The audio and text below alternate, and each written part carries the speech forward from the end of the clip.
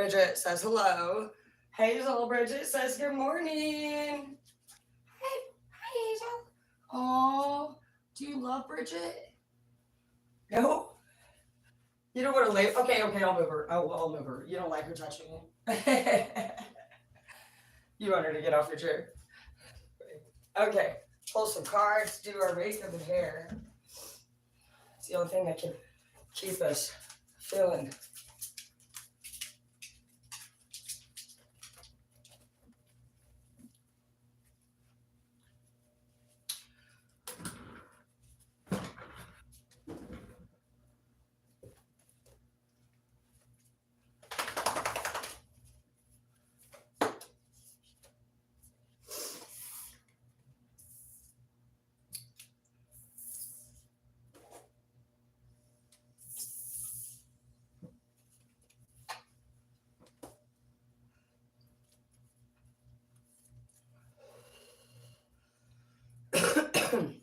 Well, I see the first card out is I'm becoming a better person. And I do believe that you are. But when I felt like that was your ex or somebody that messed you over in the past. And I feel like that's what they're wanting to maybe do. But I don't think that they're really doing those things. I don't really think they're becoming a better person. I feel like they're seeing that you have detached from this person, detached. And I see that we have the Eight of Pentacles here in the reverse. I just feel like that just means like something wasn't working out in the relationship between you two. We have the unexpected here, and then we have self-love. And we also have the 10 of coins in the reverse. So I feel like this is a new relationship coming in to actually take over. And I feel like that's the energy that they're picking up on. I feel like they can feel another person coming towards you if you're single. So there's two different energies coming up here, and one of them's just moving forward with their life and just kind of looking at things like it just didn't work. I do think that somebody messed somebody over, but I just see that some of you guys may not be talking to this person. And it looks like really quick, really soon, you're going to have a new lover enter your life.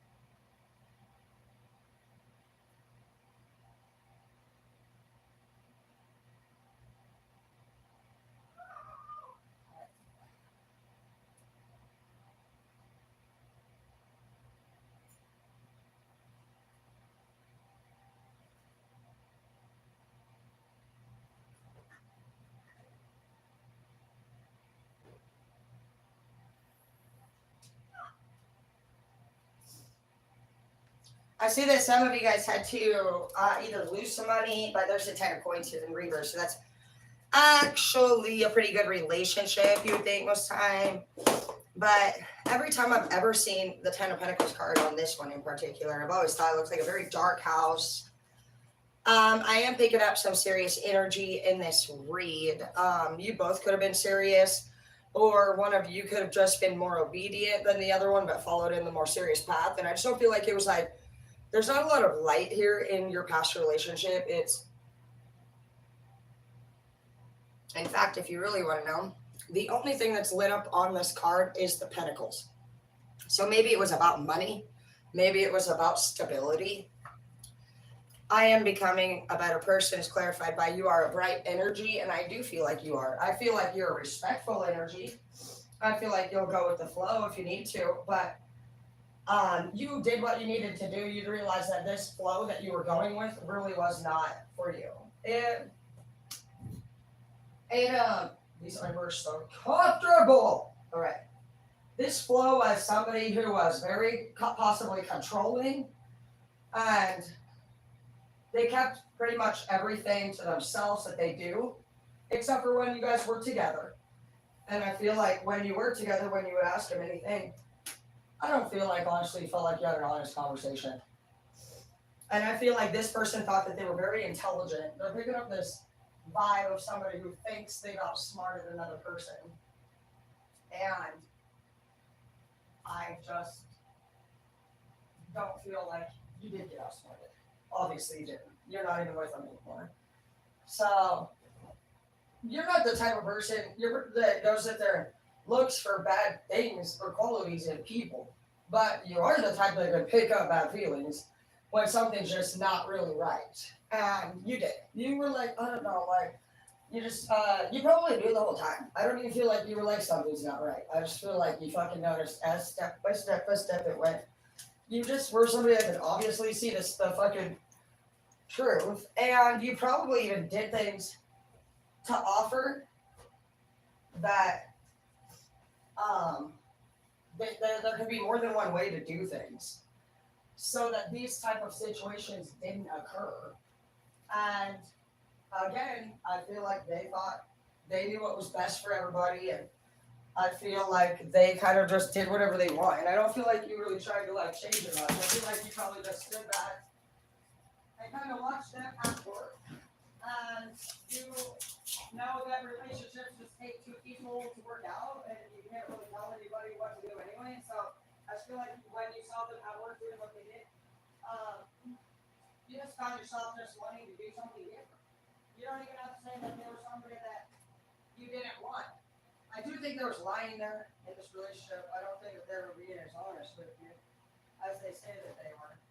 But let's move forward and see where your future is going with this new person.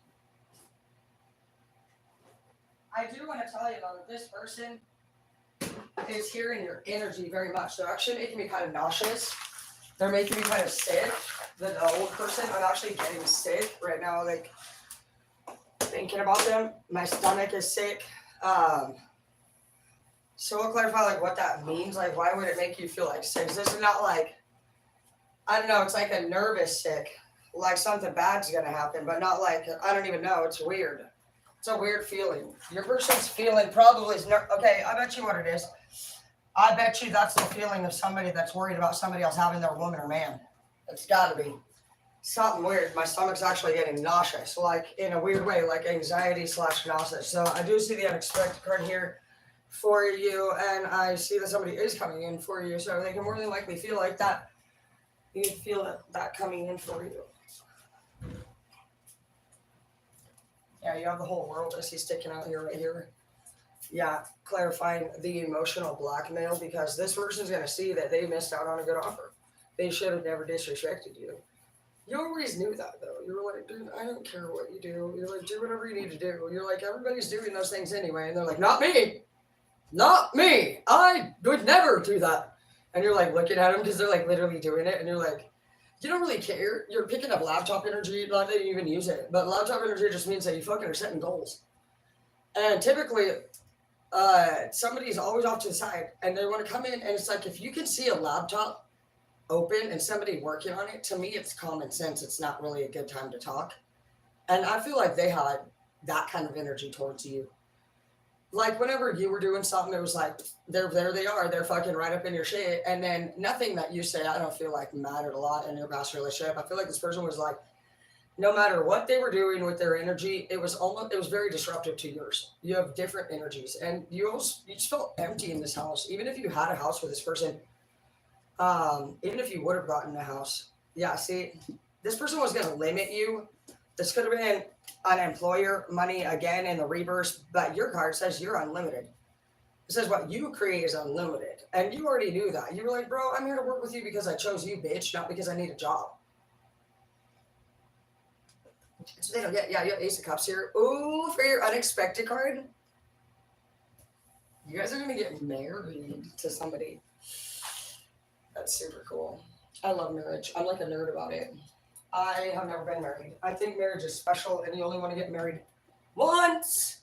So I'm really excited about that for you guys. You have self-love. You are loving yourself more. And you decided that honestly yourself and the love that you have for yourself, it mattered more than that house. It mattered more than that relationship. And you have changed everything in your life around for some of you. You remain alone.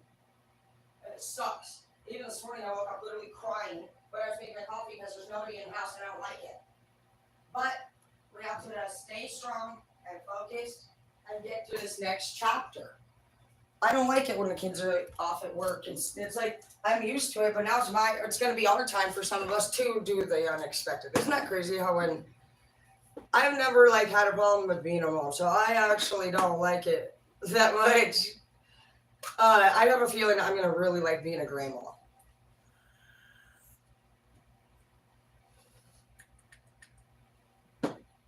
I'm not really one to go and hang out with everybody outside of the house. I'm really big into like actually blogging and just doing camping or family stuff. So it's like super weird for me to have like all this open time. And I still like I've been thinking about my career all the time. I'm thinking like, how can I change over this new career? So I feel like you guys are doing that too, and that's where you guys are gonna meet this new person. Carousel is the best. It's literally amazing. Carasilk is the true keratin products. You guys will know the difference. If you guys don't work in, if you guys think you're using a keratin product right now, I actually am so confident in Carasilk. I would fucking shampoo your hair. And I would want you to shampoo it actually, because the entire process of while you're shampooing it, it literally feels like hydrolyzed keratin going into your hair. It is no joke. It is totally different. I've never in my life. I do like one other product. Which one is it? Forget, but Carasilk I got to go see in Vegas. It was introduced off the side of Goldwell. So it's from Goldwell, but Carasilk was their new launch that year, and it is amazing. I just went and grabbed some the other day, and I can feel a huge difference. If you guys ever want to go to the supply store and get any professional products too, any hair colors, anything like that, just let me know. I'll go down there with you and I'll teach you and I'll show you what to buy and how to do your own hair colors and how much thick the sections need to be so that you don't have to pay that kind of money. Yeah, it's true, Hazel. Okay. Just so you know, if you guys are wanting to brighten your hair at home for yourself, like what I do, because bleach can only go through 1/8 inch section. That's like this big. So if you're somebody who's like, you know what, I don't want to go to the salon, I would really just like to have some highlights. I always start with mine around the face, and I will literally pull out little strands, and then you can use your hand as a platform. See, that's your cute little highlight right there if you want. And you can paint that, and then take your brush and just really feathering it up. And when they say feather it up, it means that your line gets thinner and thinner and thinner as it gets towards the top. And you're really like making your top lines kind of like focus where your bone structures are. Like you can see, here's my cheekbone right here. So if you wanted to like bring out something, like I would almost probably, maybe I would start my line.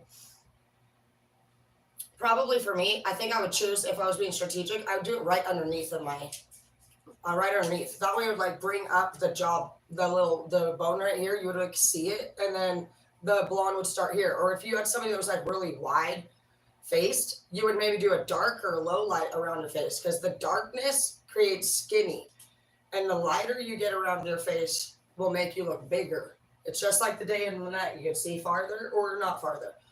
So if you're somebody who has like a bigger face or any like square face or anything like that, you're going to want to probably have some low lights around your face. And then also maybe like right behind your low lights, you might come in and bricklay some highlights now, because your main front needs to look skinnier, but you want that brighterness. So just play around with, but remember, hair color is 1/4 inch thick sections. You can't go thicker than that. If you go thicker than 1/4 on hair color and you go thicker than 1/8 on bleach, you will have a spotty look, and it will not penetrate the hair all the way through.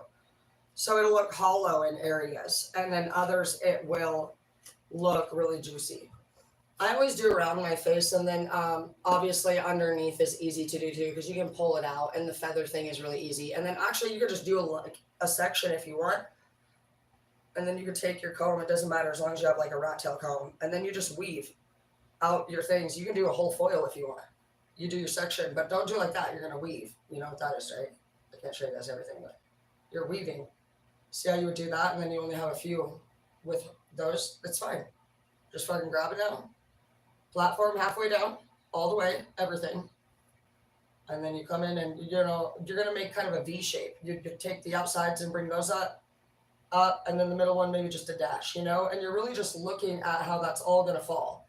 You don't want everything to be all the same top part, or you're gonna end up with that fucking bowl overhead color look. So yeah, I don't mind. I grew up in a trailer. I actually didn't become a hairstylist at first because I was going to make anybody else pretty. I thought I was going to be a selfish little bitch and make myself the prettiest girl in the world. But now I love everybody and I want to make everybody pretty. So yeah, it was more just like a hobby thing. I didn't tell my mom I was signed up for school. I was supposed to be doing law and I went to education, but I thought she was going to be mad at me actually, so I didn't tell her. I felt like law was triggering me to think about, like, there was a lot of family law. And I just, for 12 years, it was like the courtroom was just like so heavy, watching everybody get divorced and fight over kids. And I was just like, fuck this shit, man. It's so painful every day.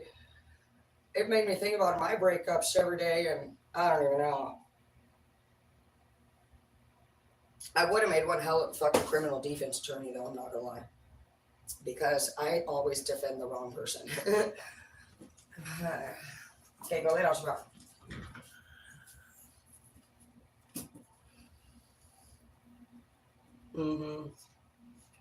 Well, it says, I know I messed up everything in the reverse, and actually, I'm not going to give that one to your person. I'm going to give that one to you because it's right underneath the Ten of Pentacles. So if it's not you and you're the one who wants to be back with your ex, then you will know. But if it's you who made this decision based off of the fact that you were already on a mission in the first place, and this person seems like if they did anything like what my people have done, it would be laptop energy. And you guys see what I do every day. Nothing changes about that. So I typically run into an issue where somebody comes into the house and they think that my schedule is fucking different than what they've been watching me blog all day. It's not. This is what I do every day. This is what I do for my job. I literally have a license now to do entertainment, and that is what I'm working towards. Whether it's this channel, that channel, all the channels. And right now, if you guys want to know, what am I at a month so far for entertainment? Probably in between 2,000 and 3,000. So it's like obviously under most. I probably make 3,000 or 4,000 at the salon. I'm not gonna lie. But I also am around those 3 to 5 people every day. And then 2 months' time, you're supposed to download and manifest everything that's around you. And I don't like that. That's where I took this leap of faith. I've never actually taken any time off work. I didn't even take maternity leave. And we grew up on a farm, so I've never not known how to not work. That's probably where I am going a little bit crazy. And it does suck, but it's like I know if I go back to work and work for somebody, I don't mind that, but I don't want to do what I've been doing. I've already been doing what I do, and I've already have so many awards, and I love what I do. It's not that I can't do it well. It's that the people in the culture don't care about the people. They only care about money. I don't want to work for somebody who only wants to make money. I want to make something better. I want to be a purpose. I want to invest my time. And I don't like that. Once I find out my leader is a money hungry evil bitch and they don't protect the people, I'll quit your company. And that's why I left Great Clips. It wasn't because I didn't love it there. I made the most money I've ever made there. At least for their stuff. But the most money I've ever made was my own stuff. And I was in an Airbnb and I made 140 in the first year. That's good. I rented every room out for 800 each at a minimum. Or I would do $45 days. This year it's up to $55 days and $1,000 a room. So every year you should be increasing prices. You should be able to look at your calendars and see when it's slow, you drop the price. When it's busy, you raise your price. It's all about fucking around with your fucking numbers. And it's not because you're going to be fucking people over. On days when it's slow, lower your fucking prices and don't be stupid. It's not fucking one of those things where you're like, oh, well, I made 0 today. How about you at least make 20 or 40? So every one of you should be always thinking about money and how you're going to bring that in, but not fucking people over for money. You should be kind, you should be helpful, and you should know that when people ask you for help, like even last night, I think I spent like $80 on this chick I've never even met before because she didn't have heat. And that matters to me. And made me feel really bad because the day before she was talking about needing propane. I thought it was for a dab. The fuck? It was for fucking heat, bro. I've done that twice now. I've helped 2 people pay their fucking power bill. And it's just an amazing feeling to be able to do that. So hopefully you guys are paying forward and knowing that God is the one who controls our blessings. Because even the rich people that have a lot of money, they're single and they got health issues if you haven't noticed. They're not winning. All of my millionaire bosses are egotistical and they talk about their money. The only one who is not single is Peter from Great Clips. He has a really great, actually, Peter is kind of fucking a badass. Peter kind of reminds me of my dad. He's the type that'll fucking bring you into the office and fucking sit back in the chair. And he's never really got anything wrong. He fucking, and shout out to Peter. But, he took me to Minneapolis too. That was a badass fucking trip. But Peter and I don't like him, even though he did only give us a 25-cent raise for the year. He said, what I got through was going to be, he'll sit down in the chair and look deeply into your eyes and ask you if that's okay with you. So my response was, no. Peter, I said, I'm not going to quit today. But that is definitely not going to work for me. But because he sat back and looked deep into my soul and locked eyes with me, it did remind me of my dad when he was fucking asking people if this fucking 5-sack was okay for their fucking Lamborghini because they were fiending. But at least he looked me in the eye. He did not fucking try to lie. And so I will give him credit for that. I appreciate people that are honest and they're just like, he'll tell you straight up. He'll say, I think maybe $1 or something, or $2 if they're managers might be a better idea because as a leader, it's my duty to get these papers and go out back, and now I have to do a meeting with the staff. So as I sit there and receive a 25-cent fucking paper for all these fucking staff members and all this shit that I know have been working hard, bro, I got to go back now to their offices and sit down and do these conferences with them. And that's what I do with my staff is I go and look at everybody's numbers, see how everything's going. A lot of the leaders focus on haircut times. For example, they would like everybody at Great Clips to do their haircuts in 15 minutes. That's not gonna happen. They're gonna do them whenever the fuck they're done. That'll be done. What the fuck are you talking about? I have never fucking rushed a staff member in my life to get money. I forfeit bonuses actually probably 70 or 80% of the time to make sure my staff is trained comfortably. I have definitely only got my manager bonus maybe 20% of my time. It is not important to me to have more money, and I obviously will have side jobs that I do to make that money up. It is obvious that quality always matters over quantity. Our salon last time, first of all, I take every salon, even Martin's school, I took it to the top. It was the #1 beauty school in Spokane when I was there. And literally, dude, if I get enough time with the kid, can you take your shit and go, Dickweed? If I get enough time and I can deal with the managers there, because usually the leaders are just fucking ridiculous. I like to describe them like people who have never been popular in school and they get this leadership position. And I picture them with a fucking cape and it's like they're fucking super leader. And they get so fucking excited that for once in their fucking life, there's somebody important and they take advantage of it. And, even at Walmart, what's so funny? I was manager at that one too. And I'll tell you, you can literally be manager anywhere because I stole from Walmart and went to jail for it when I was young. And literally when I was at this interview that they asked me to come do, I told them, I have to tell you, I said, I'm actually kicked out for this. I'm like all sitting there about to get arrested practically during my interview. And I was like, is that going to be a problem? And you know what they told me? I don't think so. I really honestly don't think so. And it wasn't. They fucking still let me work there. And so I'm going to tell you, there are so many times in my career that based off of my approach to things, I've actually even gotten through that. They fucking cleared it and fucking and let me work there. I had that management position for a few years and took that one to the top too. And so it's really fun to be able to look at everything. Oh, but what I was going to tell you while I was there, dude, is that I got to know how Walmart worked. And oh my gosh, dude. Dude, they even give the managers capes, yellow capes. They call them, all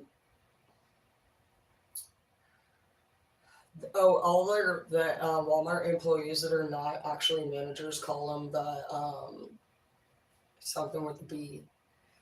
I don't even know. Bees that horn. I don't even know. Dude, I don't even know. But they full blown wear a fucking yellow cape. And these bitches they're stoked about it. I couldn't even believe it. It is one of those moments where somebody's really excited to be a mascot. And you're like, no. And the funny thing is that they're like victorious managers. And so it cracked me up. I would never, you ain't bringing me no fucking cape to fucking wear for real. I mean, I'll fuck around. I found a Batman mask one time in the fucking attic. And so I stayed up in the attic. Dude, I can't tell you how many pranks I've done for my companies. I stayed in the motherfucking attic wearing my Batman mask. Dude, waiting for the gay guy Jordan to come down. Dude, he was one of my favorites to scare. I had to stop scaring him. But, dude, you just poke your fucking head out of the fucking attic like Batman. There was also one that was a bird. I guess Great Clubs has a bird. And so they sometimes will make you wear these mascot things. And I will do it, actually, because I'm a fucking dork. And so it's really funny, actually, to be funny with it. Because you're not really, like, super serious about it. It's also funny to work with like QSR and shit. I'm gonna tell you, like, we're the people that come through with the iPods and check your inventory and audit and everything. And so we're just normal people. The best thing that you can do is just like continue to do what we've been doing with learning the personality types, because it's really benefited me so much along the way. Like anytime I am ever around somebody who thinks they're all that and they're in a leadership position, they kind of usually insult people. They will insult you by down talking you and making sure that you stay on track with the subject, and that like they'll do it with their tone. So like, yeah, but that's not really a question that we're talking about right now. So maybe we'll get back to that. Maybe ask Amanda or somebody, whoever's in charge of that department. And you'll be like, oh my God, you're a stupid bitch, shit like that. So whenever I'm dealing with somebody like that, once they lock it in with you, it's like an experience. Like they will diss you and they will follow through, just like what Peter did in that chair. And they will see your entire fucking reaction from like your twitches on your face all the way down to your gulp that you swallowed and spit in at how many seconds in you did that. You know what I mean? They're watching everything about you, because that's what I'm watching now. Because they're actually watching it for a fucked reason. But now I know what they're watching. I don't know if they understand the depth of their intelligence when they're doing that, but it's dangerous, when they're fucking with you at work. It can make somebody quit a job. It can make somebody leave a relationship. And the main thing here, I think the most important thing that out of all of this is, no matter what, how damaging they are, is it not the truth that we actually see it happening the whole time? So if you're somebody who damages people from acting in any ways like you're fucking all that and shit, you will lose your people. Your kind of people are attracted to my kind of people. And my kind of people will do it like this. We'll do it wrong at first. We'll try to fight you. We'll get fired from a job. I've been fired for whistleblowing. Is that what it is? Yeah, whistleblowing. Because that's crazy that there even is a whistleblowing position. Yeah, and at this particular location, there was 5 girls on fucking heroin and pills. Some of them were even nodding off while they were doing haircuts. Actually, I was asked about that girl in particular at my last interview. Oh, yes! By the way, we hear, that Jamie be on the drugs. You're like, she was. She was, dude. I said she was literally fucking jacking shit, too. Like, every day they were, like, stealing. She even stole my leopard print cape, and then I don't know what the fuck she was thinking. I wonder, I can't help but wonder, like, with these type of weirdos, did she do it on purpose? Did she, like, the one day she ever asked me to come, she was like, oh, yeah, I'll come outside to smoke with you. And I was like, what the fuck? She's gonna kill me. And literally, dude, she's like, come sit in my car with me. And I'm like, oh my gosh, dude. I was like smashed. I didn't know how much farther away from her I could be. I hate her. And literally, dude, I was so awkward. I didn't know what the fuck's going on. I turned around right in the back seat. My fucking glenned out leopard print fucking cape. And you know what's funny? You're never gonna believe it. I got 2 of those. I just took that job back recently, and I quit again. But I brought that other fucking one up to the same fucking location that I was at, and I left it there. So now that same, out of all the salons in the fucking world, well, how does the one salon that got my first one get the second one too?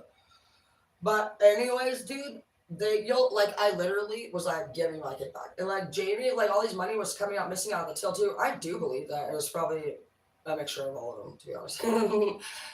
But they were so dumb about it.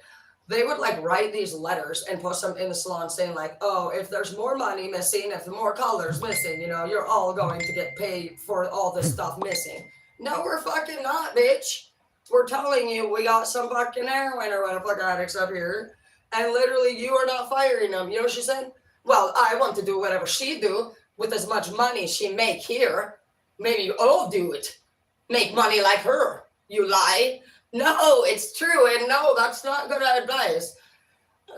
What she asked me that too when I came back. She's like, Tara, I doubt you because they tell me, and I said, it's true. She was like, what?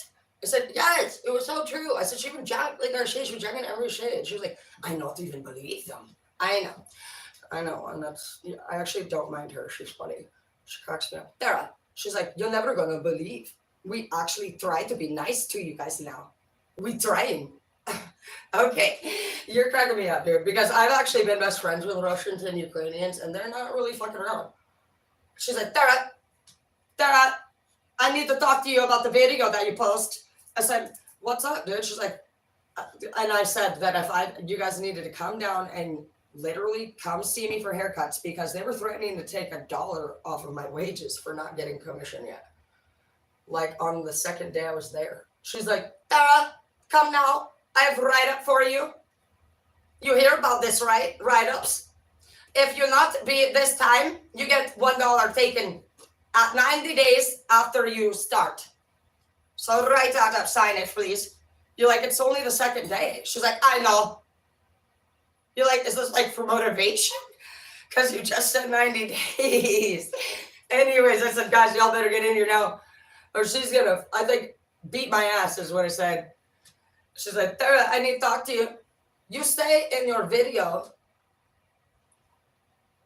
we Russians going to beat your ass. I said, mm-hmm. And she's like, we not Russian. We Ukrainian. I said, okay, so if I change it that the Ukrainians want to beat my ass instead of the Russians, I can leave it up. She's like, yes. I'm going to get her a present. She cracks me up, dude. How could you not even fucking think that shit's funny? I mean, you're like, is when you study people, you're like looking at them and you're like, is this bitch fucking serious right now? The day I left, I told him that I could only work certain times. I only want to either be an opener or a closer. I don't want to do middays anymore because I'm trying to do this business. I do my Airbnb and the kids were playing sports.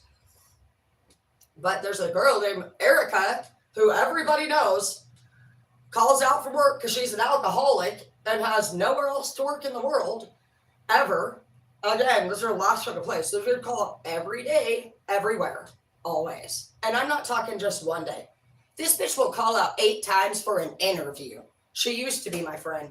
I blocked her. Because of the fact that she will literally, no joke, call out. And actually, she don't care who the fuck your friends are. You're supposed to cover her shift. And I've only had 2 like this, but basically girls like this will literally miss work for however many days that they want to. And then their strategy has been the whole time. It's not when they get back. When they get back is when they're going to drop the bomb. But what these type of girls do, I've learned in management, is the whole time that you have been working with them, whether it's 5 days, 3 days, 2 days, even whatever, they're collecting information on every person in the salon. They're going around and asking everybody what's going on, how's everybody been doing, any drama. They're calculating how many minutes of late you are. You're going to be the one in the salon more than likely that does the best job or any job environment. You'll be the one who does the best job. But these people's tactic is rare. I've only had 2 in my 14 years of managing do this one. And they were all within the last year. And so I'm like, interesting. These ones, like I said, will miss mass days in a row. They do tons of shit stupid. They're gossip girls. I mean, they're just ridiculous. And they literally will have gathered every piece of information, whether they collected it from another staff member unknowingly, or if they were watching every move that you make, whether they're the ones that smile at you and you think they're an idiot because they've missed 8 days in a row. And so you're like, yeah, you're actually looking at them like what they're looking at you. But you have no idea. That motherfucker is actually watching everything you do. So if you say fuck to a client, they wrote that down. At 10:06, Tara said, go fuck yourself. And they'll do it. They'll even leave you in front of cameras, everything you think of. If you go outside to your vehicle, smoke, they're writing and documenting everything down. And that's actually how they overpower you. And usually you end up getting fired or quit, surprisingly, with these ones. But it doesn't matter to me who the fuck believes who, because if you can't see through another person manipulating you, it doesn't really matter if you fired the wrong person. Some of my leaders, I'm a firer. I'll fire you if I have to talk to you. Because we're universal mothers here. Yeah. And we're dealing with narcissists, and this one actually in particular says praise another and patience. See, their narcissists are actually fucking themselves bad right now, in my opinion, because I did something different with this leadership position. Like I said, I can train the kids anywhere from college, right from the get-go. I personally like the junior and sophomore class is my favorite. I'll do the senior if I have to, but there's 4 different classes you do. You do the kids right when they enter, so I'd be your first teacher if that was the case. I don't really care for that one, but I would if I had to. But I really love the juniors and sophomores. Those are my favorites. But it's so amazing to actually be able to work with all of you guys. And I want you to know that that's what God needs us to do. Like, I've never actually, like I said, I made more money actually on all my own personal businesses. I'm on my 4th business license and everything's gone well. I stopped the Airbnb. I will do 1 room usually sometimes, but for peace of mind and safety purposes, when I started my Airbnb, I was literally pooping.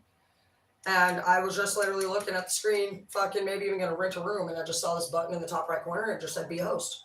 So I fucking pressed it. And next thing you know, 20 minutes later, I was a fucking host. And I shit you not, dude, first year, I was probably, I'd say on a scale from 1 to 10, where was I at emotionally, mentally, and spiritually? Maybe 2. It was the worst chapter possibly, other than when my kids were taken from CBS and fucking I had to go through that whole chapter. It was definitely the second worst. Well, my sister died. I don't even know. I've had a few dark nights of the soul, bro. This one hit home for me. It was bad. I don't know. I did different things. I did different things every time, but that particular time, took off to the Bering Sea. So this was in between a Bering Sea trip. I literally just was pooping. Actually, Lawrence was here with me. He was in the bed. We were supposed to be on vacation, enjoying each other. And I literally just wake up in the morning. I'd start a business out of nowhere. He was so pissed. He dumped me after that trip. He never seen me again after that. I come out of the bathroom and we have a hotel now. And we've literally, this is only the second time he's ever even been to my house. And I literally demand everybody gets up right now. We have to move everything from upstairs to downstairs and we're making a hotel now, I said. We literally had 8 bookings in the first weekend. I don't even have 8 rooms. It all worked out. When I started this, I had mattresses on the floor, bro. But I was honest. I just said me and Halo were single women here and this is what we had to offer. I lied.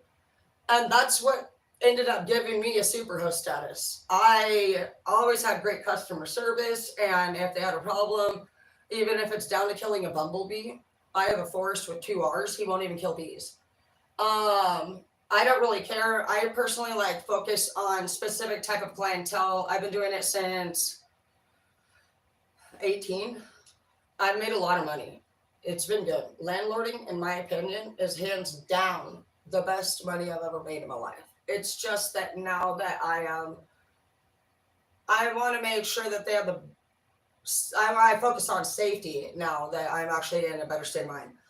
I had a few guests. They're funny. Some of the guests will come over and be like, I had one named Debbie, and she'd practically take a fork and go stick it in your outlet and be like, nobody better stick this fork in the outlet or it could kill you. And you're like, Debbie's. It's like, this deck railing looks kind of wobbly. Hopefully nobody comes over here and falls over and dies. And you're like, Debbie, dear sweet Jesus, stop doing that. But I started noticing those particular ones are going to be the ones that sue you, you know? And so something that kept me from, I have a 4-tier heel. It's all bam, bam, bam, bam. And in the winter, they cannot park in the driveway unless you have a 4-wheel drive. So I don't want anybody slipping and waiting till the last minute, you know, and be like, oh, money, money, money. No.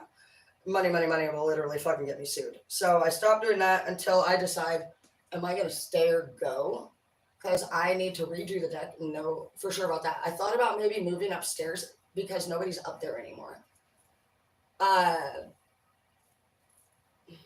don't know. I don't know what to do. I'm like debating. Right now we're all in debate energy. But just know that no matter what you do, when you provide quality, you have so much more peace of mind. And you got to have a strategy too when you plan your businesses of what is your theme? Like, what's your goal? Like in Airbnb, my theme was not to make money and to rent. It was who my renters were. It was how they got along upstairs in the Big Brother house. And the genders were a big difference too. I personally ended up focusing on a lot of medical, military, and Microsoft are my favorite. Also, college students are some of my favorites. I don't do couples, I don't do families, and I really don't do females. The females are liars every time. They do what Debbie did, and then if they're not doing what Debbie did, they're still going to do the other thing that Debbie did. And what they will do is use another person in the house as a catalyst to start a fight. Like I said, this is the same person that misses work fucking for 8 days, and you don't even think that they're doing this shit behind the scenes, but they are. They're actually going from person to person because they're jealous of you, or they're skeptical that maybe you're going to get a promotion over them, or whatever the fuck you know they're going to. And literally, dude, they will actually use somebody as a catalyst in a calm way. Like, they'll be hella calm when they do it and say it. And they'll be like, did you know that Maggie left her dog in her room all day long? Like, the dog hasn't even peed nothing. They'll even be like, I hope that dog is doing okay in the room. It's too bad that that person has to leave the dog there all day when it hasn't even had a drink of water. You know, and so if you're hearing this from the first time, anybody's going to want to take that dog and let it go potty, but you can't open their room and you can't touch the animal, period. That dog could be expensive. You know what I mean? And so it's like you're going through like these emotions. Every time a woman has come to me and said anything like that of that sort, they were starting a fight because they were territorial upstairs. They wanted the whole upstairs to themselves. And you won't know that that's what's going on. But you're the middleman who ends up getting sued for fucking basically confronting somebody. Or, you know, if you don't know the laws and shit. And so there's a lot of different things. But yeah, I found that having high-speed internet, this video right there, I get mine free parking. And they get flats. I just make it simple. Debbie actually taught me a lot. She was funny. She was like, Tara, this picture is the kind of picture that everybody makes fun of. You should throw it in the garbage. I'm like, oh my gosh, Debbie. Debbie was like the perfect cartoon character of an Alaska short-haired fucking Eskimo lady. She'd be like, I went to Alaska today and a plane crashed and 9 people died. You're like, oh my God. Dude, my son, when he was living here during Debbie's stay, there was another guy named Maurice. Now, Maurice is like that spooked short cop in fucking Bad Boys. And my son likes to play pranks on people, and he decides he's going into Maurice's room and he's going to use the mustard. And he writes literal shapes. It looked like triangles or something, luckily. But on the wall is some shapes with mustard. And he's got Maurice believing a gang of people has entered this house and they're actually coming from Maurice. That's why the mustard's there.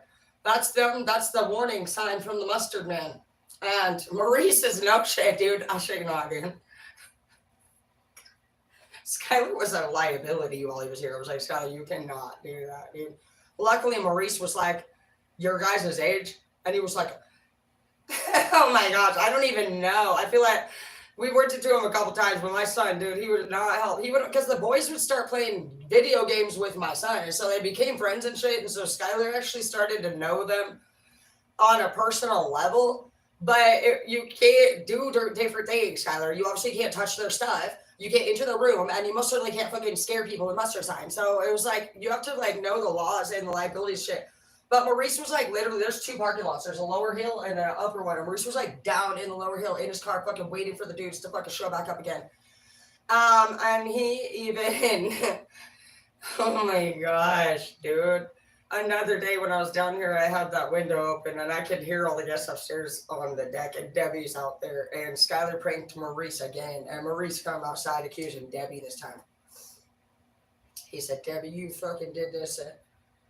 Debbie's so serious. She said, what the fuck are you talking about? She said, oh, I've got way better things to do than poison you. So I was like, oh my gosh, but they could be crazy up there. I actually, one thing I learned up here is that I think Spokane, I don't know if it's expanded since, but Spokane is one of the few locations that actually supports like the sexual changes that the transgenders are going through at this time. So I get a lot of people. I will not be hosting to any of those anymore, not because I have a problem with it, but because they're not sanitary. I have never in my life had more. I don't think anybody actually has left a place any dirtier in my fucking, what is it? So we started in, 5 fucking years? These people full blown left their douches and everything, their bandages. There was blood on the sheets. I mean, it was unbelievable. So I don't care what you're into, dude. When you leave anything like that for another person, in my opinion, to pick up when it has bodily fluid on it, that is completely unacceptable. You are leaving your bodily fluids in a place that can literally spread pathogens. Unbelievable. Putting everyone at risk just because you think you paid for the room.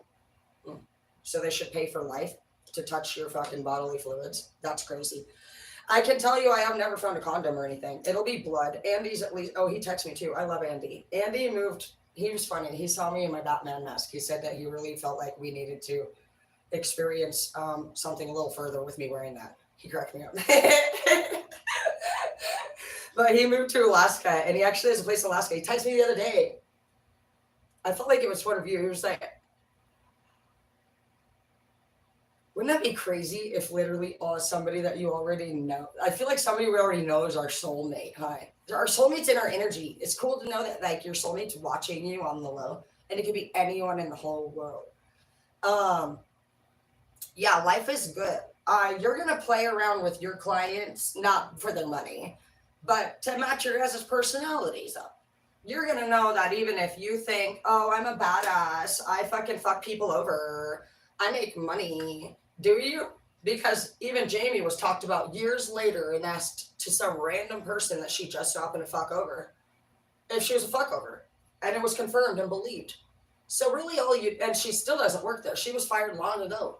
So it didn't really work out for nobody, and that's another story I have one too. Like I have a leader, and in my opinion, that's why the fuck I quit my company. It wasn't because of the 2 girls that were driving me insane. It was 11-month issues of weekly reports. And then my leader would actually look into it.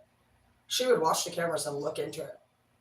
And I wouldn't even know about it. How I would find out is usually Jordan. I'd be like, yeah, I'll be in at noon tomorrow. And he'd be like, Jody's going to be here tomorrow, right? Okay. Do I need to be here or something to meet with her? She's not even my fucking leader. And he'll be like, oh, you might want to talk to Nicole. Okay, that's great. So everybody and their dog has been waiting to see my reaction all day for something nobody told me, and I would have showed up on surprise tomorrow. To fucking do what? Well, this meeting in particular was because I said that Maggie fucking looked like I fucking mocked her. And I made dolphin noises. And I said she was a fucking dolphin. I didn't say her name. That was pretty funny, right? Can't mock staff making dolphin noises anymore. Yeah, well, I would also not like to cover staff shift for 8 days in a row so that they can do exactly what I was telling you they'll do, surprisingly. You can cover this person's shift and you'll ask them every night as a fucking professional. So, do you think you might be missing work tomorrow? I just really honestly don't know. Yeah, you do. I open or close and we did opposite shifts. So this first day that started, I stay up late. So here's Tequila Terra receiving a phone call about 3-4 in the morning when I'm supposed to close and would normally have slept. And I do different hours. I usually do, even on the boat, I do night shift. I do 8 at night to 8 in the morning. And fucking, so it's like, either way, whether I'm doing night or day, it doesn't matter. And nobody's here anyway, so it really doesn't fucking matter. And literally, I would appreciate it if you would not fucking call me at 4 in the fucking morning when you're supposed to be there. Sometimes it'll be 7 even in the morning. You're supposed to be there at 8 or 9, bro. That is really inappropriate. I never mind doing my job, but nobody's gonna. So what, now we just work all day? Because you just don't really know. And literally every day she did that. For fucking 8 days, it was I worked 8 days straight. She never even said thank you. She just comes back in. I wouldn't even have thought she would do this.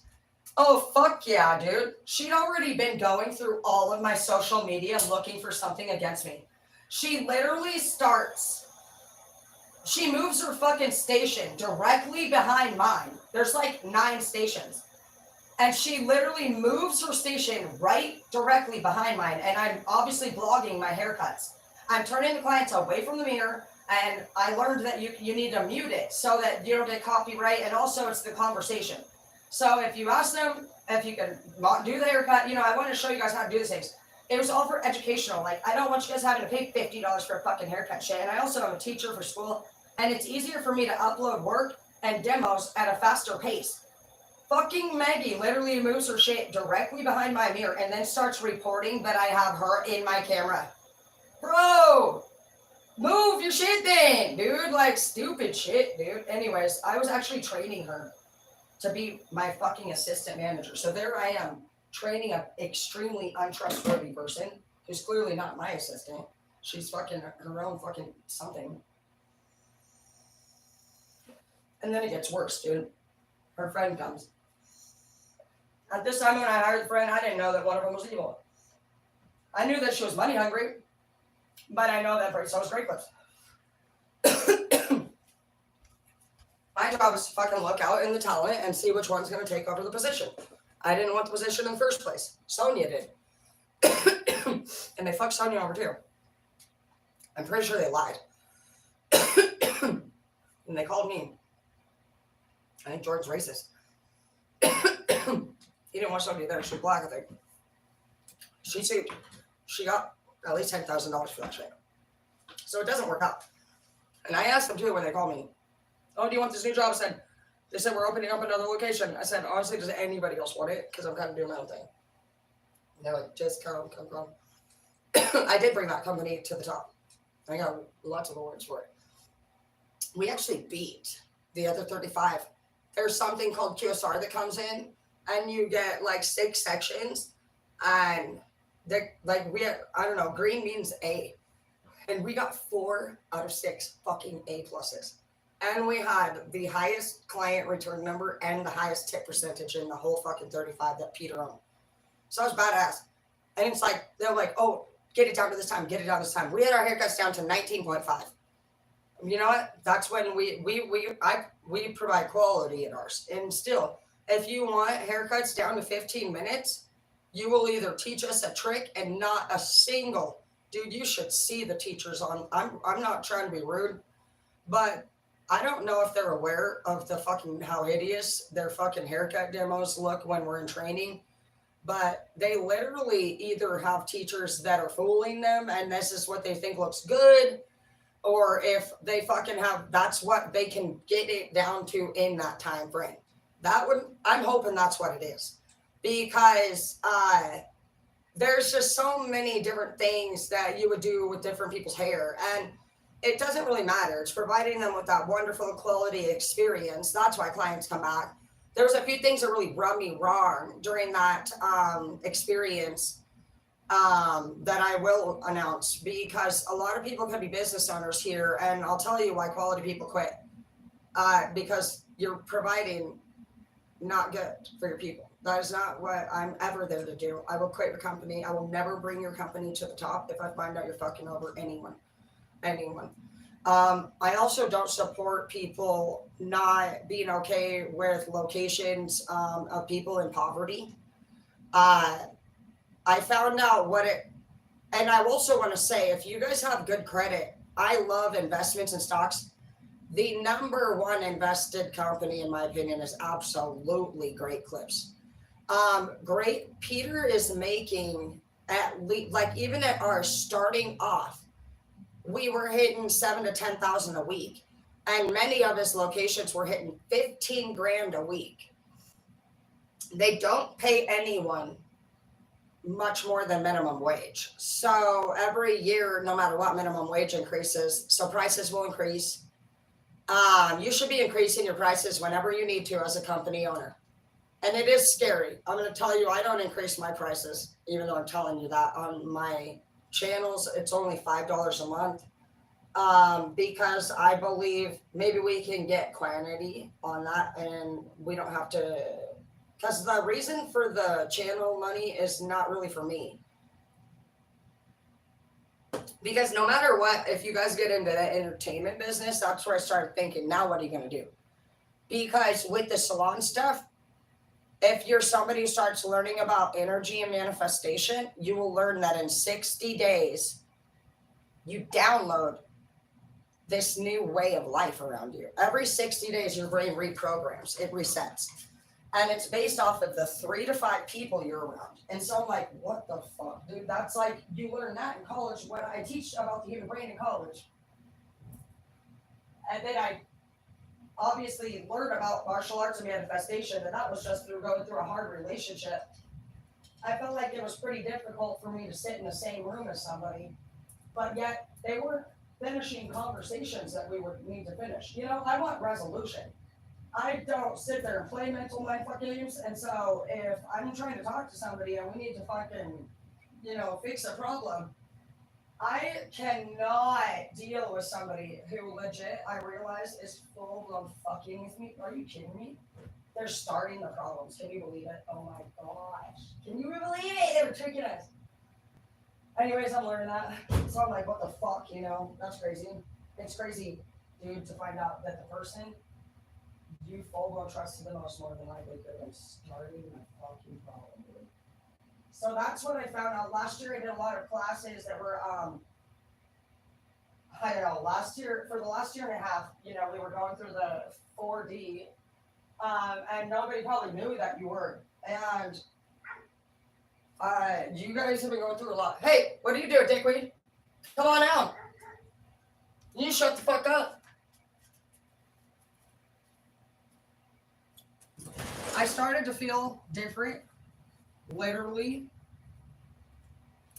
probably in September of, not last year, but the year before. And I want you to know that the human body, when you remember a moment, like my body's going to get really weird right now. I can already feel myself getting shaky, weird. And it's because people have been saying all these years, like, oh, I have anxiety. And literally, it's a fact that when you remember a memory, if any of your senses alert you, your brain basically it's an SD card. That's it. So how everything in life works is like your senses go off. You smell something, see something, taste something, hear something. Boom. All your brain has ever is a collection of memories. All your brain does is sort it, yes or no. And so if you say, yes, I like that, your brain will just put it into the yes section, it'll be fine.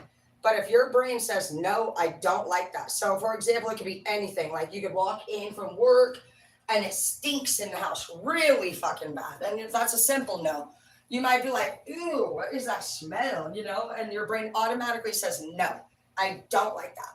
And let's say if you walk in and somebody's cooking like your favorite dinner, and you're like, oh my gosh, babe, what's for dinner? And so that's an example there that works. And I don't know if I'm gonna wear these pants actually. We'll see. I always do this. But here's a bigger one. Let's say you have been with an alcoholic and they used to drink a lot of beer, or even if you are an alcoholic. For me, I've noticed the popping of a beer can lid gave me PTSD for a long time. Glass breaking. What if you've been in a situation where somebody threw one of your favorite items across the room and shattered? So now every time you hear a glass breaking in the future, you're going to be like, it's going to actually say no. It's going to go right to what it does is your body actually balances it, like it weighs everything out by extremity. So you only have your highs and your lows, and your body becomes addicted to the lowest that you've ever felt and the highest that you've ever felt. People that are on drugs that are getting really high, it's same thing as somebody who loves roller coaster rides and is an adrenaline junkie or drives really fast in your fucking car. Either way, that's why I warn people about the opiates, is because you need to understand that that's what your body is actually addicted to. It is not the variety of things you use, it is the intensity of the things that you use. That's why people call rock bottom rock bottom. They'll say, oh, hell, dude, I don't ever want to go there again. When you break up and you have a broken heart, you know what I mean? It's because your body registers that as a hell no. So your brain only says yes or no. That's it. So I want you guys to erase that whole history of shit talking about IQ. Everybody, our whole life has determined their brain to really say if they're smart or not smart, you know? That is false. Your brain doesn't even say if you're fucking smart. Your brain can download and restore shit every 60 fucking days is actually what the brain does. So you can change yourself in it's a fact. You can make or break any fucking habit in 60 days. So that's crazy. I ended up going to school to do the teaching, but when I became a teacher, they actually teach you psychology for the purpose of you're looking out into the group of students, and obviously we're supposed to be making a connection as a teacher, and they have different tips and tricks, like you're supposed to change up your teaching style every 20 minutes because people will start to nod off and get sleepy. They teach us tons of shit. It's just badass. That's where I learned all this. That brain stuff was not in treatment or any of the stuff that I went through there, but I did end up going through 16 fucking treatment centers because my mom kept fucking making me go back, which I'm grateful for. So in the end, I literally learned everything there as well. And you can even go back and work if you want to at a treatment center after being clean for a year if you want. So then you can do tons of stuff, you guys.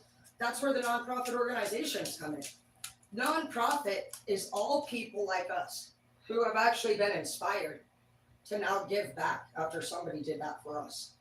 So that's what it's really about. It's such an awesome thing. Nonprofit is we make our own money, and we literally it's not that we're giving it. You have to be careful, like I told you. You can't do certain things. You can't sit there and give people certain advice. You're not there to do that. We are there to just let people know that we can help them with like other things. Maybe people need diapers or food, you know, or gas for their power. You know, that's what it's about. Just like that girl. And you know what? She didn't even ask me originally for that money. She was just mentioning that she was somewhere, and she said, hey, I've been watching your channel for a minute, and I really look up to you, just wondering, how much money you make and what you do, basically. And so at first, obviously, I'm skeptical. I don't say shit.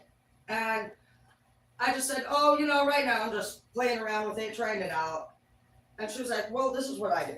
Blah, blah, blah, blah, blah. She starts telling me her shit. It sounded fucking great. It sounded like something maybe I wanted to learn about. So I said, that's fucking awesome. And I've been looking to collaborate with a team. And in that, she mentioned, like I said, that she needed some propane. And I didn't fucking know. I thought for a dab. So I don't fucking know. I just kind of ended the conversation or whatever. It was like, told her that she wasn't how we could collaborate. But then yesterday when I realized she was saying she needed propane, that's what they run their heater on, you guys. And so that's what I want to do with this channel. I want to make nonprofits with it. And it is the smartest thing to do. I realized a while back that literally, dude, you guys, we could have started our music and entertainment businesses right when we seen Mariah Carey and Eminem and all them out there. Literally, dude, that was just like when we were born. We are actually, dude, think of all the many years to come. And we're at the foundation of this fucking ultimate pyramid scheme, if you guys ever wanted to use that word. And how, dude, there's literally tons of kids. Like, if you guys, like, you see all these kids playing, like, literal video games and shit, and they're getting paid for it. And, like, my kids have been watching these ones for a long time. That's where I got the outfit changing ones and the unboxing ones. They're the ones that tell me shit. They talk shit to me. My daughters will fucking look at me up and down. And they literally one day were staring at me, little fucks. And she said, is that even a real belly button ring? What the fuck? But they said, let's go, guys. You know, my mom's weird. She listens to somebody named J-Lo. I, first of all, don't listen to J-Lo, so watch your mouth. I obviously was Britney Spears, so go. And literally, dude, I'm just stupid now. I don't even, I guess we're going through like this girl thing. I don't know. It's crazy. I'm like upset. I'm going to twitch out. I'm going to start foaming from the mouth because we were just best friends. I'm having an anxiety attack. I'm like, it's whatever. They're not peer. It's in the reverse. I'm the universal mother. It's like you realize that you've created monsters and you're scared for your fucking life. We were just best friends. We would ride scooters downtown and we called ourselves the Beat Babes, and now nobody's in my group. I am happy that they defend each other though. Yeah. My head's all getting hot. I'm going to faint. Okay, so what happens next after the brain says yes or no? You guys need to know that inside of you guys, you're broke. I'm like literally starting to puff in the brain. I can't even deal with this. Feel alone. I'm going to leave in an air balloon. I feel like it's the only way. That way we wouldn't even know exactly how far we could go. But somebody would, huh? They would do the measurements and then they would find us. I think this far deep into it. Submarine, huh? I don't even know. I wonder, okay, if we were being honest here, if by chance any of the predictions happen in the future, what's this shit about Texas fucking starting a civil? Who the fuck makes fucking Texas fucking think they're going to fucking beat Washington, first of all? We're obviously the winners. And if by chance Putin or anybody did something crazy, we're going to need to get to the Bermuda Triangle. I'm thinking, I don't even know. Part of me is even went as far as thinking, does my ship need to become Noah's Ark?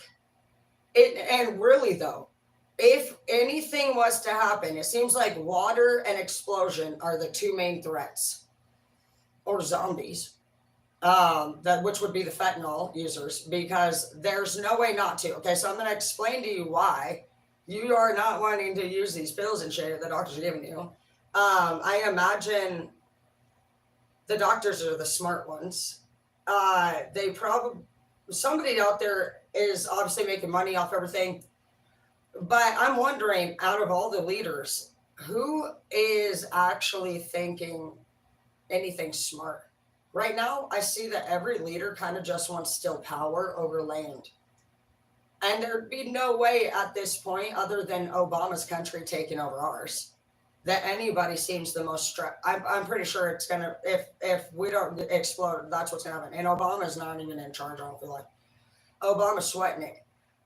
He obviously already linked up with somebody very powerful.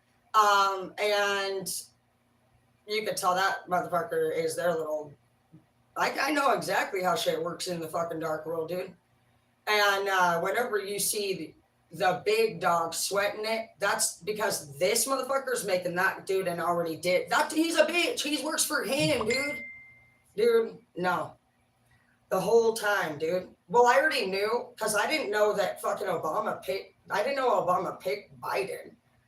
I thought Biden was in the White House and Obama came here and was just there and worked with Biden side by side. When I found out that Biden actually chose for his side guys, Oprah and Biden, those are your two dudes.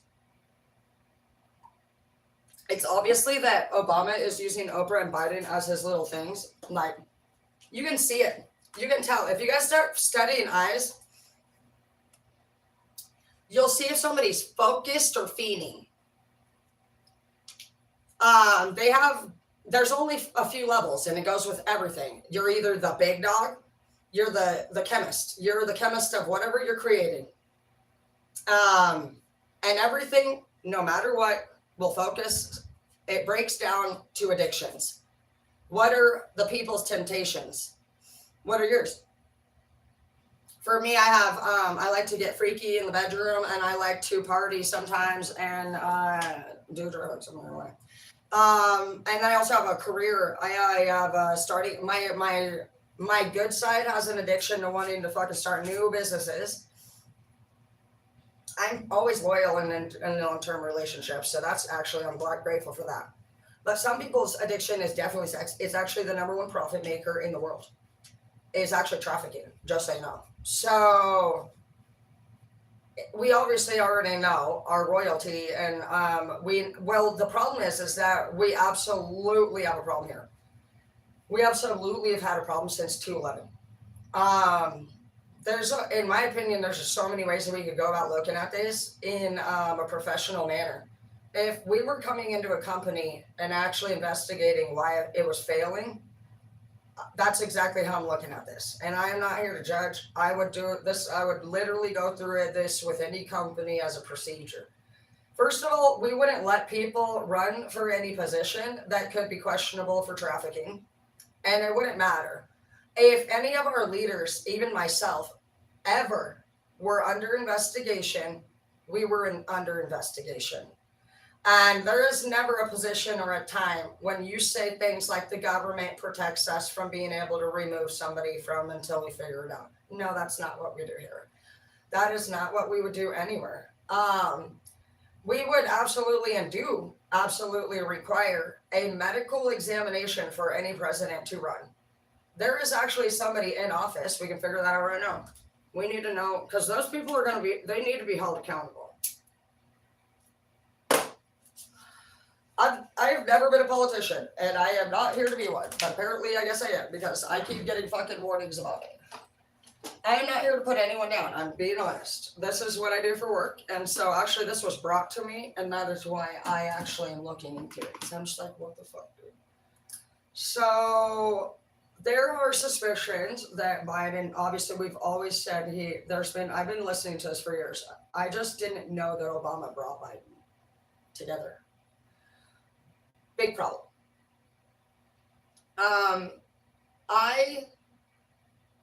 Okay, so let's just start with what the suspicions are is mental health. Disassociation is one. We have Alzheimer's, we've heard. And I believe psychopath. What makes you be able to look at someone in their physical features and actually determine those things? Well, what was brought to my attention was that he was on stage in the middle of a speech, and he basically, people have assumed his Alzheimer's is what made him space off and look dingy and smile like that. He does have a dingy, fucking weird, happy look. So some people might think that's the look of a happy old man who's too old to run on stage. Sure, I thought it too. Till this. They said, that he was on stage and he went to shake somebody's hand and basically the speech had ended and nobody was there anymore. That's disassociation, bro. You don't fucking space off and forget where you are and come back and go to shake a hand that was gone. That's not Alzheimer's, that's disassociation. I'm like literally getting upset. And literally, dude, what is the problem with disassociation? Disassociation is affiliated with rapists. It is what their victims do while getting raped. They literally disassociate and go to their happy place until the event is over. It's called an out-of-body experience, and the victim actually is basically been abused for many years. They are used to it, and they dissociate. They know the person's coming. They memorize the sound of their footsteps coming down the hallway. They know it's about to happen. And they literally imagine themselves. It's an out-of-body experience that literal sexual abuse victims experience while this goes on. So Biden literally disassociates on stage. Another problem. It says that they disassociate because whatever they are going through is something they literally cannot physically fucking endure or handle. So they imagine themselves elsewhere until the event is over. He's on stage for our president shit. So what is the issue there? Is it that you don't care about being on stage during that moment? Or does it actually scare you? Are you nervous? Why would you be disassociating on stage? And I have never in 20 years ever seen a fucking accused possible. These are not my accusations. These have been going around for years. So don't come at me and say fucking I'm starting any rumors. I am asking what I have never. I'm literally starting to shake. That is very rich to me. So we would now need to look at too. So we're not going to be judgmental here. We don't know if he's a trafficker. We don't know. But what I do know is that trafficking started around 215. I remember that because I was a manager at the college, and Pam Burwell, which is not safe of her to ask us, actually has a crush on Muslims and fucking was trying to hit on Maram for a long time. She didn't even know anybody else's name at the school, and that is true. And she actually tells everybody that the refugees are coming in from out of town and they're going to safe houses. And and wants to know who wants to go to the safe houses to do free haircuts for these refugees. Is that a good idea? I didn't go personally, not because I wouldn't. I ended up teaching them, and I'm friends with them.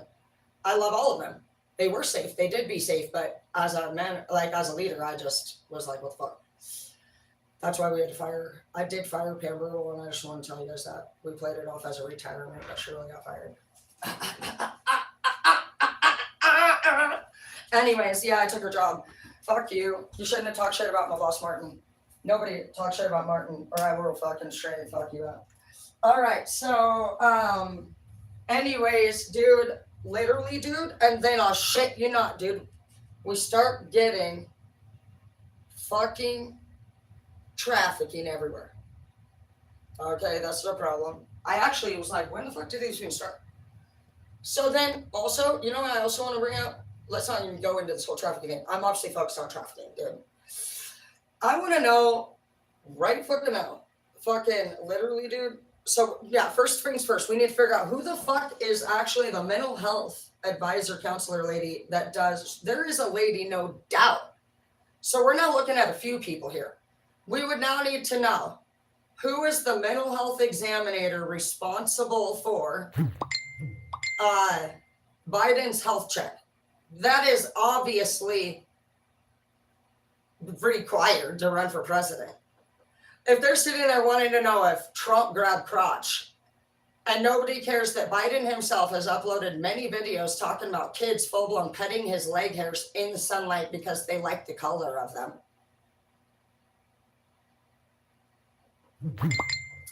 Next. So we're going to target this bitch who there is definitely somebody who is responsible and has a paid job by our taxes who fucking is responsible for the mental health medical shit. She's probably in the White House. She probably works as a personal woman. This may or may not be the same woman they use at a clinic. So we could have two people here no matter what. We're actually going to need to figure out the names of the medical doctors that are involved. There is somebody, no doubt, who actually, this is what she does. It is our duty as citizens to fucking make sure our neighbors are safe. And literally, dude, obviously, even as a manager who hires and fires fucking in a salon, we run background checks. So don't fucking sit here and tell me that somebody in this fucking office did their job correctly. Because for one, psychopathy, you know what makes me think psychopathy? Biden's always smiling and he has a twinkle in his eye. That could have been a happy old man with Alzheimer's. That's why he's been exempt from me investigating him. But the handshaking and returning too, when he returns back to stage, he's like, he's like, and you see him come to, and he's smiling.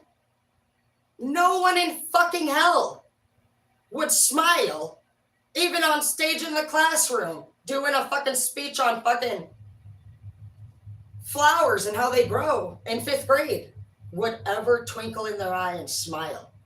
They would be embarrassed. You'd do something different, dude. You would have a reaction that was of embarrassment, especially as our president. And if you don't, and you think it's okay to space off on stage, I don't. I absolutely don't. This is our fucking country, bitch. And literally, dude, I also want to know why the fuck Obama or Biden would be here when their country, after looking into it, supports and authorizes and even distributes videos of actual human death and abuse. This country has the absolute most organized and cruel attacks I've ever seen in my life. They target people specifically based off of their best assets. If you're a mother, it will be your child. If you're an athlete, it will be your legs. If you're a man who has to pay for your bills for your family, it's going to be your hands or whatever you use to work with. They take your virginity. Everyone is organized. In a lot of pictures, you will see bodies laying in piles of all ages and sizes. Not here. Everyone is of age. They're all of type. They have leaders that own bars there. They call, when they rape, they call taking people's virginity deflowering. They go into a cage on stage, and the bar owner actually has a whole, everyone is crowded out. They organize an event. It's like a fucking parade. They're tied up or caged. They have ravished dogs. They actually shred the children to pieces until they were dead in front of their parents.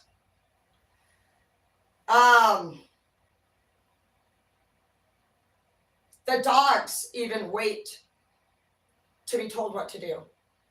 Everyone's organized. There's the audience. The audience consists of whoever it would hurt the most. Everyone is tied up and they wait. It's like a ceremony and you're just waiting. They hear people crying. The kids are weeping. Everyone knows what's about to happen. They have two choices as a man. They can yell mercy, but the point is there's the recorders, there's the purchasers, the victim, the beater, and the audience. And everyone is organized based off of their finest asset and size. Everything is organized. When it's over, the moms just search the land. They search the pile, and the pile is even organized. Everything is it's literally, I've never seen anything like it. The men, I don't think they even give the opportunity for the children to yell mercy. The men, the point of the videos, obviously with addiction, is that people will become addicted to the more intensity. We talked about this earlier in the video. So the beatings get worse. The videos are, no matter what, sold, I think, at 1,000 or some there's a number on it. Obviously, the point would be for the best fucking video. We're all looking for the best fucking products, right? Yes, we are. The best fucking roller coaster. Once you get addicted, you want the fucking strongest, the best. You're going to want more, something better. This tastes like shit. I want something better. Your tolerance increases. So, like the men, like I said, they will target, but no matter what, you will lose your ability to care for your family. They can yell mercy, but it must be really bad. I haven't looked into what happens if they yell mercy. They must obviously get a lot of shame. It's very shameful to yell mercy. The one thing that I can't say I've looked into even as deeply as far as is that Obama had a stepfather who his mother got married to that was an American. They were in and out of Hawaii in between 5 and 11. So that's my theory. I think it's something to avenge his stepfather. I got a few visions. I got a vision of Obama actually taking a physical experience that I felt like was actually a lashing by somebody. And so it made me question that. I thought, was he even like, did they do that when he was young, or was that more like his dad's thing? But I did. In the vision, I saw him being stubborn, and I saw him, it obviously hurt him. I felt like I did see him take a lashing. And I felt like, and this was before I understood the mercy thing, I felt like he was refusing to say it hurt. I felt like whoever was lashing him wanted a response from him. And I felt like he was not doing that. I felt like I could see in his eyes that he was refusing to do that. And in my original feeling, I used the term, he cried his first and last tear. I've never said that. That's such a powerful and very deep saying, you know, and actually I can relate to Obama. I loved Obama. I thought Obama had the best customer service. So I'm actually really, there I go again, picking somebody that would honestly be responsible for this. So he cried his first and last tear. I want to write that because that's deep. And I just want to say, Obama, that's my message for you.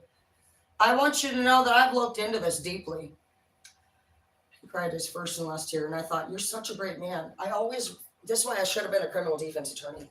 I always defend the wrong person, but I believe in all of you. And I thought, how in the fuck did Obama get an opportunity to be in our country if he literally, I got to plug you in over here. But I thought, how did he get this opportunity?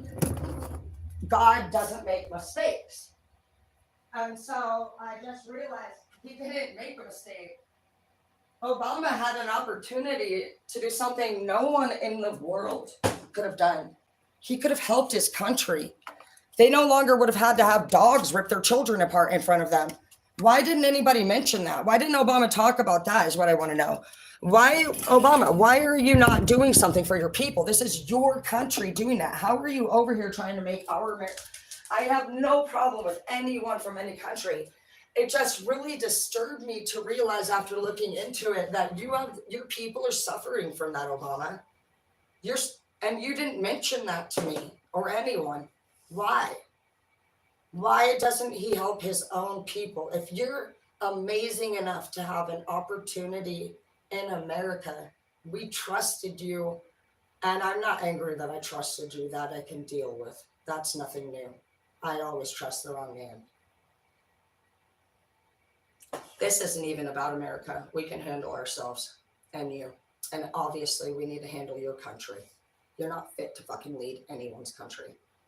How dare you not help your people who are suffering in such an organized and terrible way? And you know what? It makes me want to help your people. And I am just one small girl. I am disappointed, to say the least.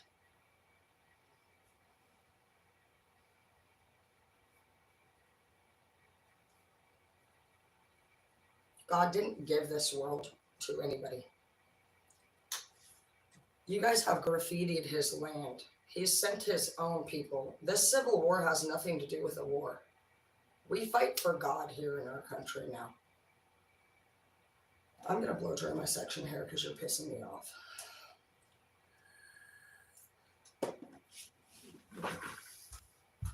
And while we do that, we're going to be ahead of the game. You want to do 2 birds with 1 stone is what my mom called it. She was always up to something with stones. My dad said, "Oh, Tara, don't worry about it. Don't be mad at your mom. That's how she is." He'd say, "The way I describe your mom is if we were having a snowball fight, Karen would have put a rock in hers." So my dad's badass. And you know what? I'm grateful actually for his underground work as a cook. Because as a child, I didn't know what was going on. But it's weird how underground tunnels would be used for human trafficking. And I want to tell you that I've had visions of your guys's. You guys have small, shallow which would be very easy to locate and find, which also a lot of people are reporting. We've been receiving a lot of actual addresses and houses that are next door. See, this is what I deal with all day. Houses, we know locations. And so obviously I'm very smart. I picked cosmetology because I call myself like kind of like an undercover agent.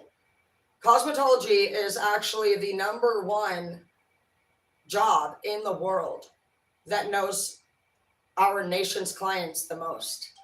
It's a fact. We know them more than anyone else in the world. So I collected many officials along the way. I have 3 government officials.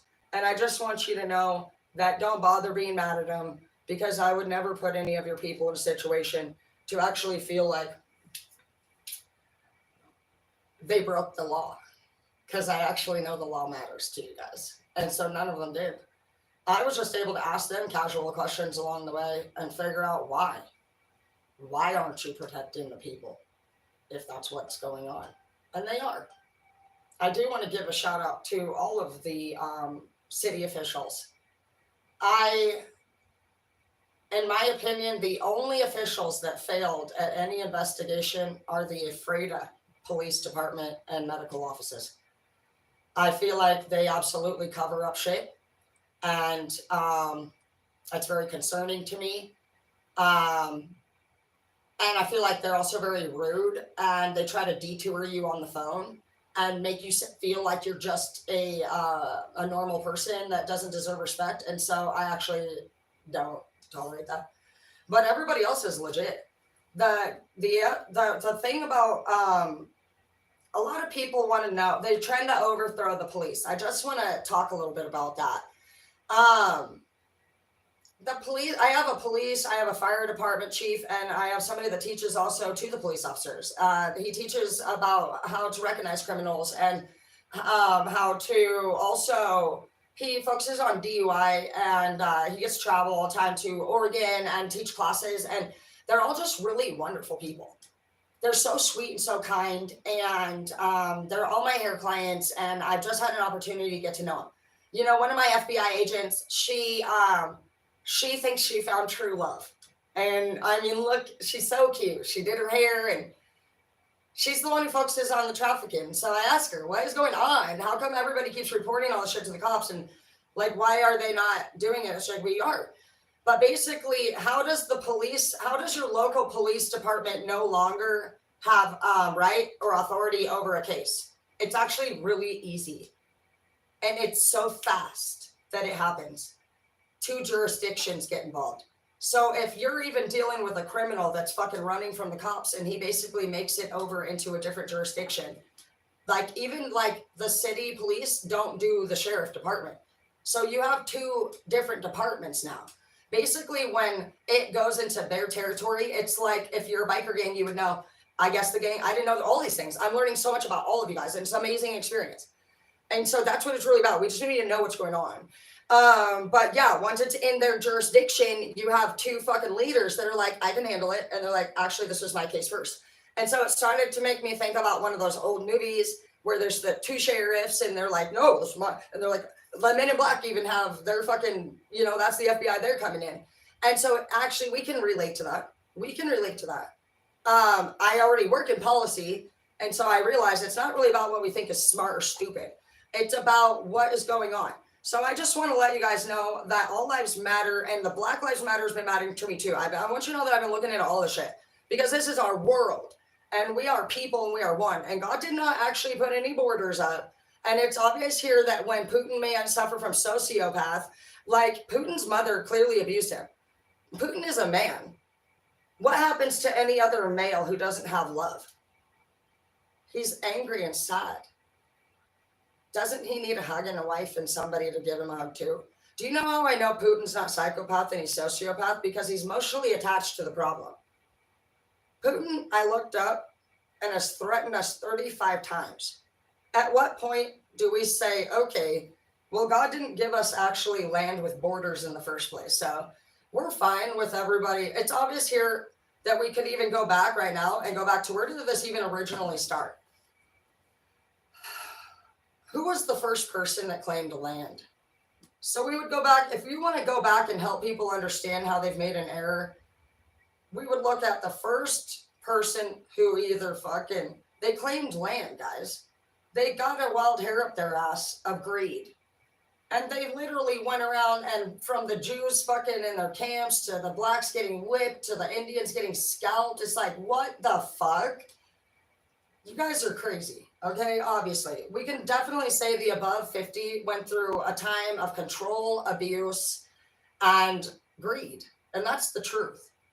The above 50 right now, that's why you have so much diversity. You have the men were expected to, no joke, uphold this, whether you go all the way back, basically the first man had to build a house, the wife would have been owned, and the children all work on the property. It is a fact that people had families in the old days for the purpose of raising the territory, the land. If you go back to the Pilgrims, they were able to just kind of like find a cute piece of land and hopefully build a cabin. Then all the people just started thinking, you know what, fuck this shit. I'm going to actually get more, to the point of death. Okay, another thing that's really important that we look here, because we're now going into the psychology of these leaders. If we were to go in, you guys, and investigate like we would do any other, we are now going to pretend that we are OSHA and we've gotten a report. We're Better Business Bureau.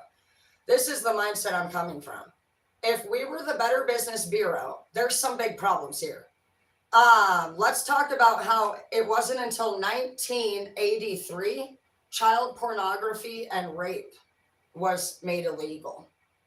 Oh, so you guys were okay with that? Yeah, they were. Okay, so what happens in policy is that, you know how I know, because we do this actually in all the colleges and everywhere else.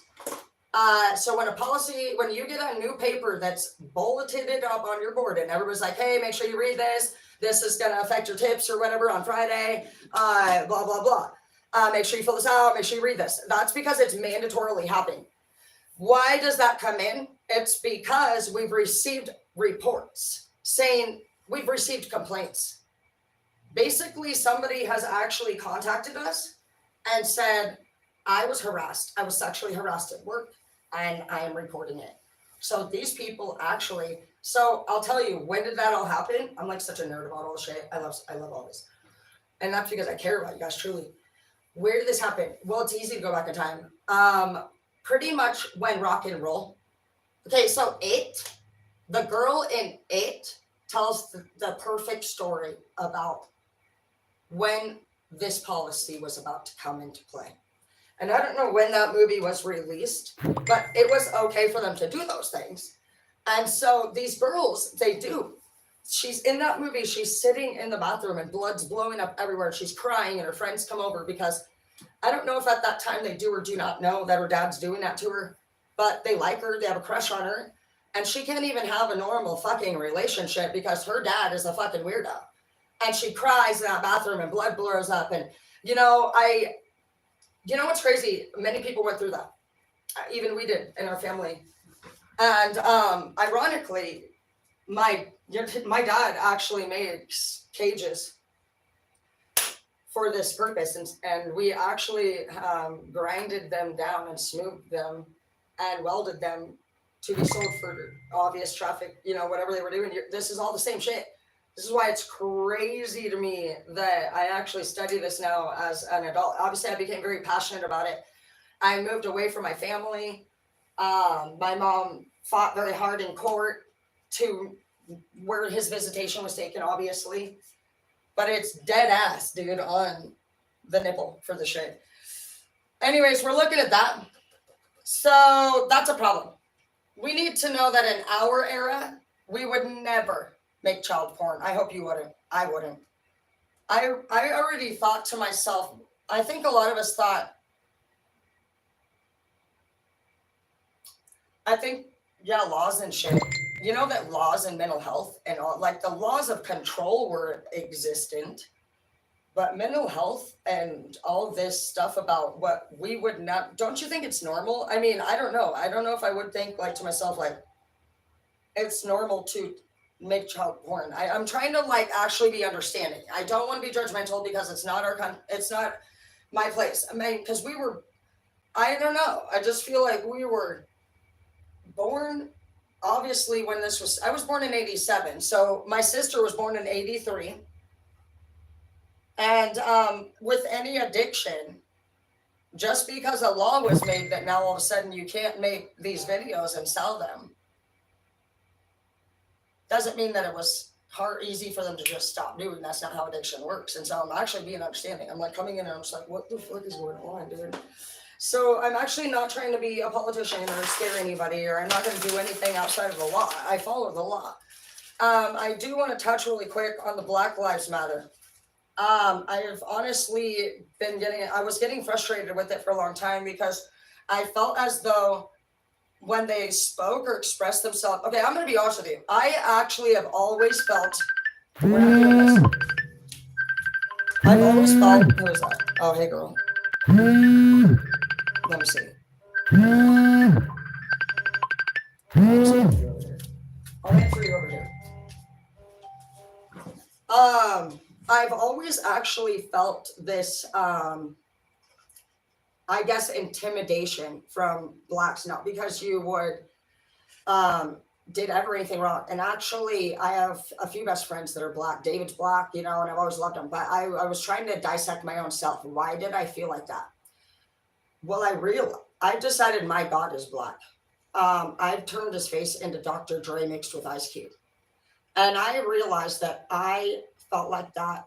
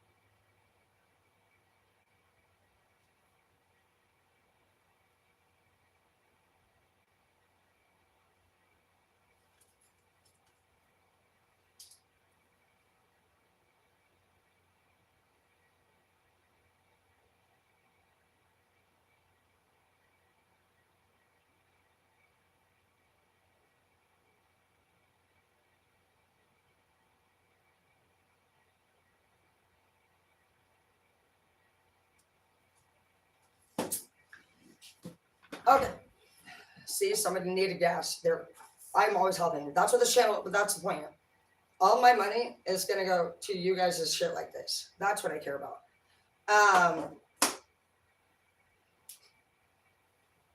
You're welcome. I love you. Yeah, I actually love you guys. I don't care about money. I don't even care about nothing. I actually, if you really want to know, I'm pretty good at the underworld, and I could get everything I want for free.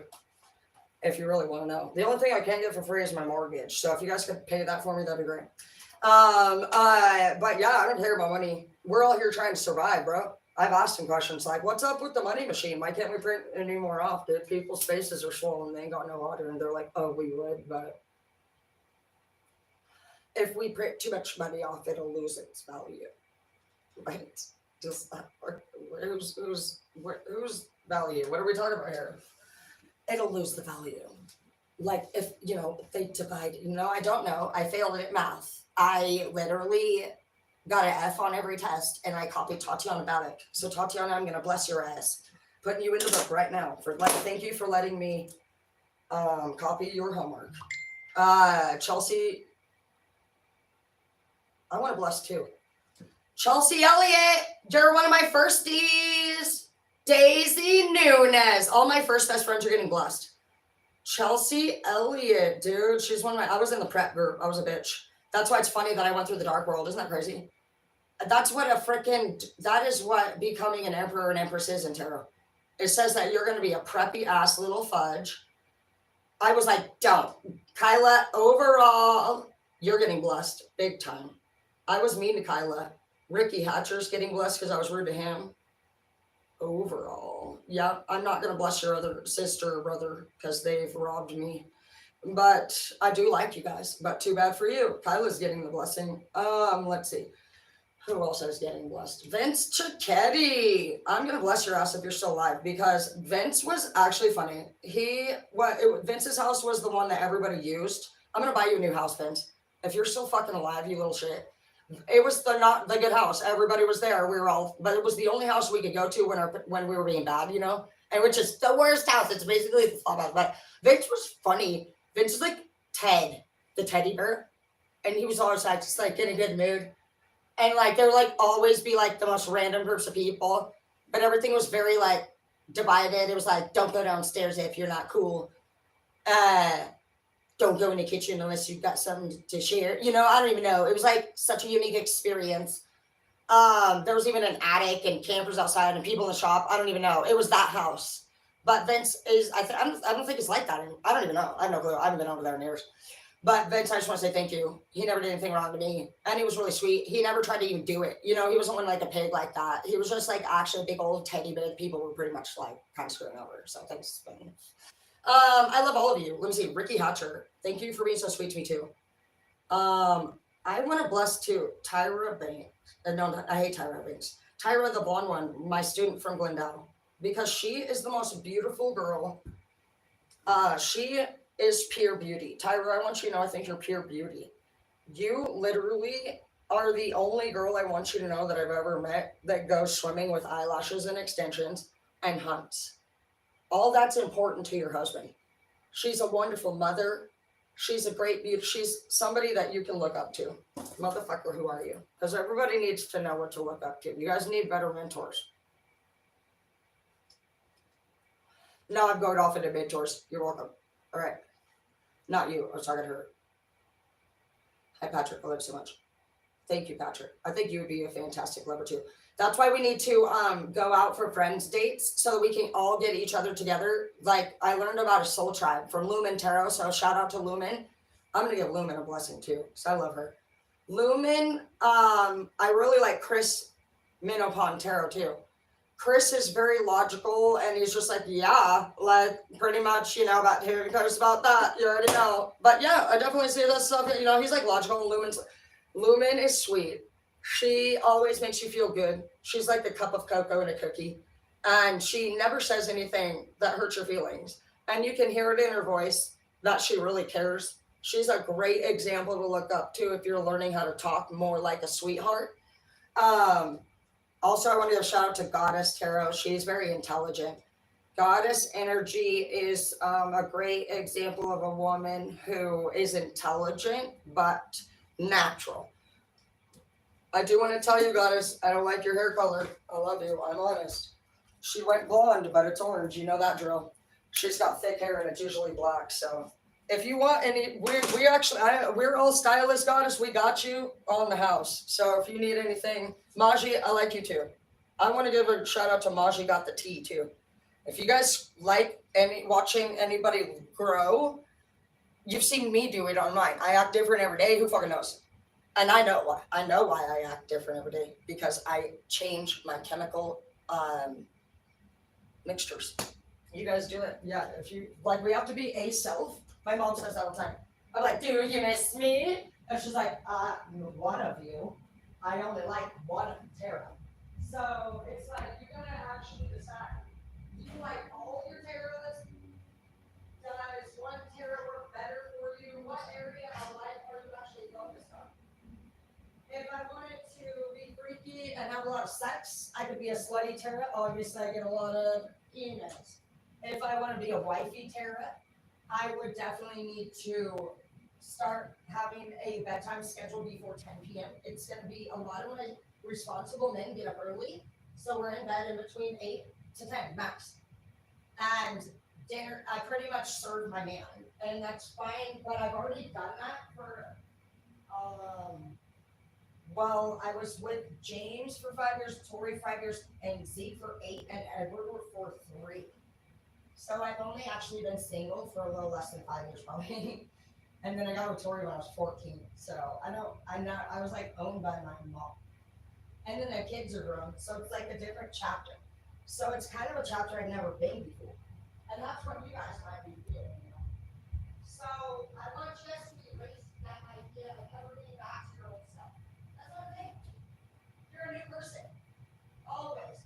Because did you know something? You remember in fucking Operation Remember when they said, don't smoke weed, it burns your brain cells.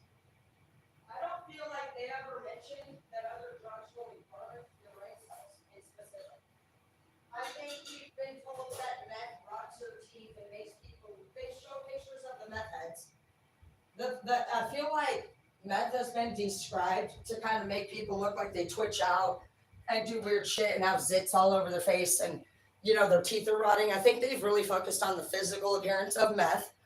I think with alcohol, they just kind of focus on the sloppiness, maybe the grogginess of the voice, maybe making mistakes, blocking out. I think with the heroin, it's pretty much focused on nodding off. And none of that is actually factual. There's plenty of heroin addicts that are functioning every day. They move around fucking. I mean, it's like, actually, you know what? The interesting thing about all the drugs is, like for a kid who's ADHD, they actually give them a form of meth in their Adderall. That's why I don't touch shit. I'm not gonna go fucking take pills that are literally meth in a pill. What's interesting too about the pills is that it is taught in treatment. Specifically, I mean, you learn this even if you're somebody who calls a hotline and is trying to quit smoking. Like they talk a lot about triggers and avoiding them. And so it's obvious here that they wouldn't be doing any of their own policy by handing somebody a pill that would obviously trigger them. Like taking a Suboxone when you're usually used to taking an Oxy doesn't stop the trigger part of it. They're literally still physically looking and touching the same thing. Why can't you give it to them in a liquid or something? Why are you not following your own recommendations? I'm just upset.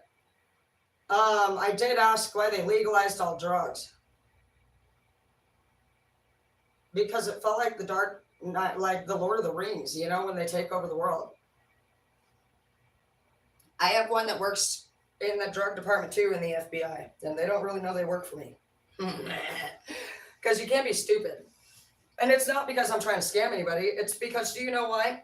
A citizen of the city, a city's official, doesn't want to break the law.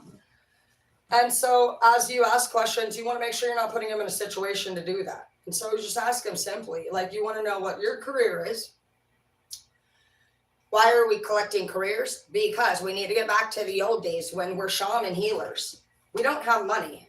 And obviously, if they want to say stupid shit like the government's in charge, okay, well, honestly, if you're in charge, then can you please tell me, which we're going to find out ourselves, because obviously you guys are hanging out with Oprah and you're acting like Flavor Flav and you might as well have a fucking reality show at the White House. You already know that we got Oprah at the White House, bro. Are you stupid? Why are you there, Oprah? Don't you have something else? I need to ask you, Oprah, why are you there? Why are you next to Michelle's husband ever? Who else has seen Oprah looking like an it girl next to Obama? She obviously wants his nuts. And Obama don't want fucking Oprah. I don't. You can tell. You know how I can tell? Because I get hit on all of the time. And I also am a college instructor and a beauty school teacher, and I see people hitting on people all the time. And she stares at him with her googly eyes. So another problem, she actually touches him at times with her hips when they're walking together. That's the strikes against Oprah that I have. Oprah's getting a section. I'm big on respect of other people's man. It is against our group rules to ever fuck a friend's man or want a friend's man or act like that. So what do we looked at? Googly eyes we got here. Because I'm not mad at Oprah for being next to Obama. That's fine. I'm looking at your body language. She's got googly eyes. And if you look at Obama when she has them, I would then look and see what is he doing to make her look like that. He ain't doing shit. Obama can be doing anything. And she's fucking staring at him with googly eyes. Period. And Obama actually has the eyes of a focused man who's working on something, whether it's good or bad. But I've never once seen Obama, in my opinion, look at her with googly eyes, but I see her look at him. That's where and okay, another issue. No good woman ever, or a good man, will ever get close to another person outside of their partner, period. It is an act of shame. And literally, dude, Spider-Man and his girlfriend are so cute. Spider-Man loves Zay, or whatever her name is. If you look at any of the flick things, many other girls try to come up around Spider-Man, and he will actually do a dipperoo. You can see he's very respectful, and he's so adorable when he does it. He loves his woman so much, but he also loves to be kind. He's so thoughtful and cute and natural. Everything about it is authentic. Go look at how he gets himself out of a situation to be touched by another woman. That's why Obama gets a strike there. He does not actually do the dipperoo next to Oprah, which is why I know Oprah is actually one of his wingmen. He's using Biden and Oprah as his two actual what he thinks probably is going to target with the blame. No, you're not, because you're all three bitches of whoever the fuck you work for. You know how I know that? Because I can see he's aged in the last year significantly. Look at how gray he's got. And you know how I know that connection? Because I work with murderers often. I actually talk to them often, and I actually try to help figure out the crime. And it's one of my passions. And every time a murderer of any sort is under investigation or does something that they fear being under investigation for, they age extremely fast over that year. Their voice will change, their physical appearance change, and they basically instantly just age. And I've always thought, I feel like the person that is no longer alive is haunting them. Most of the time, the person that's targeted is a very powerful person themselves. It'd be like if one of your homies from the gangs, went after another one in the gang, I imagine. That person was a badass, you can't believe it. Jesse James, that kind of shit. And so I've always just noticed that it'll be two dualities going against each other and one, loses. Well, I feel like that spirit, realistically, damn well that spirit ain't in no hurry to do shit. Even if I died and I was a ghost, I would have some fun. It might be a lot of fun, to be honest, to be a ghost and haunt people. That's why I know my dad's happy. I don't think my dad's even a fucking strong ghost. Like when I heard about the word 4D, I was like, what the fuck's the 4D? And I said the 4D is basically a mixture of heaven and hell. They're in the same realm. And so I was like, that's interesting. Why would hell and heaven be in the same realm if God and the devil were against each other? And the bottom two layers are hell. The first one, which is closest to Earth, is the one that the most demonic spirits are actually in. So it's like a real thin wall. It's like one of those movies when they're like touching that fucking shit and almost like touching you and you can't really see. And you're like, oh, like, dude, I always think about it. It's like one shirt layer away from us. So whenever you start to be around people with real bad vibes, you got to watch that because you'll be a portal for those energies. But it said, some of you will be entering the 4D now. And so I was like, what the fuck are we going? And so I said, the 4D is da-da-da-da.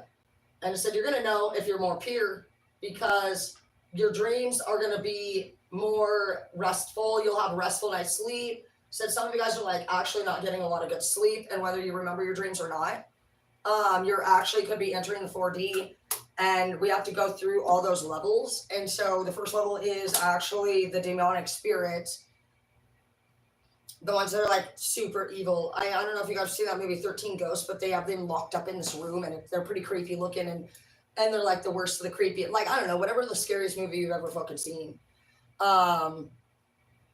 Kind of ghosts. The ones that did the worst of the worst, the ones that are happily fucking demonic, and the ones you really got to watch out for and shit. And so it says that we will enter for the purpose of possibly invoking spirits. There could be somebody that's passed over that is still not in heaven. They haven't accepted their death. It says that some of us are just going in because we're God's warriors and making it through to the other levels. And it's like, no matter what, it's like, it talks about astral traveling in your dreams. And it says that some of you guys keep having these reoccurring dreams, and you might be helping people escape. You go in the night and you actually fight other people's battles for them when you sleep. So I think many of us have had a lot of it just makes sense. I was like, what the fuck? That is actually is crazy. So there's just a lot that gets taken. I pictured my dad though, I'm not gonna lie. I had a couple weird dreams about my dad after he died, and I don't think I've actually had more dreams about any other dead person in my life. I felt like I knew my dad was gonna die a few months before he died because I began to get this depression I couldn't explain. I was crying a lot. And I don't know, he was my best friend. So it's really sad. But, I'm not going to lie. I found out he was involved with the fentanyl. And he was working with people that he shouldn't have been. It's almost like it's going to be it reminds me of a lot of like Biden's definitely, or Obama is not in charge of this whole operation. This is exactly what I see happening here. You see him sweating balls. I've seen everybody at work in these kind of things. And actually my dad was involved in all of this. I remember all of this changing as the years went on. And all these people are not with each other. They're not for each other. Every person that works together in the dark world is actually always trying to be the winner. And that's what he did. He went and fucking did something stupid, I'm not gonna lie, which is another issue. We need to be looking into our officials. The person that actually is the other cook in the fucking county is the old mayor's son. And there's labs on these properties, underground tunnels. And there's no way that he burnt his own house down to try to cover up everything and my dad's dead. And literally, that's what I'm talking about, the Ephrata department. Obviously, anybody could still go over there. And I know that you could see these underground tunnels even going into the neighbors' yards and shit. I reported it. So I'm not going to sit here and just fucking let people just fucking poof it up into the air. We need to, if you realize what is going on. And like, I didn't even know that they were into that shit, dude. Like literally fucking, I walked through this one back room and somebody asked me, did you just fucking walk down that hallway? I said, yeah. They said, all the way to the end? I said, yeah. They said, I cannot even fucking believe you fucking made it all the way through. I guess there's booby traps and fucking fish hooks that fucking drop down and fucking slice you all up if you fucking step on something wrong. And I just literally happened to just go through it. Like my God watches over me, dude. So I would know today even without a doubt what that even burnt down and that you did anything. There's no way that you can cover up underground bedrooms and the house next door on the left side of the house in Ephrata, right behind DK's, somebody's there. I guarantee you, go ahead and try to dig a tree. Go down deep enough, there's tunnels under your fucking backyard. Facts. There's no way for them to have filled that in. They didn't go down there. That dirt is taken out by 2 fucking white 5-gallon buckets, and it's actually brought over. Every fucking dirt pile, every fucking rock pile that you guys see is fucking actually because of an underground tunnel that was fucking dug. So fucking, I don't really care. Anybody can do whatever they want to do, but we don't fuck our people over to do it, guys. You guys need to actually never come up on another human being. And my dad, I'm not defending. I found, dude, I've heard so many fucking crazy stories about what's going on over there, and I didn't know. I don't fuck with the fentanyl. It's really fucked up, too. It's really fucked up. My brother came in and he saw my dad, experiencing overdose a few times. He said he walked in and he said he came in one day and it was really hard on him. It's really hard on my brother. Nobody better be disrespecting my fucking brother Colton either. I'll fuck you up. He's done his time for the shit that he's fucking done. And I've turned him in my own damn self and fucking kicked him in the nuts for robbing me too. So don't think that I'm fucking defending him. But that's my brother. And I'm the big sister. So if anyone fucks with my brother or my sister, you will fucking hear from me. And I don't even like them right now. He took my car last time I seen him and robbed me. And it was a $4,000 fucking loss. And then he wrecked it. And my whole family left it halfway in the road and halfway in the ditch. And nobody cares about me. But I still tell you, I will be the only one that can deal with my family. If I hear ever that any of you Nazi Scotty or any of you ever fuck with my brother, I've already talked to you. You were begging me last time to please stop. Don't make me unblock your ass because it was hard not to stop coming for you. I'm making that very clear. And you too, Rectangle. I know what's up. I'm not going to sit here and actually come. I'm not going to deal with you, Steve, but you know, I will. You better pay up that money, bitch. Steve, I did the research. You literally had my dad pay taxes on the property. You took about $100,000 of my dad's money and you told him, oh, Larry, now that you're the property owner, it's your responsibility to pay the taxes. Am I going to sit here and focus on what you and my dad were involved in behind the scenes? And am I going to actually put blame on you for those labs being on my dad's property? I don't know. That's your choice. So was it my dad's property or was it yours? Because otherwise, those are your labs underneath the neighbor's yard that's probably going to fucking get word of this. I don't care. They might even go underneath DK's in Ephrata, Washington. But I guarantee you, there is a house burnt down that goes, there's labs under that one, and it goes into the left neighbor's yard.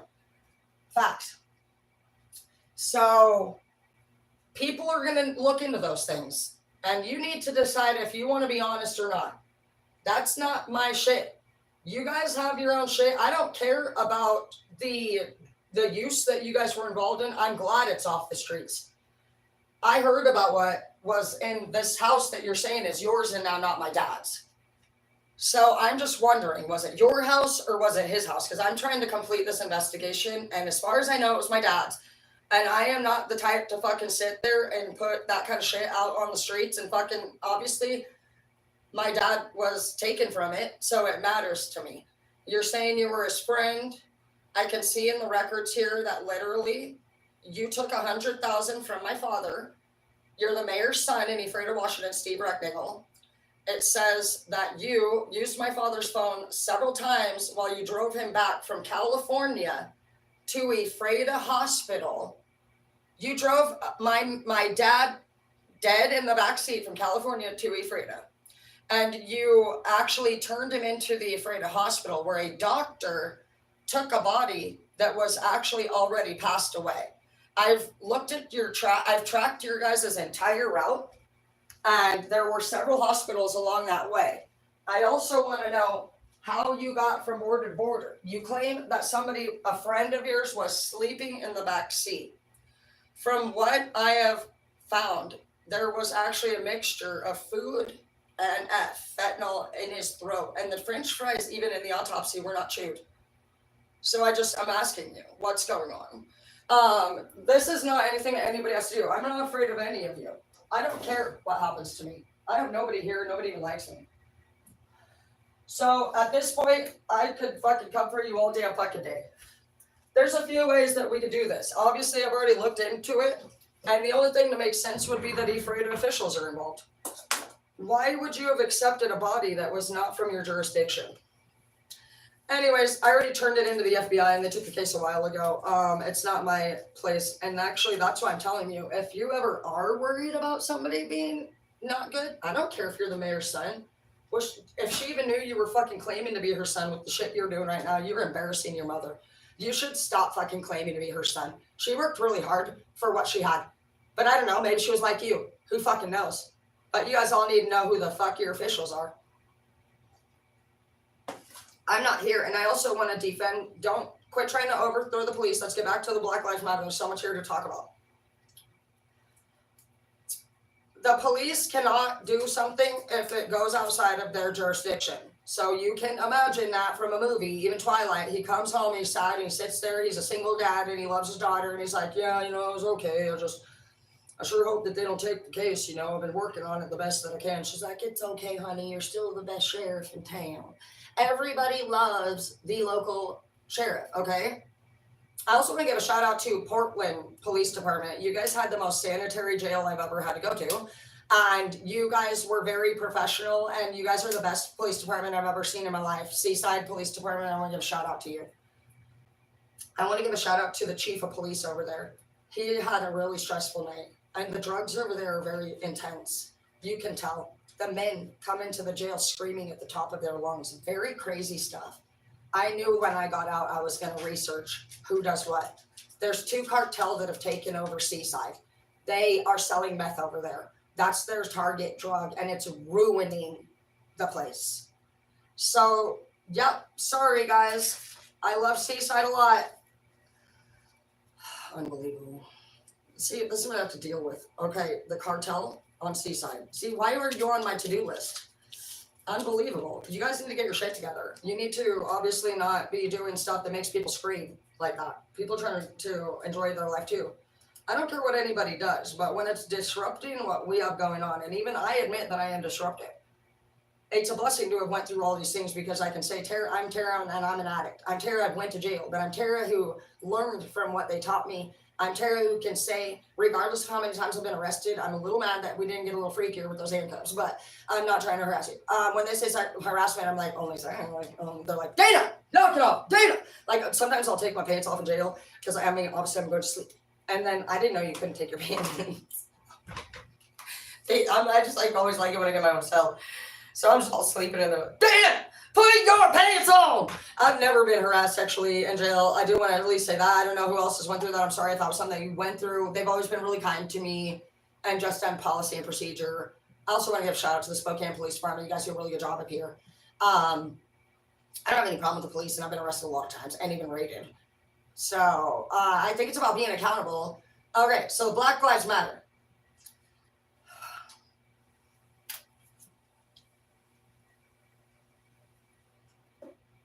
First of all, I'm saying that I actually used to feel intimidated too, but because I do psychology, I want to know why. What was I really feeling? Sometimes we talked about how the brain only registers things as yes or no. That's it. And so if you don't know that, you're just gonna be like, I don't like it. Well, that's because your body's picking up on energy from that person. Do you really not like it? Or what is it that you are feeling truly? And I realized sometimes I wonder, honestly, like if, I actually am pretty sure. Sometimes I feel like my husband's going to be a darker person because I feel like you guys are very intelligent is what it is. I feel like the white man honestly fears the blacks because of your guys' intelligence. And that's just for me personally. My family's actually racist. I didn't know what that was. I found out because my best friend David was like, why do you have a Confederate flag on your wall? And my brother had done it. He actually goes to prison and has to deal. He's obviously white, and he was white into that group. He believes he is racist. I don't want to believe that he is, but I don't really know. I don't know if anyways what they are. But it's interesting because they can come from behind the scenes in these trailers. I'm 8 Mile over here, and that's what being a light worker is that you're born into a family that actually has a dynamic or a view of life that is actually not healthy. They think you're the weird one, and so you're never accepted. But I realize now how many benefits this has all had. This is all personal. Like, I come from behind the scenes of my dad, and we even welded it for allowance. And so then when I realized what I was involved in, I was like, oh my gosh. And that doesn't mean, and see, right here, where we even go into these, like, everything about it, it's like, obviously I can be freaky. I love to be sexy for my man. So it's like, how can you say you're against trafficking, but you like to be shaking your booty? Because I like to shake my booty. But some people, if you're really being kidnapped and taken from your family, that is not a choice. They don't want to be a booty shaker. What are you talking about? So it's like, anybody can do whatever they want to do, guys. But there's actually some concerns and reports here that people are being forced to do things they don't want to do. So we have a few problems that we can even start as early back, you guys, honestly, as 211. And the Black Lives Matter, I do want to tell you guys, you matter very much. I've actually decided that for me, I realize that the reason why I've avoided you is because you're so fucking smart. I think you guys are very funny, and I've ranted to several blacks, and you guys crack me up. Shaniqua is fucking a pain in my ass, but I feel like one time she would say something like, "Yeah, man, I fucking knew y'all were gonna be crazy. They told me no, fucking come over here with y'all white people." You sometimes, when you're around us crazy white people, I think you're always watching us. David's one of my best friends, David Williams. I want to give you a blessing too. You're amazing. David Williams is Zeke's old best friend from literal baby days. And we were all best friends, I thought.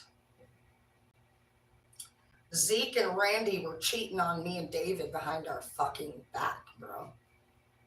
And you know what? In a group full of fucked ass people, me and David never got revenge. It was very difficult for both of us. They had just had a baby, and me and Zeke had just bought a house. We were 8 years into the relationship, and we were actually doing 4 like couples dates. And I get this sick feeling all the time that they were probably fucking in the bathroom and shit while I was cooking, and who even knows what.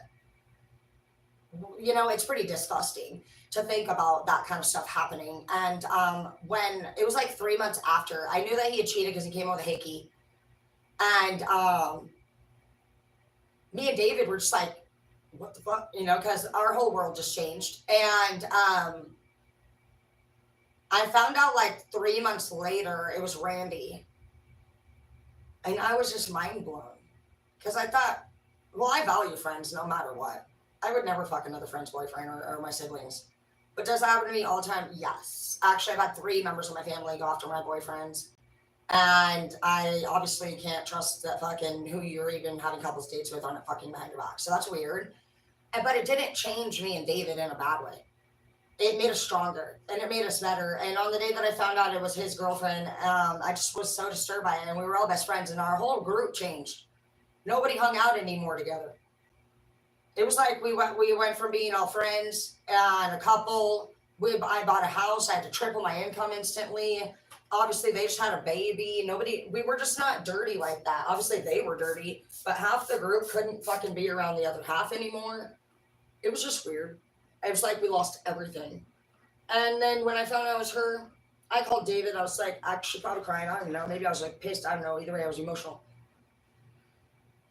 And he said, "Oh, you know what? I had a feeling it was them." And we like have this moment actually where we thought about getting them back, and we didn't. We just were good people, and everything ended up working out. And I've always loved that about David. He's always been somebody who's been reserved and kind of watching the room, and he would have a good time, but he did different things. David, you were smart in a way. Like David was very strict with his dog, and I actually do 4-H. And he was very strict with his dog. He didn't want people fucking sitting there fucking around with his puppy. Yes, it's a puppy, but I'm training my puppy. And I know it's not about David. He also put his daughter first when he had Luna. He loved her very much, and I remember some of the fights that him and Randy had were that she wanted to party more, and he was like, we have a baby. And so that's where I just know that dark men are actually very smart. Really love that. And I feel like what I noticed from the Black Lives Matter was the anger and when you were expressing things. So when anything is expressed, I always like to look at the people's body language when the expressing has been made. Because people will usually get defensive. If you're like, where were you last night? You cheated on me? Anybody's going to react with the fucking expression or a reaction in general.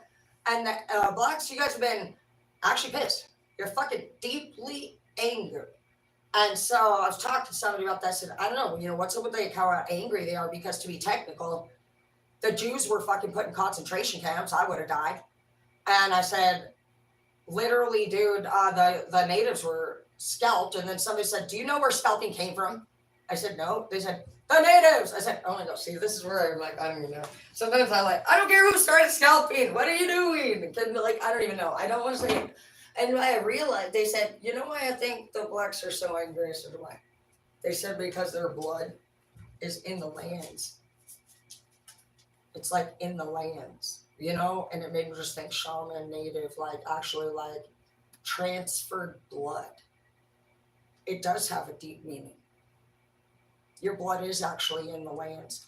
But what I determined was the ultimate reason for why blacks are expressing themselves is because if you guys look up the missing number report in our country, the first person targeted is black, and then the next is Indians, and the third one is a different culture, but no whites. I didn't even see the number one anywhere on white. So we have a racist group here we're going to be coming after.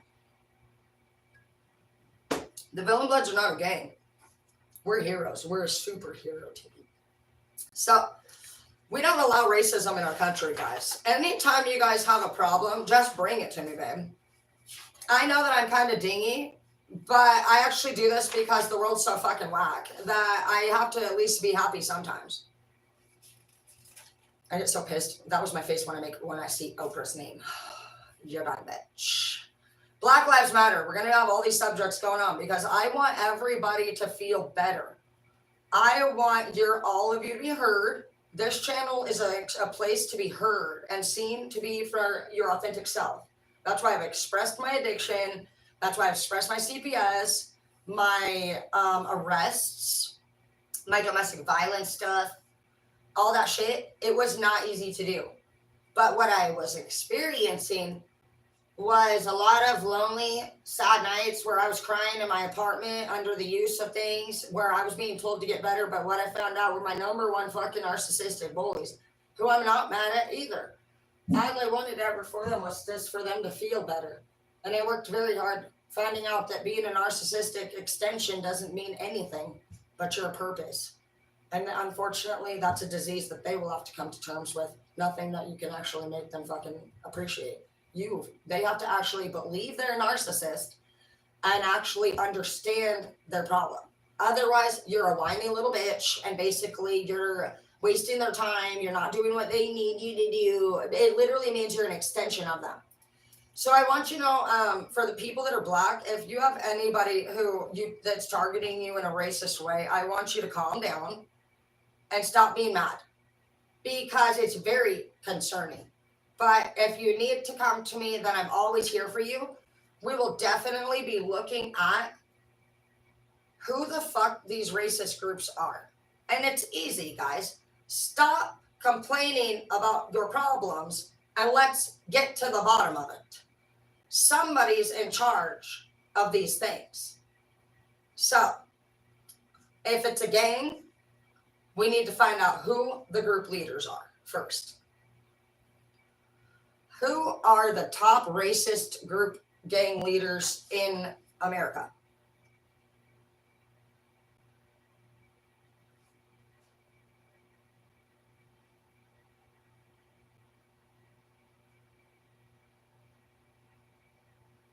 The Aryan Brotherhood is coming up. I'm feeling a lot of power coming from you guys. You guys have a lot of hate. I can feel it, I feel like. Let me see. They are the monitor. Let me see if that's the one. Like, they have a lot of energy coming through here. I don't know if they monitor it or if they're the leader, but you can feel power when you fucking see things. And if you can't, then you're 3D. It's a prison gang. The AB or the brand.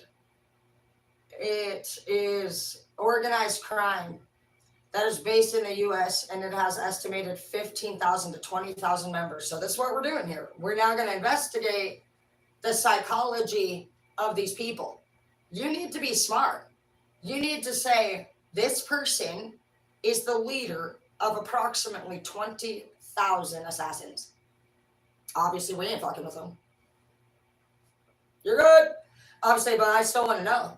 So when I say I'm coming for you, does that mean that I'm going to come for you with my group of people? No, I'm obviously one fucking woman.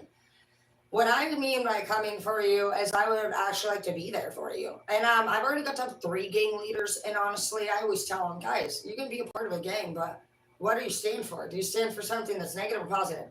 Because I'm sure that they even can realize from being in prison, you're not really manifesting much, are you? Maybe they could be encouraged to still be in this gang. You're obviously, we're not here to take anyone out of a gang. Gangs have reasons that are also deeply rooted in blood for why they do things. But maybe we could teach them about the law of attraction and manifestation. All people want more money, and they most certainly would like some freedom. We could even offer things like, what if we started a prison for gang leaders in particular, where we could show them how people who were also criminals and part of gangs, because that's what we're going to do. We're all a group of people that were old gang members. We were all part of things. We were all sexually abused. That's why I call us the Villain Bloods. We are all people that are just like, you know what, dude, I know what you mean. But let's just try to own who we are and what we went through, and it sickens us because even as we think about the things we went through, it's so deep. But I don't want you in locked up, babe. Nobody needs to be locked up. We can do better. I've had to report my own family members for things, and they too to me. But that doesn't ever stop us from one day wanting to be a part of each other's lives. We love each other, and I know that everyone loves each other, and that's the thing. So let's see more here. That's what I want you to do, though. So if I were going to do something, I would look at this. I would go through the psychology. I would write it down. I'd say, okay, so the Aryan Brotherhood, I'm actually going to put you on a tarot card because I want to remember you for life. You're going to be something we will bring down on the table, and you're going to actually be programmed now to my whole channel's mental Aryan Brotherhood. We're going to hear that now, and we're going to know that Aryan Brotherhood is one of the most organized hate crimes in the USA. Is that what you like to be known for?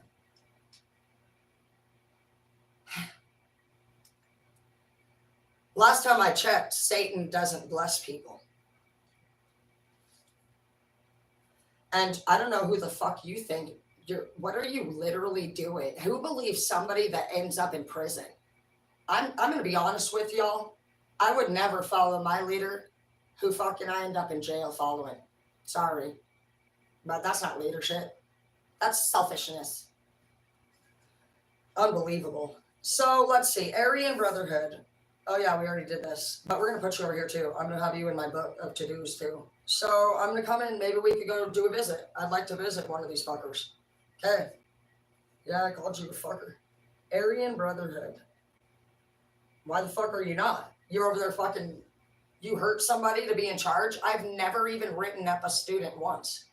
I'm the manager of the school that comes in and sees stacks of write-ups from Mrs. Flock, by the way, which is completely unacceptable. How many times you want to write people up? Unbelievable. I threw so many of your write-ups away. Fucking jeez.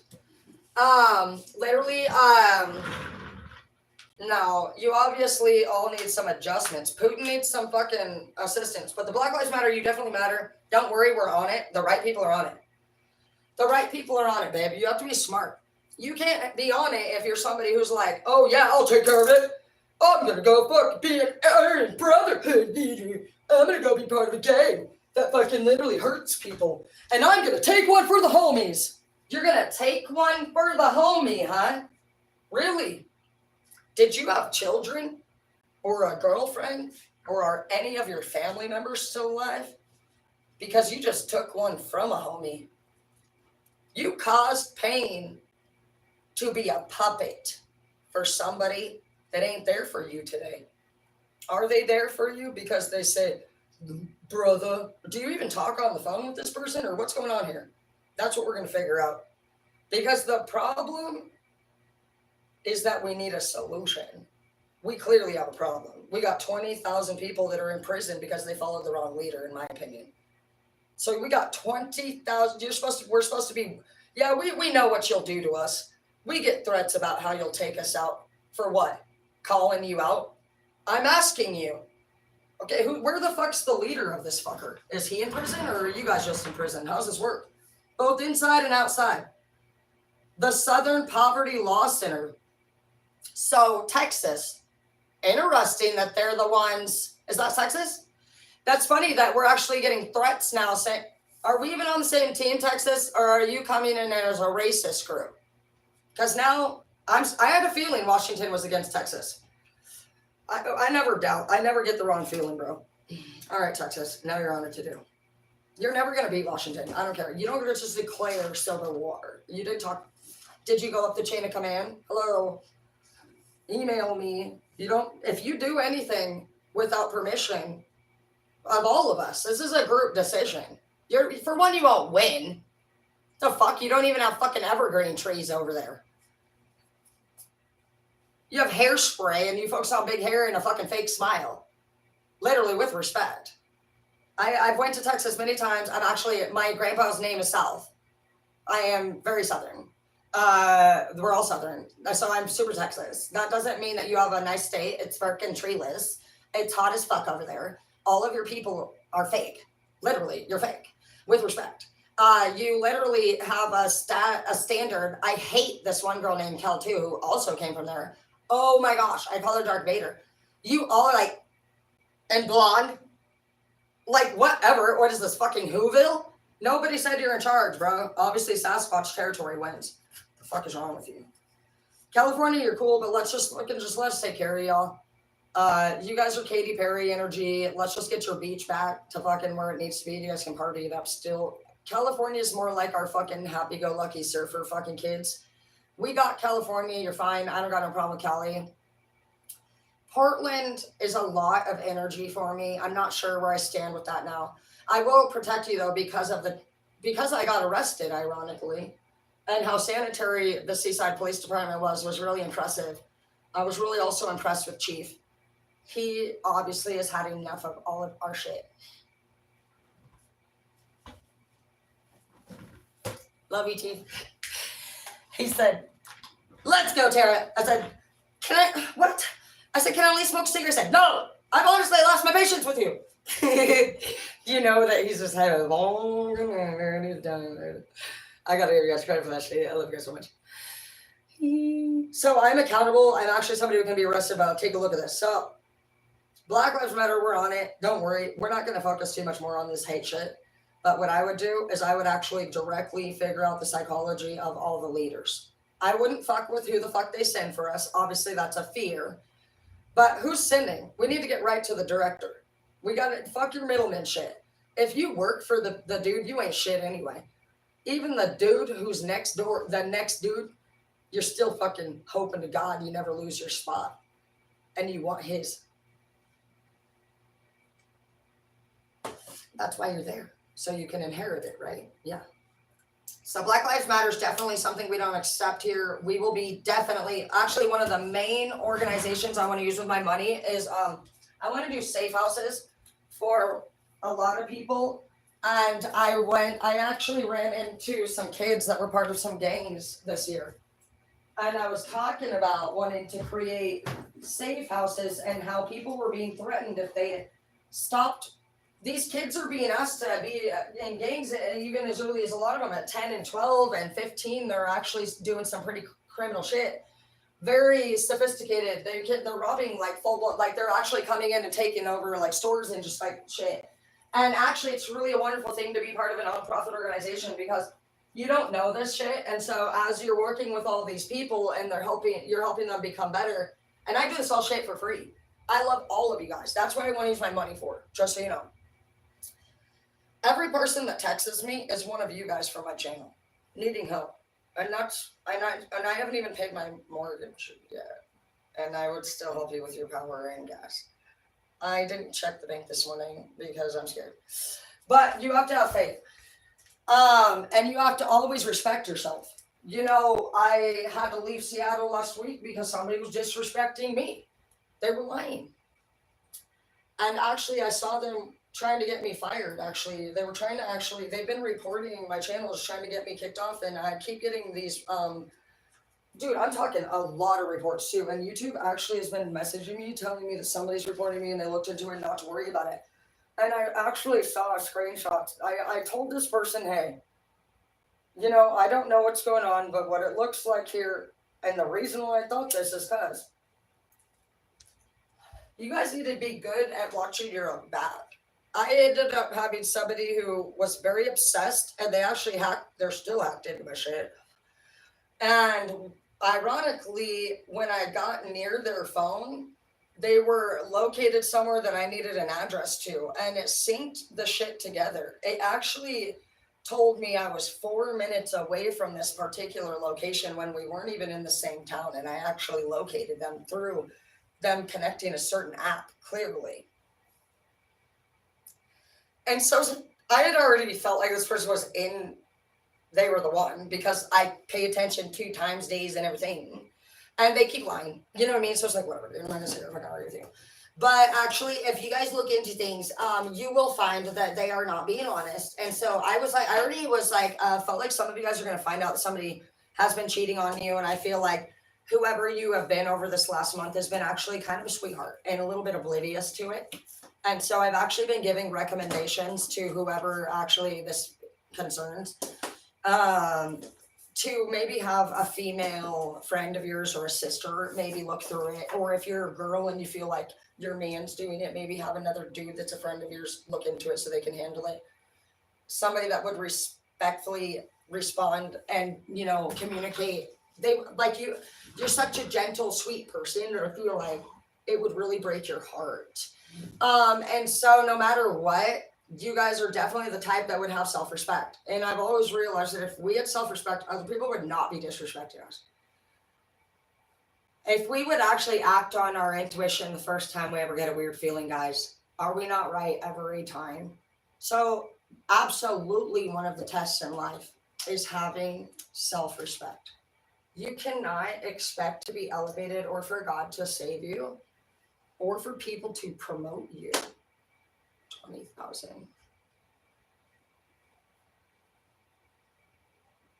So I think maybe you should write these down. See, when people are like, oh, tarot's magic, is it? Yeah, this is a lot of magic right here that the Aryan Brotherhood is going on one of our index cards. Do you know why I even got into tarot? It's because in business class, they said we were having an issue with people not wanting to put the work in at school. We had 5 people that were doing everything and fucking 500 that were doing shit, nothing. And the students that were doing it all were getting fed up. And I'm sure you guys have felt like that in school or even at work. You could be the only person that does sanitation at night. You could be the only person that's loading the truck in the morning with the supplies. Maybe you're the only person that's even there to fucking start the roofing job. You know, I've heard it all. And then the same people are actually doing nothing right. And it's really fucking annoying. And so in business, they teach us about each generation and the personality type that they have. I'm a millennial. And so we go through classes yearly. You have to have like 20 hours of extra education. And so they send us to all these around the world seminars and we get to learn about personality types. And it's amazing. I'm really blessed. I've went on 39 trips on a fucking airplane and I've never paid for one. All from my bosses, just taking me to all these fucking educational classes. So it's really amazing. And what they taught us in this particular class was that it's just what they call the me generation. What's in it for me? And they say basically everybody's really selfish. And the only way they're going to do anything is if there's a what's in it for me. I said, they said, you got to give them a prize or something. I said, the lazy ones? They said, yeah. You really do. So I'm fucking giving them shit, you know? They said you got to because they're such a selfish group that unless there's a prize at the end of it, they won't fucking do it. And so it's really just about learning the psychology of how to work with each individual group, each personality type. That's why we call it being categorized. You can think of it as Harry Potter if that works well for you, but you're either a fucking Gryffindor, Slytherin, you know, you're a Hufflepuff. I think the Slytherins are happily bad. I have tons of happily bad students. They are assholes and they're mean and they hate people. They hate babies and they talk about it. And they're there, they just mention it. They're actually walking demons probably. And that's fine. There's tons of people that like angels and demons, you know, the differences. And so it's like, it's not about us saying like, you're bad, you're bad, you're bad. It's literally like how I was going to do it was I was going to use one of these big calendars actually and start categorizing people based off of their personalities. A great leader never argues with anyone. And an emperor and an empress, actually, that's our duty is to overlook all the kingdoms. When you become an emperor and empress, the first part of the word is imp for empathetic. So it's funny how we've all been trying to elevate through being victorious. And that's not even how it goes. You know what else is cool as you learn about this shit is that religion has a structure of rules. But God actually straight up says, don't put anyone before me. And all of us have been led to this place by many people many times, and literally they didn't do their part. And that's why people have a broken heart. That's why people aren't trusting. That's why people are angry. It's because we're being puppeted around. We are being used. And you actually can't make decisions properly without a clear mind. So anger, many people don't even realize, is a secondary fucking emotion. It's not even a real emotion. And actually, I see the gratitude in the reverse. So more than likely, you're angry because people don't show gratitude for what you've done for them. And we have the Knight of Swords on the bottom of the deck because, and it's in the reverse because when you think about Knight, you have to think, what does Knight mean? Well, go to your Disney movie. When are you a knight? You're a prince. Right now, we know that even like Henry, is it Henry? He's the younger one, and Harry's the older one. I feel like Henry has a battle that Harry will never understand. I've always noticed that. Whoever the first sibling is in royalty will take over everything. And we just don't ever really hear much about the other sibling. And it's like that in a lot of countries. I mean, in like, I think it's China or whatever, I didn't realize that in our country we're kind of spoiled brats. I knew that the Americans, everyone wants to be here, blah, blah, blah. But I don't want anybody worrying about being in any country at all anymore because I feel like God has sent us down here to literally bring the world back to a one. There's no reason why people's children are being taken by Trump, you know, and I at least want to say Trump is teachable. Trump is trying to do what you guys, he's a fucking doofy, but Trump, you can see it in his face, like, because he's like, that's the face of somebody who's actually dumbfounded. At least he's not smiling and smirking like a fucking narc.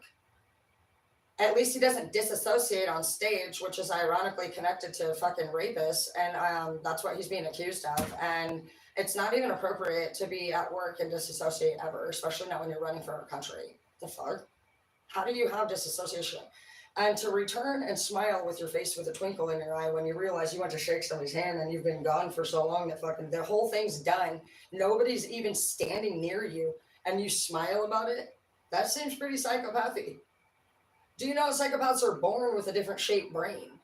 It's literally different. Their brain doesn't have the section of it to ever feel bad for doing what it did wrong. That's why you see people. The difference between a narcissist and a psychopath is that psychopaths are born like that, and so are narcissists. But narcissists are pre-wired to be a narc, and typically it's going to take a traumatizing event to activate their narc. So they can actually go back in time and remember a time possibly when they were happy. But because they actually have a part of their stem cells that are more angry, narcissists are obviously the angry ones, but they're not bad people. Typically, they've been hurt by somebody, and because they have a little, it's like taking that little fucking glow-in-the-dark stick and you break it and it activates it and the light glows. Like, so you have to actually be able to trust an arc and let them trust you, and it's such a difficult experience, but they are actually amazing. All of you guys are amazing. Being a narcissist doesn't make you a bad person. It actually makes you probably a fucking dickhead, and you are reserved and you are just getting revenge on people because you don't understand things like anger is a secondary emotion. And if you knew that, a narcissist values being intelligent. And so even if you can't really tell narcissists things like, hey, anger secondary, they'll be like, they don't want to take it from you, but you'll hear it later. Like they'll sneak in and make fake profiles and watch my channels. And then they say words that I say like manifestation and energy. And so at first when I was doing this stuff, they told me energy was contacting dead spirits. Not for me. I don't fuck with dark anything. I obviously come against it, but I'm not afraid of it. I can be just as bad as I can be bad when I want to be bad, and I'm good at it too. I don't care. I'm not innocent. I went to jail and fucking got away with shit, and fucking it's been an amazing experience because it's weird how I was thought, why don't you get better? Why do you do what you do? I said, that I think about it. I said, I don't know. I guess I just like it. I know I kind of like to be bad. I'm very competitive, and so the only thing I never really liked was that I got caught. So I'm not gonna lie, I actually like it. I like to be bad, and so actually my birthday is June 26th, and I am equal parts water sign. I'm perfect Pisces, Cancer, Scorpio, equal blend. So I come in as the high priestess. It actually says June 26th is the day that the dark and light world meet, and that it's the one day in the year that I can actually have basically 1 foot in hell, 1 foot in heaven at all times. I actually can access both worlds at all times with my birthday being at the time that it is. So I'm not somebody who is like, oh yeah, my time of birthday is this, and I'm looking for my soulmate. When people hate the horoscope, it's because of people like that. And I want to tell you that most of those girls that talk about the horoscope and what's your sign, in my opinion, they don't know this, or maybe they do. They don't want you to know this, but I feel like they're victim narcissists. Um, they victim narcissists. You guys need to look up these things. It's crazy. Once you figure out the psychology of people, that's what we learn in these classes. They teach us the behaviors and how they actually are similar. But dude, one's fucking very bad. It's very different. The victim narcissists usually are the ones that pull the empath card. They say they come off very gentle, more loving, more relaxed. In fact, they're a lot of times the one you guys choose. If you guys were standing next to one of them versus me, that girl knows how to look the way you want her to look that day.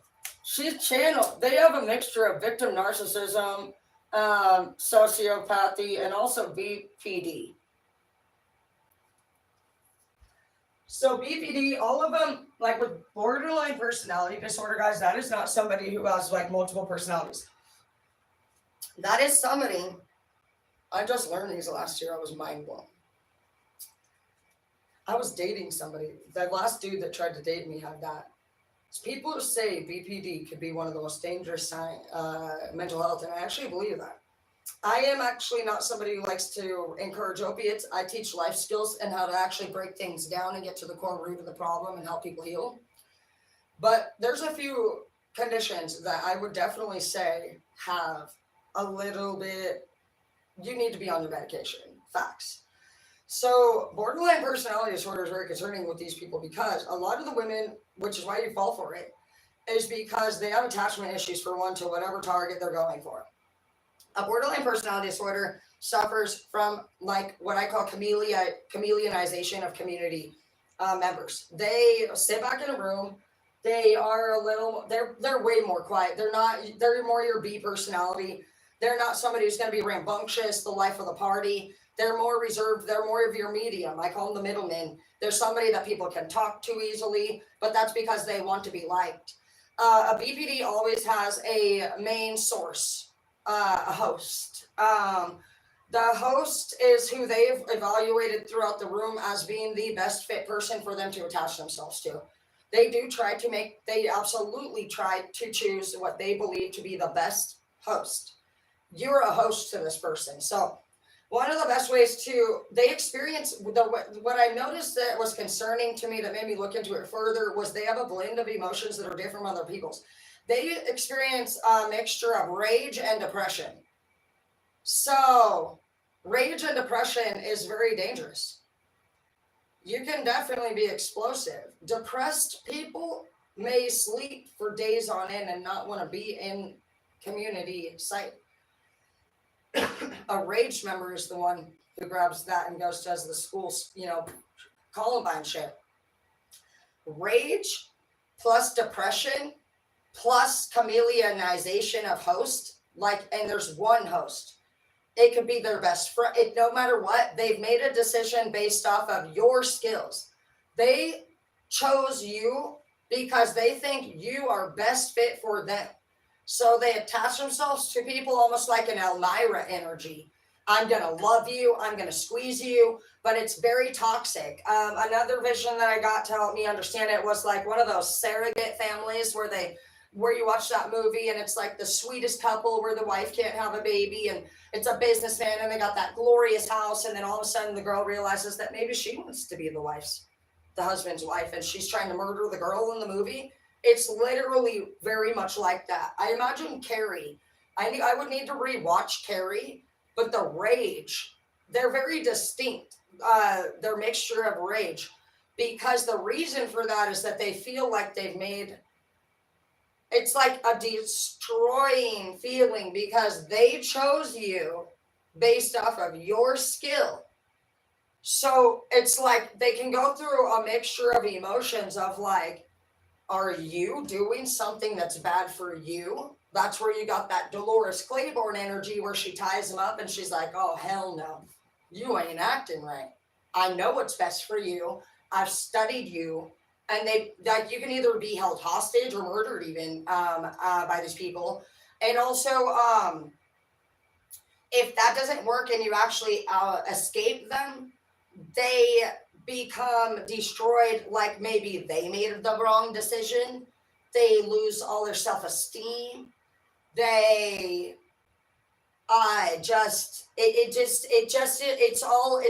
it's a very powerful thing. It's very different than what I thought. I thought borderline personality disorder meant basically you thought you had a lot of you know, different personalities. Like I call myself Terror, Tequila Terror, fucking Dickhead Terror, Sergeant Dickhead, you know, who even knows?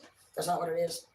It's actually somebody who experiences rage and depression because of a blend of feelings of a mistake made based off of what is actually a really wonderful thing. They thought of you as such a beautiful and amazing person that they cannot wrap their mind around that this is happening right now, you know? And so whether they choose to keep you in place and control you and freak the fuck out, or if they just literally go into this like low vibing self-esteem, you need your medication for that. Okay, to blend emotion and anger, that is very dangerous. It's not healthy for you, and don't be afraid to take what you need to take. If you have BPD, I absolutely recommend you, if those any of those emotions feel like you go through that, and actually I go through a lot of rage, and but I don't feel like I attach myself to you guys, thank God. I was just thinking that ahead and I was like, you go through rage all the time. And so we got to watch our emotions. Yeah, man, dude. Just it's okay. It's okay. Some of you guys are gonna get a work opportunity. I see here. You're gonna get a promotion. Somebody thinks they may. You're just very wise. We need great leaders in our world. This world is. It's not about what we want to do. It's about things like, you know, only having 15% natural water resources left. It's about the fact that Putin may suffer from sociopath, and sociopath is also a concern because sociopath. So there's 3 top dogs. Actually, I'm gonna even put BPD in there, dude. These ones are my fucking ones that I worry about.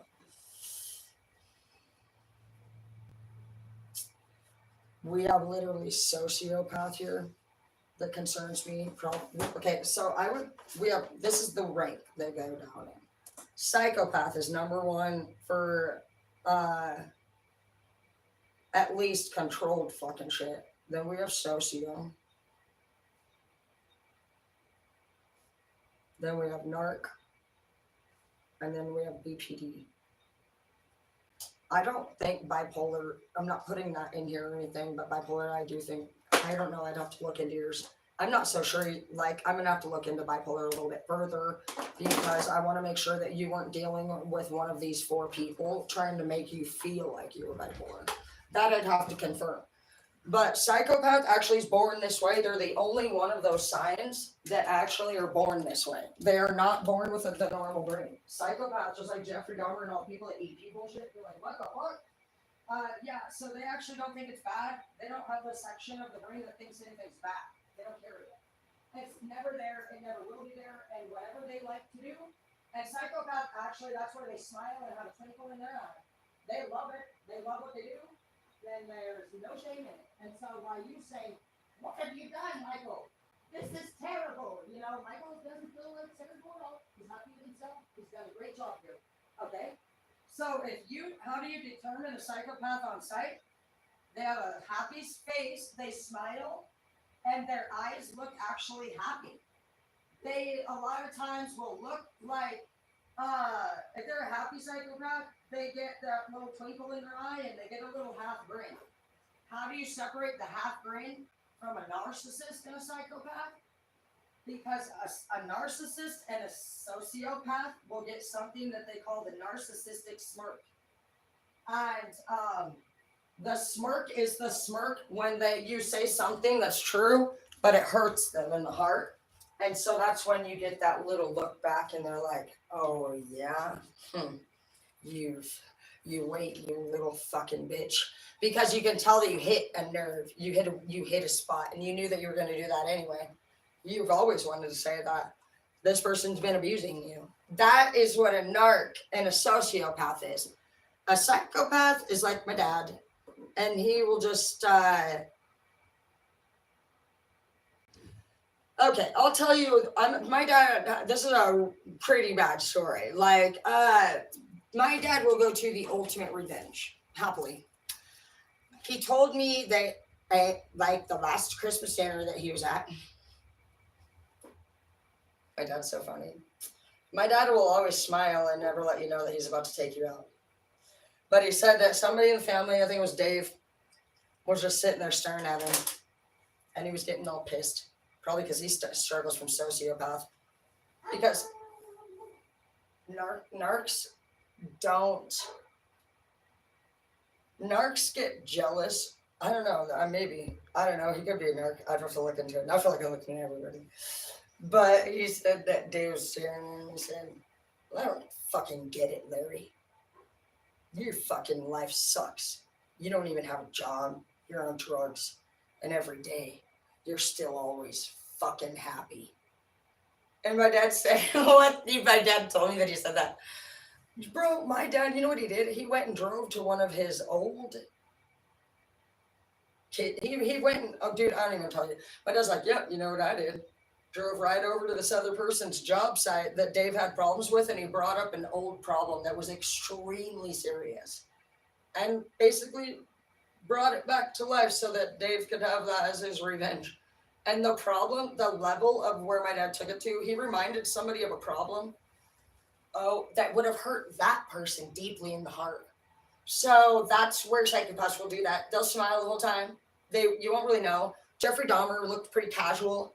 Like you just don't really like look like it matters. The only thing that's gonna happen is if you like the Saw movie. He's like, well, honestly, you did something wrong. I saw you steal, so I'm gonna have to bring you in here, and you're gonna have to chop your leg off now. So don't do that again. Like they're gonna handle it, and it will be to the ultimate. So psychopaths actually believe in what they're doing. There's nothing wrong with that. What you've done is wrong, and now you will have to suffer. You're gonna go into the saw chamber. Sociopaths are different. Sociopaths typically date. They're created by the psychopath. Psychopath that's where a woman becomes angry and stops dating very young. They wanted to be something more for this person. It is a lot of times developed in love relationships because this person doesn't understand that this person, the psychopath, doesn't have the part of the brain ever to feel emotion. It's gone. And if you don't know that when you go into a psychopathic relationship, you would try to be emotionally connected. They don't have that. So right off top, you guys have that advantage now. If you're going to go date the Joker, he's like, go fuck yourself, weirdo. Like that's who he is. And so if you're truly a Harley Quinn, you can date the Joker. They weren't truly Harley Quinns. They probably stayed Harley Quinn before she jumped in the paint. And they wanted him to follow her because, yes, the Joker's a criminal. And she, yes, what you said was right, but that's not who they were. They can't wrap their mind around that. It's basically two sources of control going in a different direction. The socio becomes angry because they don't do the behind the scenes work and actually figure out the personality type they're working with. That's why I teach personality types. It's not to use against anyone. It's to say, okay, well, if you want to date the Joker, you might have to fucking become a Harley Quinn. So if you can't understand that, you're going to end up angry. The Joker's going to leave. He is still going to do what he's going to do. And he's never going to call you and say, I'm so sorry, baby, because why? His brain is different. It's not there. They're trying to actually make a person that doesn't have empathy care. That's fucking like making a Ford a Dodge. Everyone needs to just know that people are what they are. But the sociopath is actually a pretty dangerous one, I feel like, because But they're not more dangerous than any of these ones. They're dangerous for themselves. If you can figure out a sociopath, you'll know their characteristics because they go every year, they still blame somebody else for why they're in a shady situation. It's always another person's fault. Narcissists are very hateful, but they're a lot more goal oriented. Narcissists actually they there's three different kinds of narcs. There's the covert, there's the victim, and the grandiose.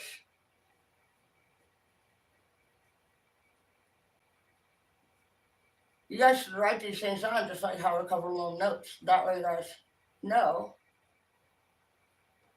It's more like a guide. It's like, okay, so this person has characteristics, and if you use it against them, you're gonna get in trouble because that's not universal.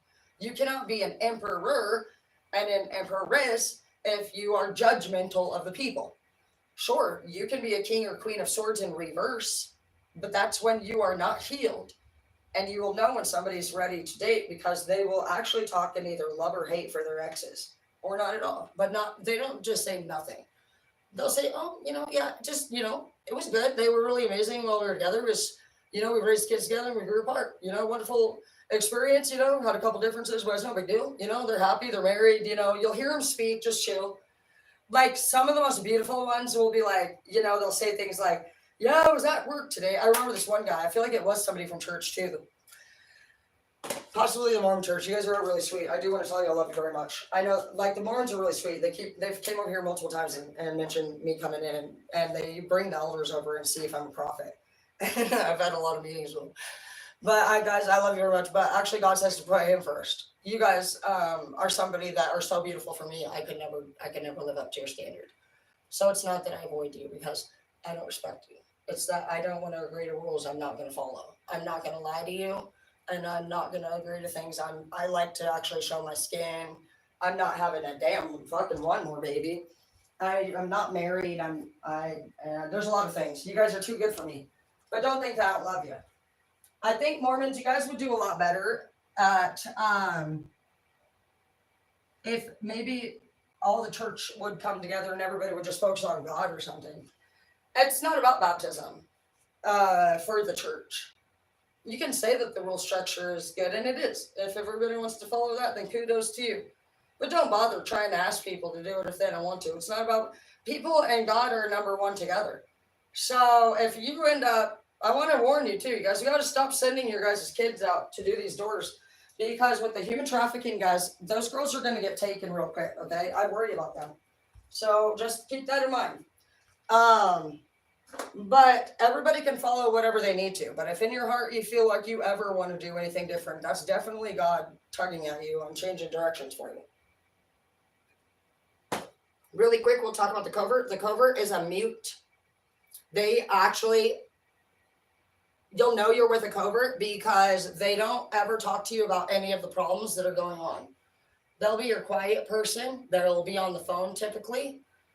From my experience, the covert will have secret apps or portals with their apps.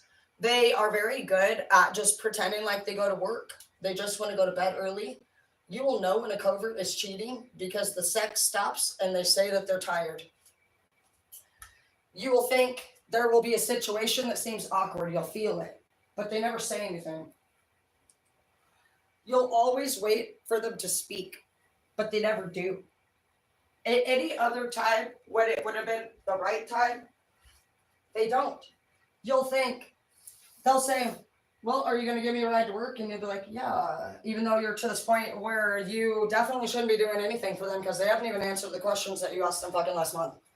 It's very weird at first because a lot of you guys will have already dated the other kind of narcissist. You're probably used to it from even growing up in a home like that.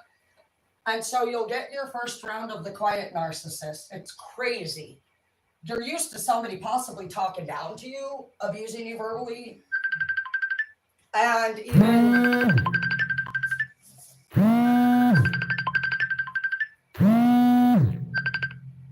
Hi. Hi. Can you hear me?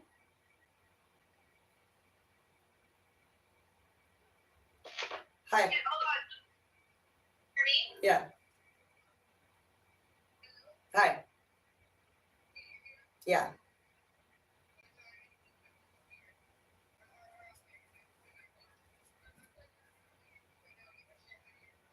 Mhm.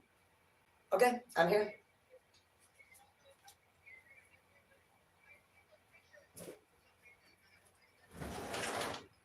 Yeah. Cool. Yeah. You're welcome.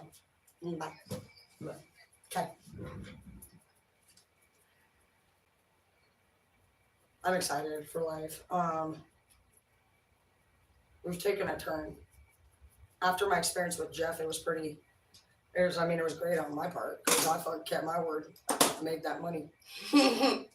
But I never promised. So I met Jeff, I'm not gonna lie, through this app called Seeking Arrangements. And thank you, Jeff, for all you did. But that does not give you the excuse to be a liar. Literally, dude. So the Seeking Arrangements site, right when you see it, it says, meet a millionaire and be spoiled. Have everything you could ever dream of having. So I was like, I want to meet a millionaire.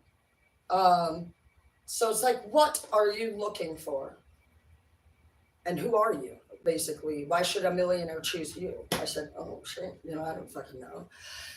So I started off with a few descriptions, and I just said I'm a little kinky, I'm trying to go traveling for sure. Hit me with that shit, get me on the main planes. I was like, what do I want? Because it'll ask you, do you want to go traveling? Do you want to do fine dining? What does a girl like you want, and why should they choose you? I was like, oh my gosh. You should choose. I should be the next top model because I believe in owls having two wings. I have never tested makeup products on an owl's wing in my life. Unlike this mascara company, in which an owl lost its wing because it was actually allergic to it. And that's why I should be the next top model. Anyways, you'll go back and forth with the wrong thing. So don't say you're kinky. Guess what I got? Some offers. Got some weird ones.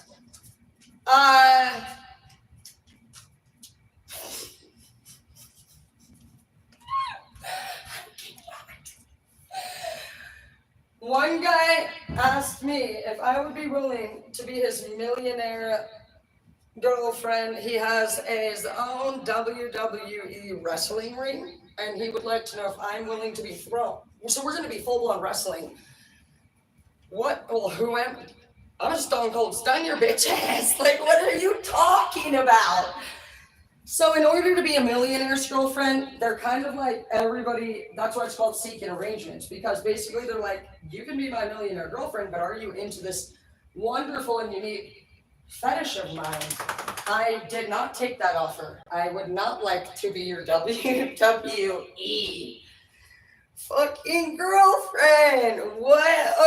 I can't even, dude. And like, they'll test you a lot.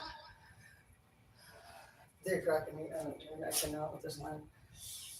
I don't know. One guy thought he was like the mad scientist, and so his girls actually he writes like Einstein would on a whiteboard or something all over your boobs, and literally your chest has like science writing on it. So I don't know how that works. One of them, they'll be like, "What about would you because you'll talk. You're like, so what are you into? You're like, I like hiking, and I love eating food, and I love whatever you say, whatever the fuck you're into." They'll like everything works in a gradual thing because obviously they fucking have a lot of money, they say they do. Some of them don't. You'll find that many of them don't. I would not bother fucking dating anybody near your age. They're all liars.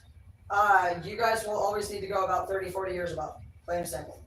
Because the ones your age, you'll always find are going through worse shit than you.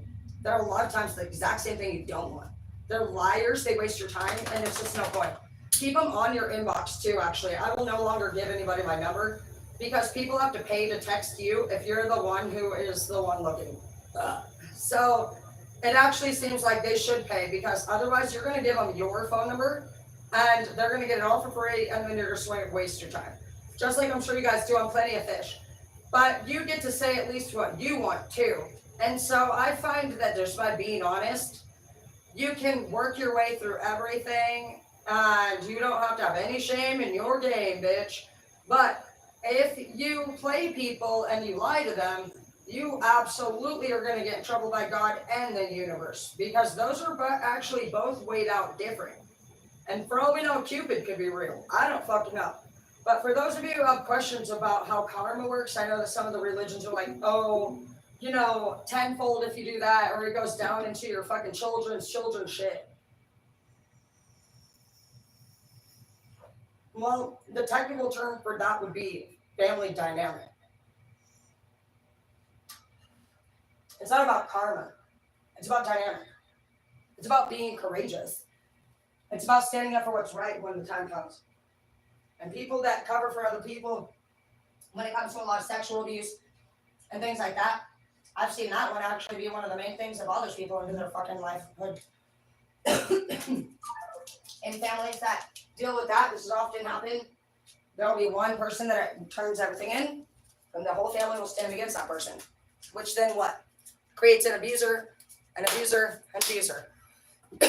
Many years later, we're talking 3, 4, 5 generations of people now, 20, 30 kids that are actually going outside of the family now. Maybe they've dealt with that with the neighbor. You know what I mean?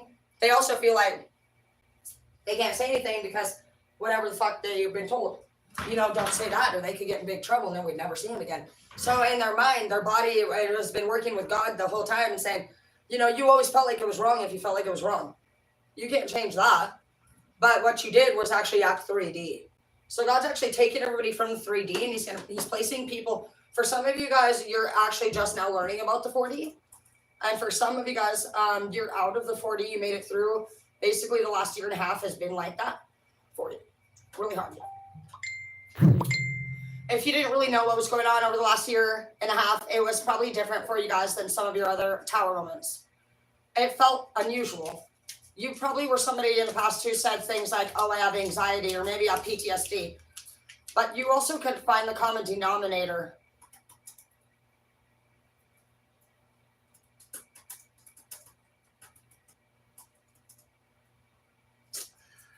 And your problems. You were accountable, basically, and that's already a skill that other people don't have. You don't blame because you're not a fucking bitch. You understand that even if you blamed and cried like a fucking bitch, you sound like a bitch. You're not proud of that behavior. You're also somebody that fears it happening again. And so regardless, you also wouldn't want people to know you're struggling. You're pride. You're a fucking sergeant like me. We don't sit there and be like, oh, I'm broke. No, we're not. We just don't want to go. We hate you. You know what I mean? You don't sit there and say I'm broke. What are you talking about? You don't have to lie, but you don't have to look and be like, yeah, it's because I got fucking scabies. I can't stay the night at your house. You're like, Martha, shut the fuck up, dude. Oh my gosh. Dude, like some people are like super like open about it. Like some people are like, I'm right. I've never been broke. I'm freaking saying that shit, but I have been trying to be honest with that. I'm gonna try to make. And obviously during this time it's unique because I'm usually working corporation jobs, but I was like channeling so much energy. And so I just started learning about this whole manifestation thing. And I was like, huh. Well, I don't want to download their energy. I wouldn't mind downloading it. If I can find a group of people that's actually pure, that's who I want to be around. I'm willing to take a sacrifice. So some of us have to make the decisions fast because it's already been over 60 days of my new program. So I need to evaluate that. Everything's changing already again.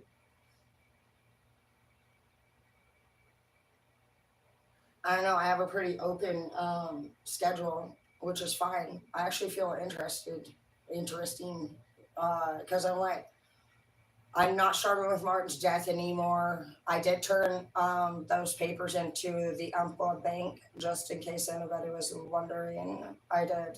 I have had those papers for a long time. But if I say that I'm coming for you, I'm not kidding. And I don't mean that you have to worry about me showing up. I'm fucking straight tech 9, fucking yada yada yada, bitch. Fucking we'll knock on your door, bitch. I'll say it to your face. I'll make it in a video. And it's not to fucking come after you. It's to help people from being attacked by you. So if that bothers you, that doesn't fucking matter to me. What matters to me is that nobody else ever gets fucked over by you again. And if you want the help that you need for the problems that you have caused for a lot of people and yourself, then those are agencies with professionals that we can refer you to. We will no longer step in and help any of these people. They've been taking advantage of us. They've been slandering our name. They have been using us and never appreciating us. And honestly, it's killing the soul. We didn't come here for them to be lazy. And that's what I've realized it boils down to. Is that actually, it's funny how victim narcissists always got a problem with fucking somebody. It's always that, usually they'll attack their partner. They always have a person. They're always looking for something to replace the last thing for their setbacks. They'll be like, well, I can't because, this person won't buy me a vehicle. This person won't buy you a vehicle. First of all, you're supposed to have a car and a license at 16. So you were supposed to have graduated and at least have a job or a degree and doing something that's setting the pace for your future at 18. You are not actually supposed to have kids until 26, which nobody taught us. Your brain's not developed. Your body and brain is not developed. That's why they say wait till you're 26 to 30 years old. That's when your body and brain are actually developed enough to be the best parent to start if you're stable. So everybody's over here running around like a chicken with their head fucking cut off, but they're not healed. They're not over their ex. They don't have their basics in order. They're looking for love. So you're looking for love. Do you guys ever search for the ingredients of these things you're looking for, or do you just decide what it is? Because it actually is nothing that anybody decides. Everything has a policy. What is love's policy? It is. These are the ingredients. You need to think of everything as a fucking recipe in the kitchen. If you don't have the right ingredient, your recipe will not turn out. So every person and everything from now on is a recipe. Love's recipe is authenticity. That means you're your true self. You're not fake. You're not fronting. You're not acting different when you're around this person. Authenticity to me at its best would be if you showed up at a bar or anywhere in the world and you walked in and you saw somebody from across the room and they were laughing about something and you just thought, that person is beautiful. And in that moment, you saw them. You weren't planning it. It just happened. That's truly authenticity. It's like magic. It's just beauty, Okay, so next one. You're pure, which means you're healed. And you are more than likely probably clean and sober if we're doing it God's way. Because God didn't if you didn't have it in your body at the time of birth, then you're not pure. We're toxic, to be true. And I hate to say it because that means that none of us are really fucking, like, unless you're clean and sober, that's crazy. So don't look for love. Anyways, but you would also then need synchronicity as the last ingredient. So you're not planning it. That's again when you walk into the room. So do you know that 80% of the world is at least looking for where their love is? So you're looking. Do you have your binoculars out? None of you are supposed to look for love. You're supposed to, when you don't know what to do, you need to do what you can do. How many times have you lost something? If you can stay calm, and if you can't stay calm, what happens to your brain? You're all over. You're freaking out. You're like, oh my gosh, I lost this. Oh my gosh. And then literally you find it. It's right actually in the first place that you fucking were supposed to look. And you're like, no. I've learned to stay calm, and I made a motto up and said, when you don't know what to do what you can do. And then I just start cleaning the house. I always find it. You need to take control over yourself. You have to have self-control. But let's get back to this. All of those things are big ones right there. I see covert and like nobody's under like the radar, but you are as traffickers. Traffickers are under the radar. We don't do that here in our country. So I don't really care who the fuck's in charge. We're all a part of this world. So basically a civil war means however the fuck anybody would go about doing whatever they want. But it sounds like Texas, I've heard rumors about Texas thinking they're going to do something. I don't know if this is true or not. We know that Putin's threatened us 35 times, and we know that Obama is pretty much selling our country to his. Cool. That's great. So I'm just like, okay, I got a couple options here. I can either build Noah's Ark and fucking see if there's a possible way that I can get to the Bermuda Triangle fast. Oh, my baby. Oh, I love you so much. You're my best friend. Do you want to go outside? Is your boyfriend here or something? I can do that for you. I can do that. You want to throw it? Do you want to try it? Let me see. You're so pretty. I love you so much.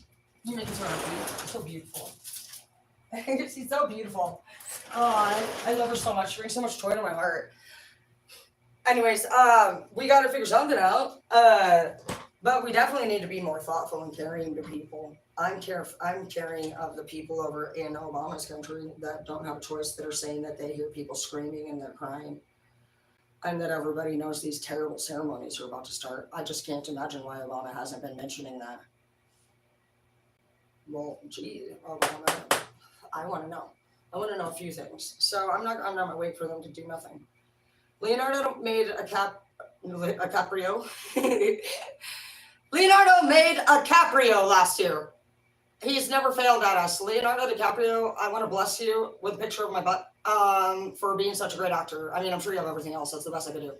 I could just give you a compliment now that you don't have millions, but Leonardo DiCaprio is like the fucking best actor. But he did one last year, and it's called Don't Look Up. And he basically totally says the same thing. He says, you guys need to start paying attention.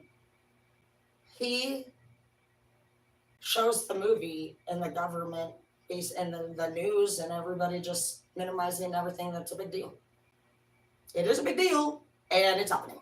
And I don't know what that with Oprah and the White House and shit. Are you guys fucking stupid? Because even Obama is the one who chose Biden and Oprah to be his fucking. Basically, you guys are taking rap. I also had visions of Oprah's phone. I feel like if anybody is investigating this, if you guys actually tap Oprah's phone, she's communicated to one of her female friends about her feelings for Obama, and also some of the plans that Obama is using her as a wingman to be involved in. I guarantee that. I've also had visions of Biden in what looks like shallow rabbit hole underground tunnels that should be pretty close to the top of the land. Which shows me they don't respect Biden. Obviously, we could tell by his twitchy weird shit that he's the fiend of the group. Obama's he's sweating balls right now, and that means somebody owns him in the higher up.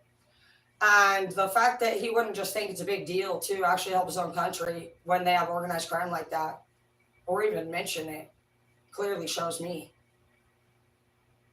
that he's not who he says he is. So what do we do? Well, first we need to figure out who's in charge. So, who is the medical examiner for the White House? If they don't want to be accountable, fine. We target other people's jobs. All we can do is do our job. We are mandated reporters of the country, are we not? Yeah, they made up the word. What's a mandated reporter? It's somebody who sees something that can harm another person, and they look out for their people. So then we would report it to the proper higher up. That's what we have the right to do. So if you ever see anything that concerns you, absolutely report it. Does that mean that they're going to do their job? No. But Cash App received and froze Biden's accounts for trafficking. It shows the robots literally received several transactions through Biden. It's on the news. That's what alerted us too, that we looked into it. Cash Apps, they froze his shit just naturally. It wasn't a person, like nobody, like, you know, if you make a weird transaction, you'll just get an alert saying your shit's like weird. We're looking into it, but it was like at a weird hour of the day. And basically it was like the robotic computer system. It shows that he made, I don't know, I don't want to put a quoted number on it, but it might even be like around 30,000, I don't know, some kind of big number. It actually connects to the trafficking client, who it appears is doing it like voluntarily. It looks like she's like doing some, because trafficking seems to be like a blend of both like prostitution and kidnapping. So obviously I'm not going to sit here and say that she was taken advantage of by any way, but basically it shows that maybe Alana or Elena, I don't even know, some fucking Russian girl looks like or something. You guys can look it up, it's all on there. But first it freezes his account for a very large number, and it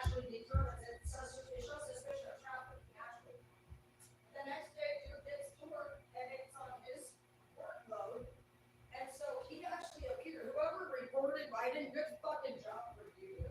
He's one of the few people that do. So he actually does his job properly.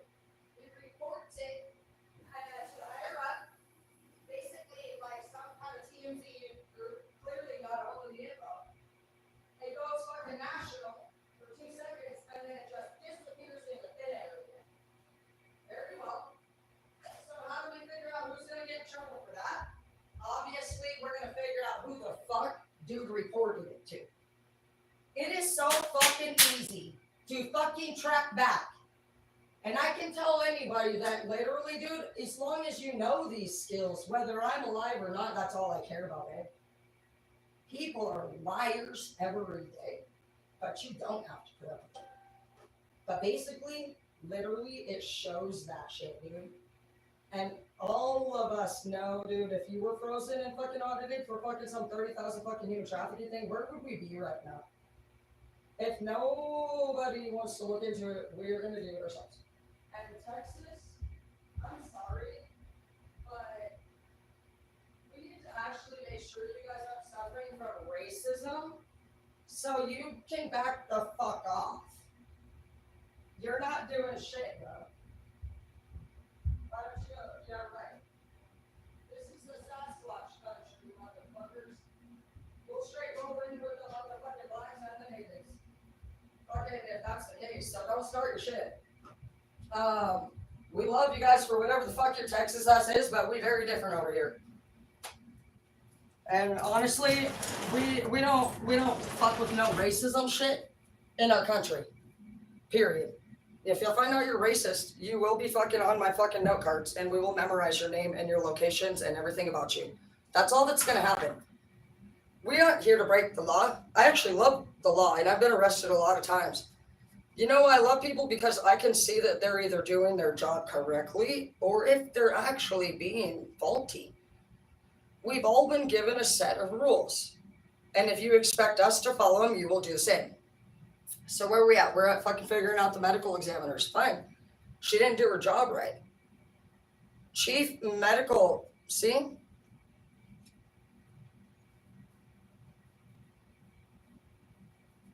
Be careful, Donald Trump. That's probably why you lost. On February 19th, former physician to the president, Ronnie Jackson, was selected to serve as a chief medical advisor for assistant president. See, that was probably all a setup, Trump. Ronnie Jackson, huh? You were chosen to be Trump's medical advisor during the COVID rumor. That's weird. That we're even looking into who the fuck is responsible for not looking at these 3 fucking issues. Which is why you're going to be in trouble if we find out. Biden shows signs of 3 different medical conditions.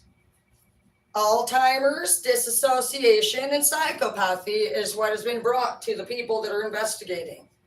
2 out of 3 of those can be determined by a CAT scan. You can't even hide that. So did you do your job correctly? Ronnie Jackson, who ironically comes into the office out of nowhere during the COVID rumor, which I don't know, I'm just getting a weird feeling, and Trump is dumbfounded and actually the only one out of the loop. But Ronnie, I want to know, why didn't you look at even as simple who was running for presidency and keep us safe right from the get-go? Isn't that your job to make sure that whoever you're examining? Let me see though. I want to know who the fuck. Who is Biden's medical examiner? What? Jill Biden? Is it a family member? That'd be crazy. That's a super conflict of interest. I'm like getting all fucking irritated. I can't tell you how many fucking wrong turns you guys make. You follow no law. You're not God's name we trust, and he told me he doesn't want to fucking, he wants you to stop. You can't even. I'm starting to shake. I'm literally, everything that is easy to find out is literally fucking.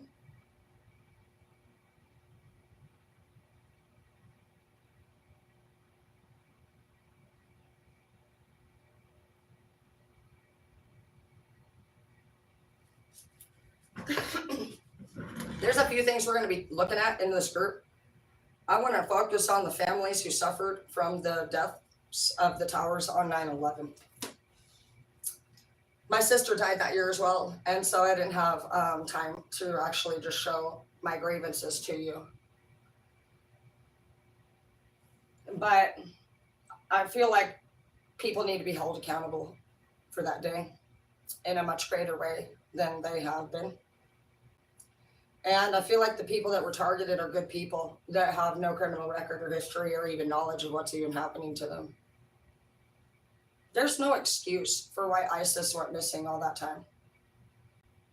We understand that people make mistakes, but by the time ISIS went missing, the towers had already blown up. So we've been attacked by ISIS, the towers are blown, and now they're missing. That's 3 errors, guys. Not just that, but we're already on actually what we're going to look into as the 4th one. Who was the solar company that sold the computer systems that people were getting paid by our money to work at, to be paying attention to when a different type of flight came into the radar system literally before the towers were struck? They claimed that was going to keep us safe, so we want our money back. We're suing. You know what? If, you know, like, why is nobody even doing anything? I know, you're right.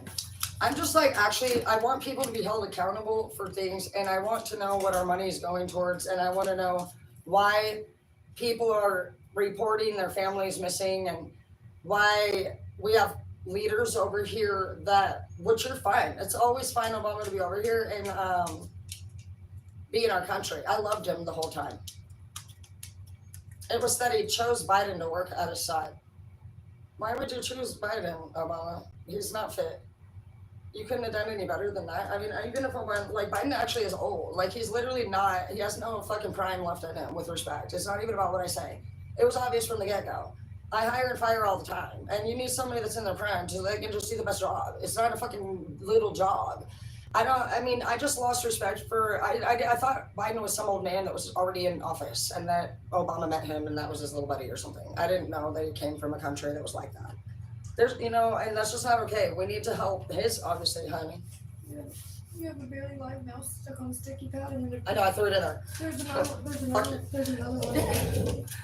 I killed that fucking little bitch. I hate him in the shop. They're so sad. That bitch is gonna suffer. There's a mouse trying to get in the shop. Fucking leave it on side. It's fucking, fuck that baby. Smash it. Fucking kill it.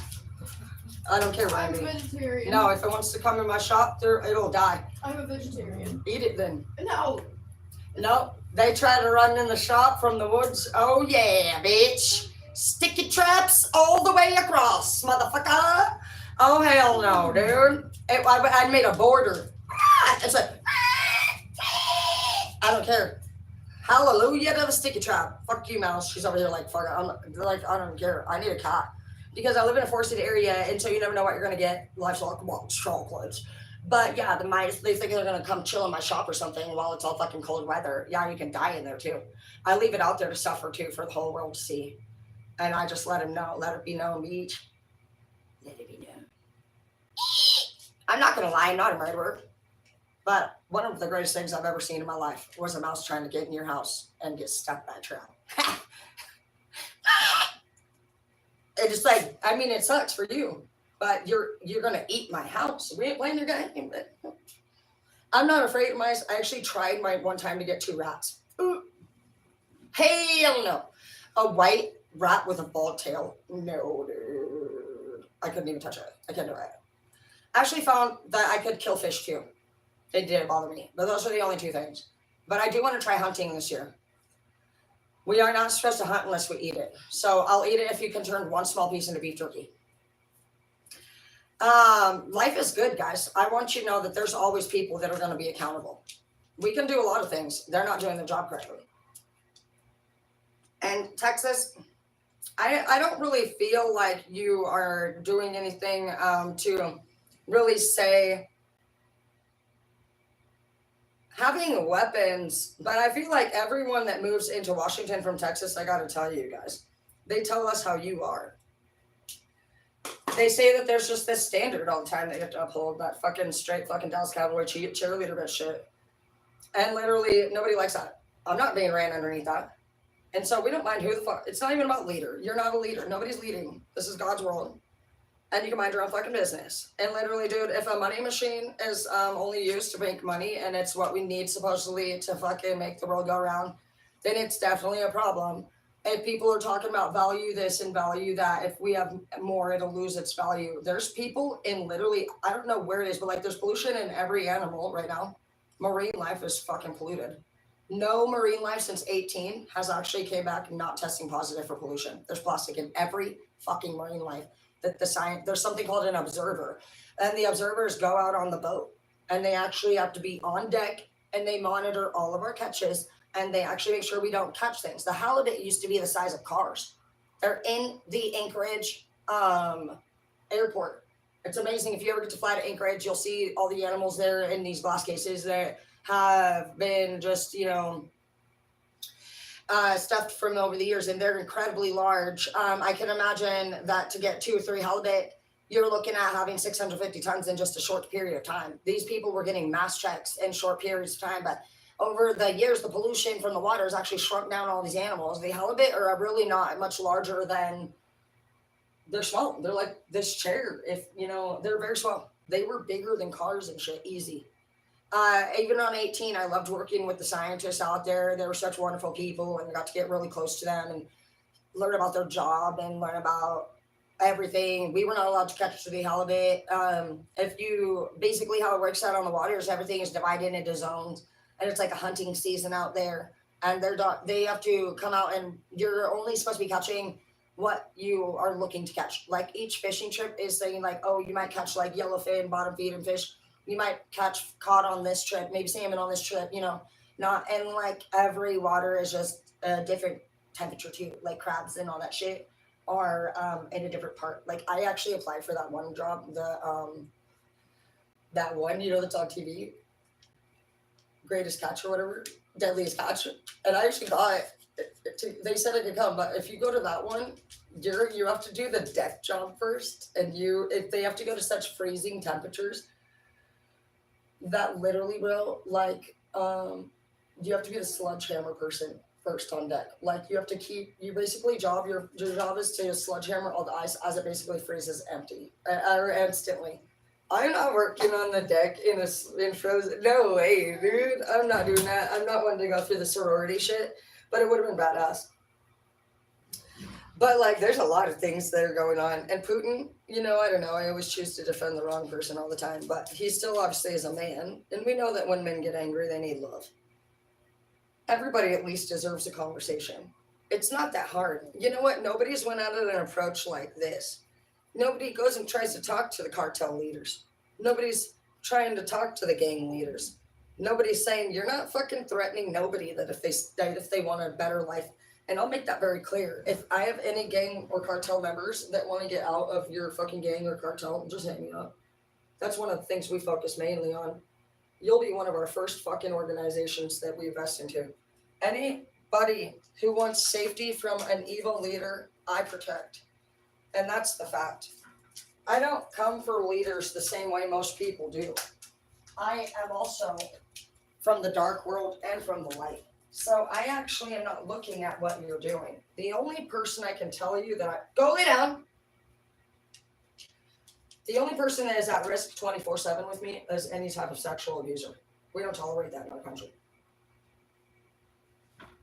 So it's easy, in my opinion. If you were being hunted down for sexual trafficking, why wouldn't you just take it as a warning and say that a civil war in our country is going to be brought about? Because you're not listening. It's not because we are trying to start a problem. If anybody thinks they're going to become the new civil war leader, like Texas is what I'm feeling, because you're going to control the people and you're racist and shit. I don't know if you're racist or not, but I'm picking up a weird vibe from y'all. I haven't heard anything about Texas being honestly accepting of anyone. From what I hear, Texas, and my family's from Texas too, and I've been there many times, and I've never felt a connection to you. And also, the Civil War is not happening because you're getting control. The Civil War is happening because nobody fucking is in control anymore. It's because God is sick of you guys actually thinking you're in charge. God did not give you this world to come down and decide who the fuck was black and white. He's disappointed in all of you. And honestly, he sent his people down to actually take you over. And that's the fact. We are the fallen angels in our group, and we are not afraid of the blacks or the whites or Texas or fucking Putin or any of them. We are fucking, at times, fucking, we've been Putin. There's a lot of people that have come out that we got fucking rehabilitation in every area. Murderers, rapists, fucking people that want to change, gang members, fucking addicts, fucking cooks. We have a group of fucking everything. We're even friends with the cops. We ain't fucking have no problem. The only crime we report, no matter what, is sexual forced abuse. That's what I can tell you. So I know it's been a weird situation for people that have come from the dark world to be like, what are you talking about? You straight party. I do party. And I don't deny that. I'm not here to report drugs unless you want to sit there and fucking mix your drugs. You want to go mix your fucking shit to make people more addicted. Obviously, that's a problem. You can provide purity in all you do. If we find out you are unpure is our problem. We're not here to fucking get in the business of DV or any of that shit. I've been in DV. Do I want to report people? No, you can get your fucking ass out of that shit yourself. Do we want to report somebody who's physical with kids? Oh, fuck yeah, dude. Is a mild parent fucking yelling at their child who's a little fucking brat a fucking problem to us? No, because they fucking probably should have whooped their ass. They're obviously ungrateful, but we don't. We are good parents, and we're not here to fucking be perfect. We're here to just say, look, we've getting a lot of reports about trafficking. We have all of our leaders fighting right now. We have Texas now saying they're going to do some civil war. We got a lot of nuclear shit threats, okay? And then I'm getting messages saying, oh, if you want to be a politician, upload your ID. I wasn't really planning on it. Am I getting paid for this, or am I getting fucking literally attacked?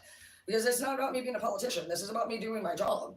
And it says we're mandated reporters. And if you get a report, and just like fucking the dude at Cash App got a report, I want to know why the people that are mandatedly reporting this shit are getting halted to the dude up.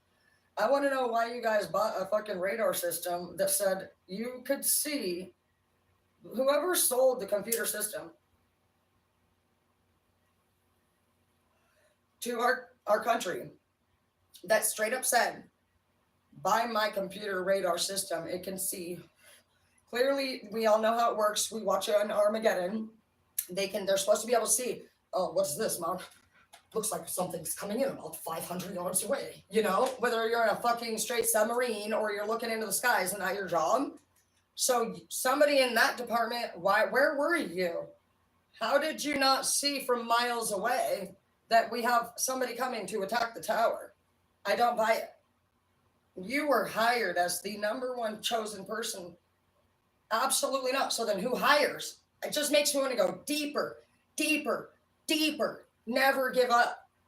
Who sold you that computer system? I want to know why it didn't work. Does anybody else know you shouldn't buy it? Because people have died from this computer system. I want people to be held accountable. We have the hire and fire department now on the twin fucking towers. You know, it doesn't stop just because fucking somebody says it stops. We're going to put all this in our to-dos list for the whole month. Twin towers. I want to know straight up. There's a lot of wonderful people that wouldn't even go after you guys. They're actually victims. They're the families of people that were working for you. Those were all good people. They're not the type to fucking actually question. They respect. So I want to know who was the, I don't know what you guys call it, but I'm going to call it the radar people. I want to know who the fuck was your computer system right now, because they obviously don't work. We may even be able to watch a speech, like we can go back to that year, and I want to know, what did you say about the system that you swore to God should be bought by our country with our fucking working hard money when we don't even have enough to survive? It's not even about the money. It's that you guaranteed your radar could prevent this. Why didn't it then? And if it didn't, did anybody else not? I want to know why, so that we can be aware of that, so that we don't make the same mistake again. I want to know people to know we were fucking what the fuck. I want to know who the fuck was at work that day. At work. Who was on shift when the towers hit? Were they literally in front of their computer? What was going on? Is that something that we can now take a look at? That's how we would do it in the company. We would say, well, what was going on? You know, what was the computer unplugged or something? How could it not have worked? Any business owner would be extremely concerned if somebody Fucking literally, unbelievable, dude. The shit I have to fucking see. Okay, I'm literally trying to fucking do a fucking speech and fucking, I can't even tell you. Now my brain's fucking fucked in the brain. I got, you guys, I don't send me your dick pictures, okay? I don't need them. And I'm literally talking about fucking the Twin Towers and I got a dick in my fucking eyeball now.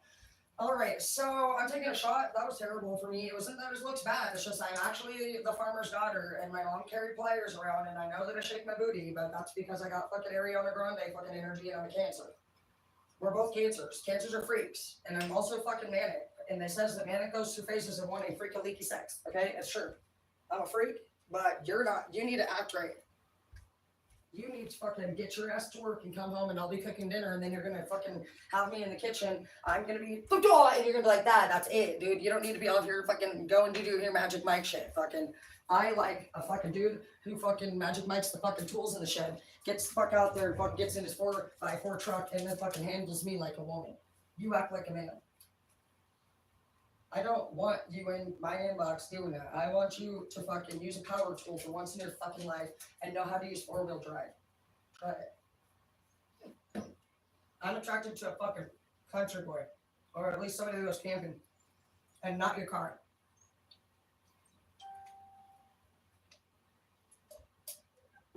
I'm a truck girl. I don't trust a man in a car. We only need a car for good gas mileage. Oh, Hazel. Hi, buddy. Hazel's boyfriend's here.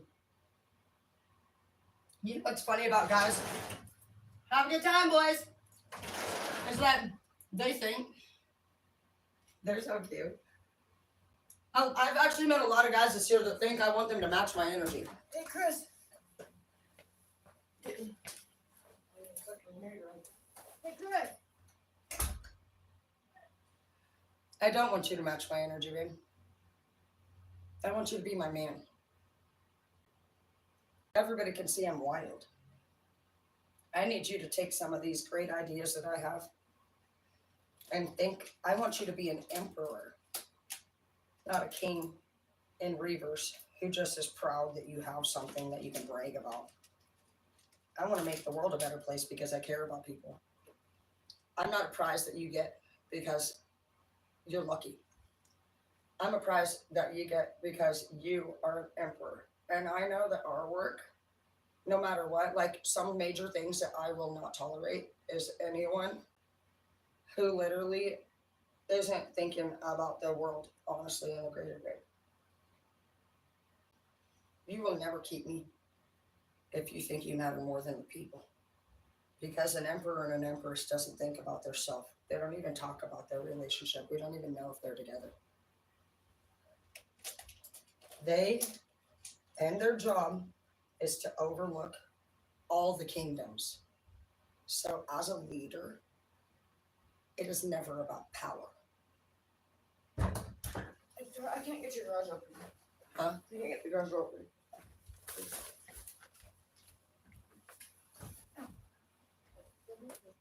How you doing? I love you.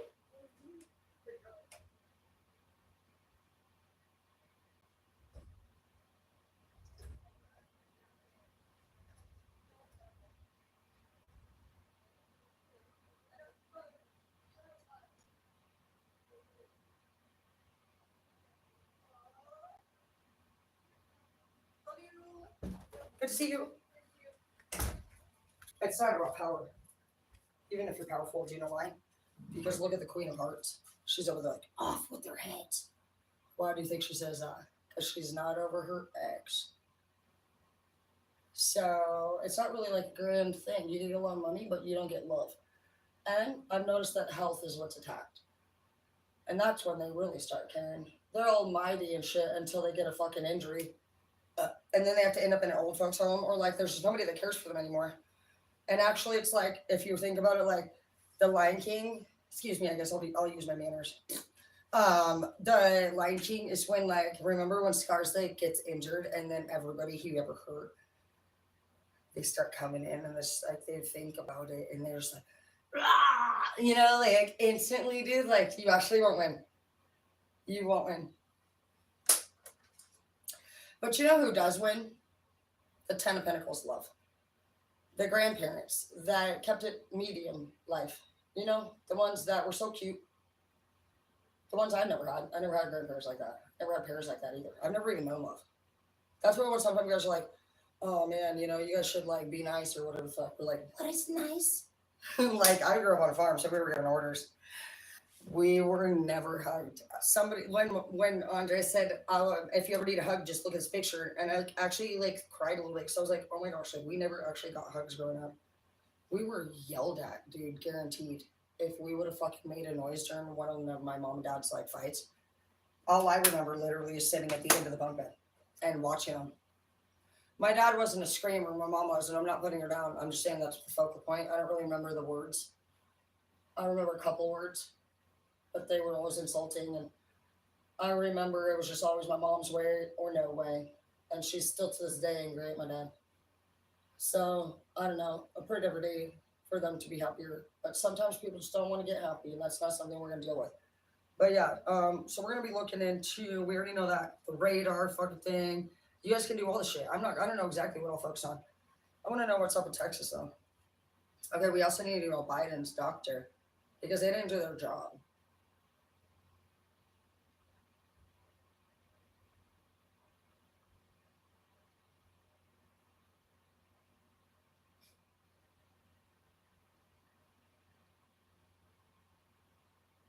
Okay, well, on February 28th, Joe's doctor has said he's physically fit. So we want to know, what did you do, doctor?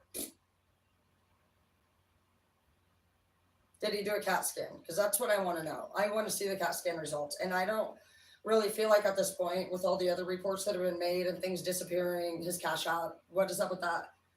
We got froze, and literally two people reported it. The frozen robot, and then also the dude that got the report in the morning. So what's up with that? We need some kind of like explanation. We're not just gonna like be like, oh yeah, you're fit. Yeah, his fucking mic is a fucking dildo falling out of his vagina. Okay, shut the fuck up, dude. Okay, what did he do? He's healthy, active, and robust. He's 81. Wow.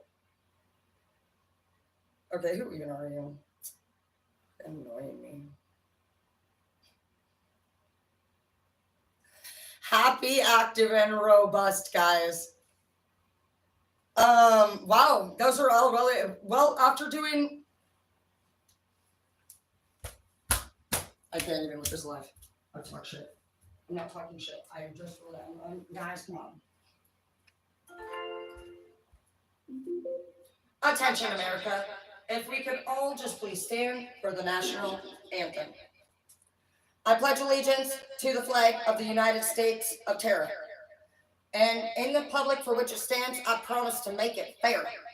And we just want to make a national announcement that we have thoroughly looked into this, and it appears that Biden is completely qualified.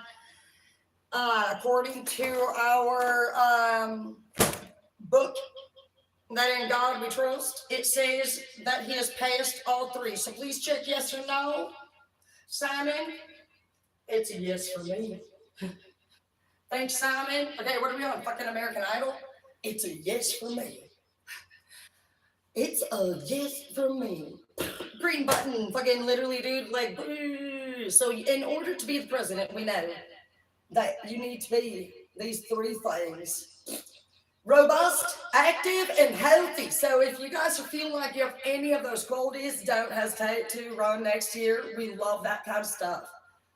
Thanks. Oh my gosh. He deals with an irregular heartbeat, probably because he has psychopathy issues. We need to know, did he do a CAT scan? That's all I care about. So I just want to know your name, bitch. That's all I need to know. So annoying. It's hard to read this shit. I try so hard, can't seem to get out of misery. Okay, so who are you? Seriously, this is hard to look up. Dr. Kevin O'Connor. It wrote in his 6-page report, which we can access all. Can someone just please just make sure that he did a CAT scan, because psychopathy and Alzheimer's should show in that. It's now a determination you get to make with your eyeballs, Dr. Kevin O'Connor. So please just make sure you add that to that. And we would also like to second that. We don't trust you because you work for Biden. So Dr. Kevin O'Connor, how long have you been in this motherfucking damn dude's fucking shit? Because you can't accuse somebody until you know. But we do need to ask Dr. Kevin O'Connor. You're going right on the big, you're going on the card. Dr. Kevin O. Ronnie Jackson. Oh, I can't even fool you. Oh, yeah. So Ronnie Jackson actually is Trump's. See, I remember this good. He's Trump's doctor that was actually ironically elected in 2019, which I had a weird feeling when I dropped his name. It just gave me a sick feeling. I want to make sure that honestly, Ronnie, you did the right thing for Trump when you informed him about COVID.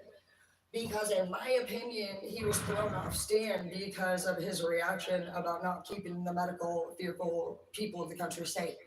It proved that the country could be manipulated by a medical rumor. The same 70% that voted for Trump actually threw him off the vote and then actually celebrated themselves because they think that they did something great. No, you just were a moron and you voted for somebody that clearly you think you made a mistake and then you didn't even hold yourself accountable for that. You just blamed Trump.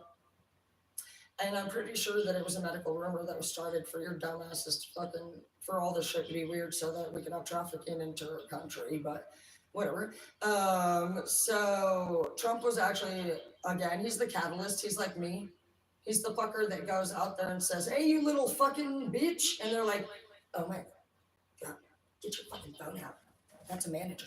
They can't talk. They cannot call us a bitch, even if we're a bitch. And then he gets in trouble. That's what happens to me. They're like, we're going to need to see you in the office, Tara. So would you like to look at that? Tara has been pranking the salon under the name George Boink, making false appointments, asking for a chest wax.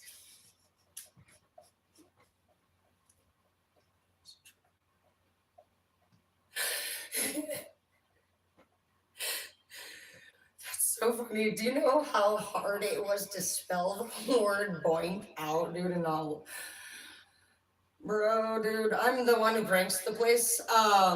Carol, you remember that one, don't you?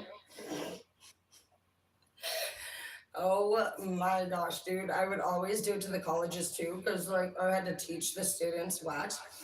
And literally, dude, I would do it to the straight guys. They didn't obviously want to wax any man's chest. So a guy who's not gay would not want to do a man named George Boink and wax his fucking chest. And I cannot even tell you how fucking hilarious.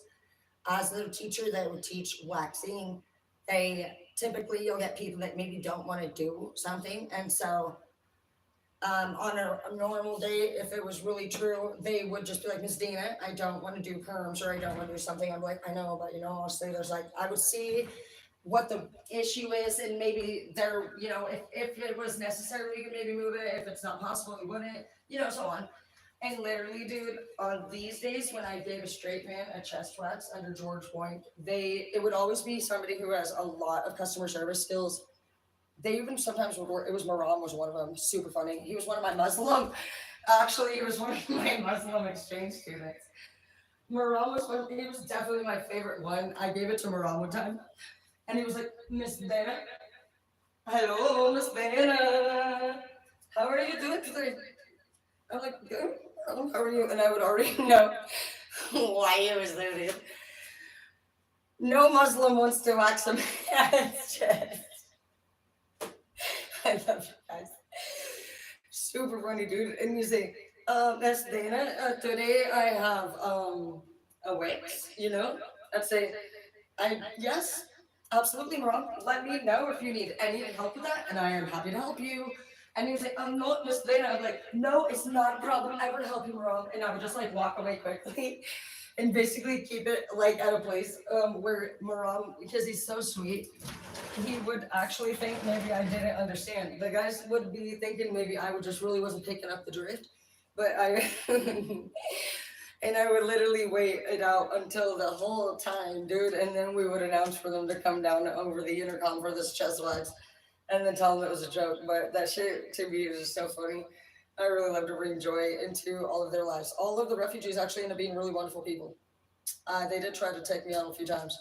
Some of them, they were funny. They're, Dana, you would die for doing this stuff in my country. But they were so sweet, and I ended up being close to all of them. And they, everybody was really grateful when they got down here, and they all graduated and had to learn everything over here. And I remember when the men started coming in. I had Hussein and Maram, you guys my first ones. They were so amazing. Hussein's so talented. He can do the best designs I've ever seen in hair, and he's just so incredibly talented. And they were so happy, and they're so fashionable and fun and amazing and sweet and kind. And Marab would walk by finally comes in. This later, I can treat you better than he can. I was like, get away, dude. Like, actually, Rob was really sweetheart, but I actually obviously never dated a student. Sometimes you guys are really cute. But I want to say that all of you guys did a really good job coming in here. And you know what else happened that I really remember seeing? When the women started to come down. Because in other countries, women are expected to act a certain way. And that's when I realized all of us were Disney fucking divas who disrespect our men. And other women in other countries are expected to act obedient. I didn't even realize how disrespectful females were in our country. It was such an eye opener to see how many rights we have that other people don't. I know some, they tell me how sometimes when they walk down the streets over there in their countries, you guys, the guns will just start going off, and everybody starts running, and they're grateful to be here. They're grateful to be alive, and they talk about their families, to being murdered, in the wars that are going on over there, and it's really sad. So I'm actually grateful to have all of you guys in our country, and I don't think this is a country at all. This is a world. And at one point, it was obvious here that somebody got wild hair up their ass and took over the whole lands, and they actually mutilated people to do so. We can see here that based off of the laws and the structure and the way that you guys are not dealing with things even currently, and the way that you guys would make us, this is a mandatory expectation from all of the citizens, but you do none of these things as our leader. And I'm very concerned because the big problem here is that we got trafficking going on, and honestly, your guys' people didn't even think it was a problem, and it was our big sister cousin who reported you guys so many times that it wasn't until we were born and made a difference. And somebody made the law that you couldn't sell child porn in 83. That's a problem for me, that your guys' mind didn't ever see that the main problem here. Why are you guys getting accused of doing something that is roots of your history? God, honestly, if you would be God and you gave us an earth, whoever you were in the first place that took over and did all the things to even get, the first person that even said this is my land was the development of that. We need to find out who the first fucking dude was that even influenced the men to want to uphold a manly standard. That guy was abusive. He clearly was. Women and children from the rooted age were there to serve that man, and it was the man's duty to take care of his family. And it's very clear that it says they were given land. If they didn't have so much money, they didn't have it look a certain way, if the woman wasn't obedient, if the children acted out of alignment, and also if there was more work that needed to be done on the property, what they did was birth another child to work for them. Slavery was real. That was what whoever the main person was. Like, it's crazy. And that's where people have went and stood up against things. I feel like it really was the girls who went through sexual abuse, honestly, as I look through all this. I see the people that fear the flower children and rock and roll, but I don't feel like necessarily the flower children are, the hippies don't seem to be the ones who dealt with the sexual abuse, but they could have been the ones that honestly gave those people their first sense of fucking happiness just from like being a friend to them. The flower children and the It movie and the sexual abuse come together for me right there. We know Dr. Dre. Shut up and go down. We know Dr. Dre literally and all them came out with their fucking shit. I think they were the dudes that just wanted shit. Like, they have their thing. Dr. Dre and their history to me is a big deal because it shows in entertainment never to fucking choose quantity over quality. I don't know what went on between them, but for me, I've always just used Easy E as an example. That's why I've never signed with anybody yet.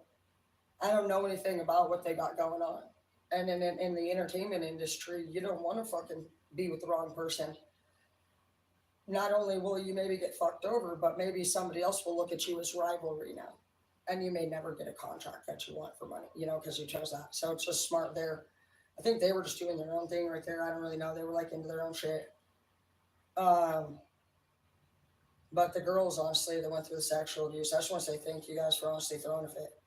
You guys have never been acknowledged. You guys, a lot of you are still struggling with meth addictions and shit where you live in campers and you're actually told you're a piece of shit and you're still with very abusive men. This could be both genders for some of you guys, but I want, I just was researching all this over the last few months and I was like, damn, this is deep.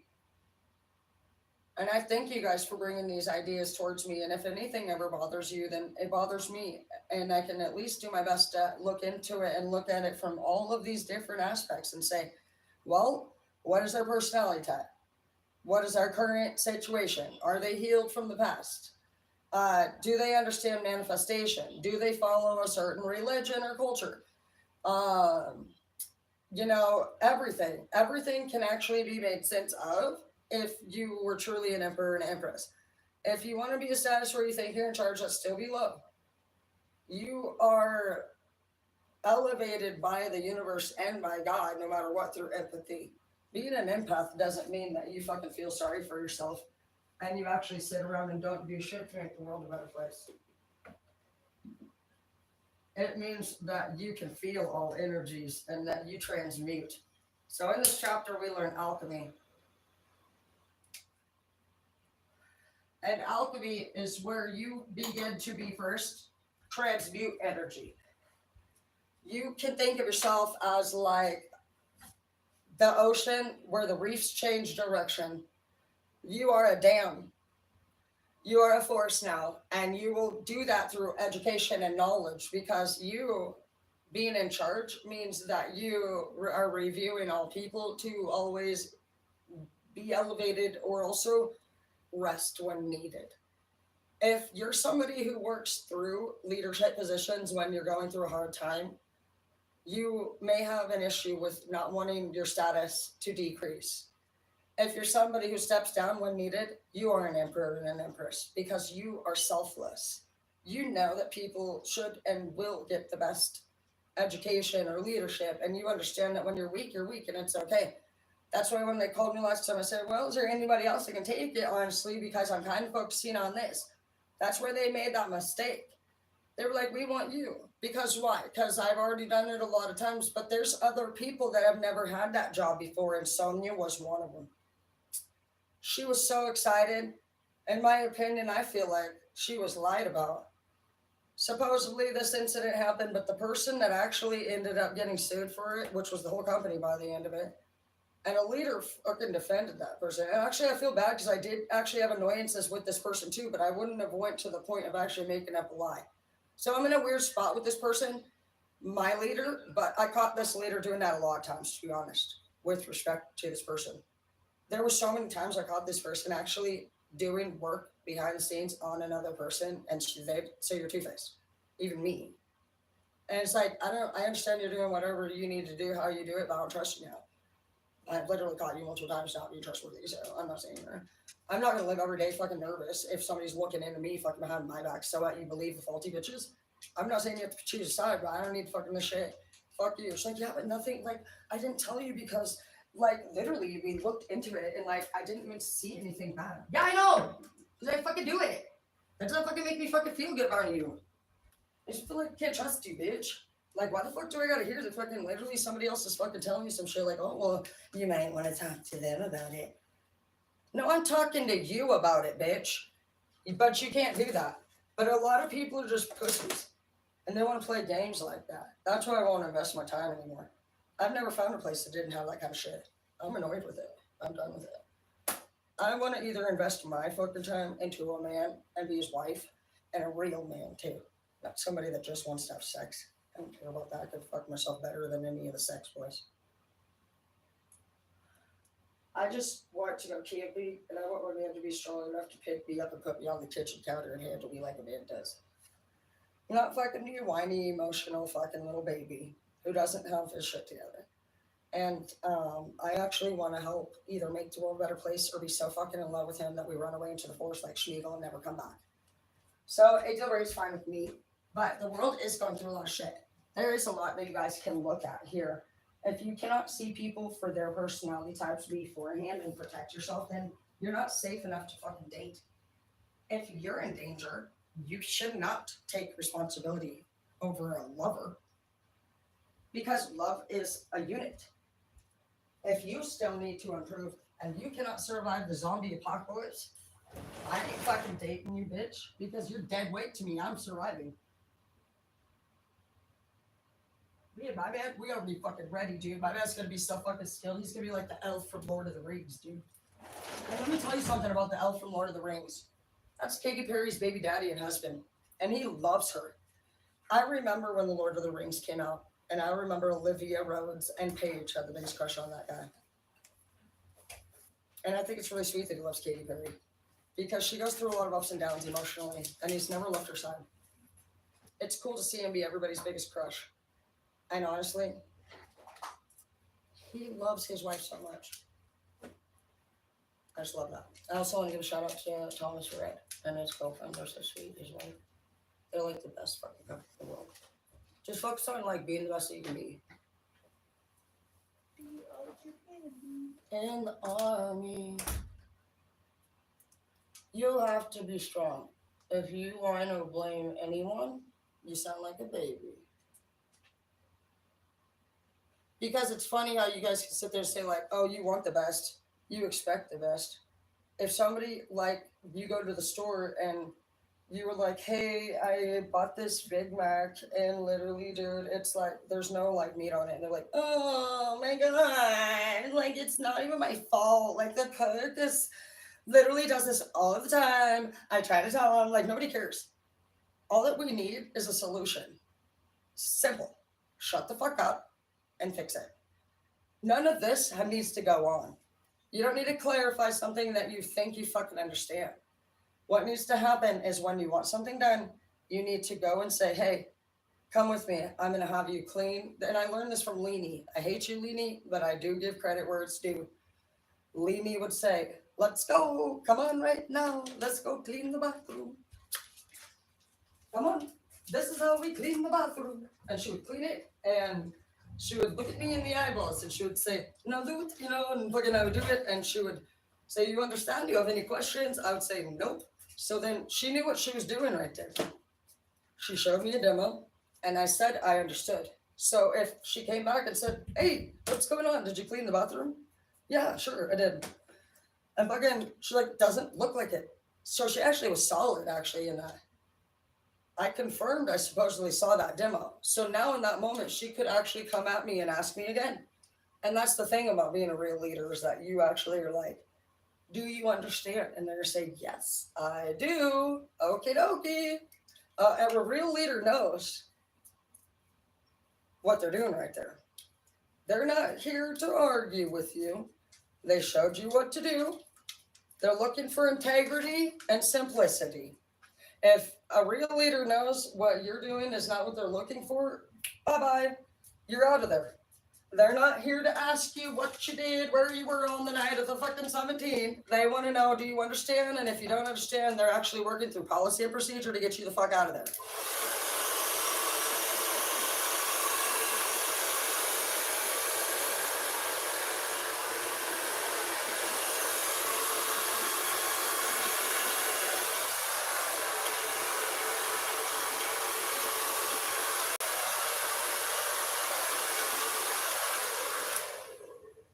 So that's where everybody's getting categorized. Nobody gets left behind. You're not a real emperor and empress if you leave people behind.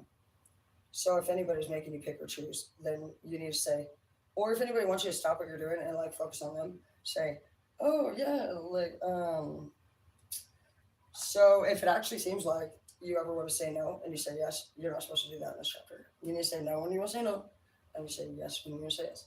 And then if when they ask you to do something, if you're somebody who's been being puppeted around and taken advantage of, you might say, when you're trying to like decipher like when you should or shouldn't do it, you might say like, oh, like, well, what's going on? Taking it slower, because usually it's pretty freaky at first to say no, because you're always saying yes, and you're not ever saying no because you can't do it. You're saying no because your heart's getting broken and chipped away slowly. So you're like, fuck, dude. I mean, even though I can make up for it, I started to worry about like what's gonna happen when I do find my true man, like my real lover, and what would happen if I stay with these people and what if my real lover's like out there in the open and I miss him?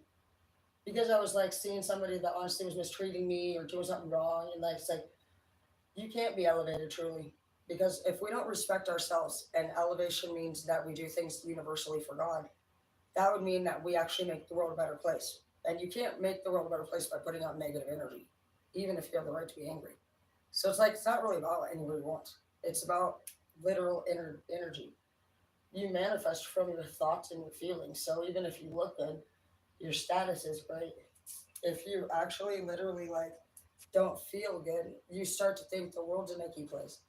And it's really not. A lot of people don't know what we go through. If you get to work in customer service, I'm sure you've seen that everybody's different. And that sometimes you actually get around so many wonderful people. That's where we do step our game up. Why would you go on a date worrying about looking your best and being the best if you didn't know the people were better than what you feel like? So why do we sit there and actually believe that that's what the world is all of a sudden when we relax into our own skin? Why would you worry about what people think about you if you really thought that way? So you're not thinking that way. That's what you do at the end of the day to just get by with the fact that maybe we have the wrong recipe. And when you manifest through your feelings and your thoughts, that's a big difference. You're like, oh shit. You're like, I didn't know that. And they're like, yeah, so how do you feel? And you're like, shit. I cry a lot and I have a headache and I don't trust you, I say. I think my job's shit. I think people are lying at work. They're like, mm-hmm. And they're like, how's your relationship going? You're like, I haven't had one since, and you say a person, which is a person that you probably got traumatized in and stopped loving. So that would be where you need to return to. You have to think, they'll say, how's your relationship with your family? And you're like, mm. So everything, all that we got to go back to. And really dissect. And that takes vulnerability. And it takes just time. For me, it's been 4 years since I started this journey. I didn't really know I was going to do that. I just knew that I was talking to somebody in the same room. It was Edward. That's when I learned about my first covert narcissist. I was like, what is going on, dude? I was like, let's talk about it. I would like try to talk about it a million ways, and like he actually just didn't. And I was like, what is happening, dude? And I realized he actually wasn't trying to. And I was used to somebody screaming all the time, so I actually had never seen that. He would say, can you just please stop? I'm trying to be a better person or whatever. And so he would make me feel like I was actually obnoxious or like annoying him, or that it was like disruptive to his peace. I found out that all the times that he was on his phone, he was actually cheating online. And I also found out like he wouldn't go on any of the vacations and shit. He would say, no, I just want to work. And so like, well, I asked your boss, because like he would tell his whole boss and everybody that I was a piece of shit, that I was using him. Like he basically like spread so many lies about me. And actually everyone was living here for free. And literally I was even kind enough. I like brought him so much brand new shit, even when he was in treatment, and I visited him all the time in jail as usual, put money on his books, everything. He was actually the one doing all the shit that he was saying, and literally said that all his nasty shit and told his family, and his family was even dumb. They even came over here and were talking shit upstairs in the kitchen, and literally started to say, oh, Edward, she only wants you for the money. Okay, you're all three literally in my fucking house, using my Airbnb rooms for free. I didn't even charge you $1. And the only thing that you cooked for me was disgusting ass pig feet pozole. We don't eat pig feet in my fucking kitchen. Anyway, I've ate pig feet, or I've never ate pig feet. I've ate pozole. Daisy's mom, Nuna's mom, she made bomb ass food. I like pozole. I don't eat fucking pig feet, bro. But anyways, annoying. I want my virgin berry necklace back too. But yeah, just know that you're amazing. And whatever you choose to do, all those things have to get done. And as you work through those things, you will meet different people. You'll be in a different place. The reason why you haven't met your lover, babe, is because it's not about physical. It's about internal. Once you're doing your work, your shadow work on the inside, you will be minding your own business, and that's when authenticity and synchronicity occurs. And that's when you are looking beautiful from across the room to somebody that's not paying attention. And you meet them because you're the same.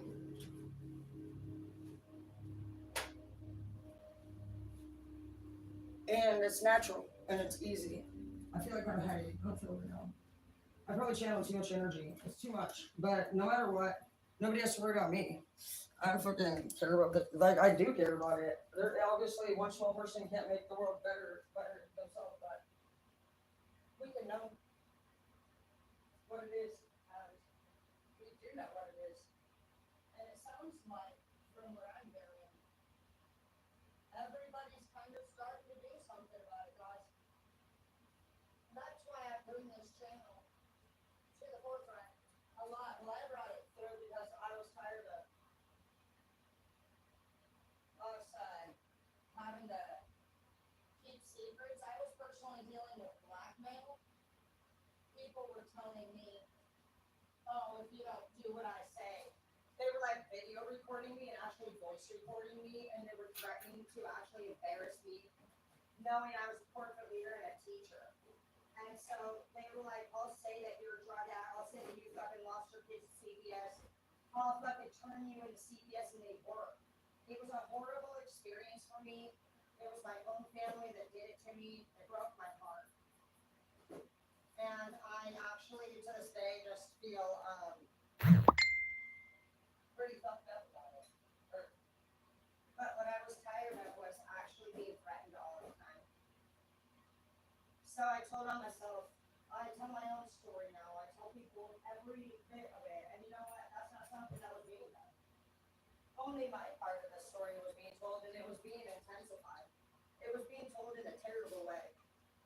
And I wasn't okay with that. I don't mind if people want to help me become a better person, but for now on, if anybody wants to bring me up, they're going to tell the whole story. And that's what you should feel like too. And you should never fear your story. And if I can go through what I've gone through, then and be brave and tell that you, then you can at least use my channel as something that to turn to. I did overcome all of my past. I was able to get the CPS case closed. I was able to get my charges.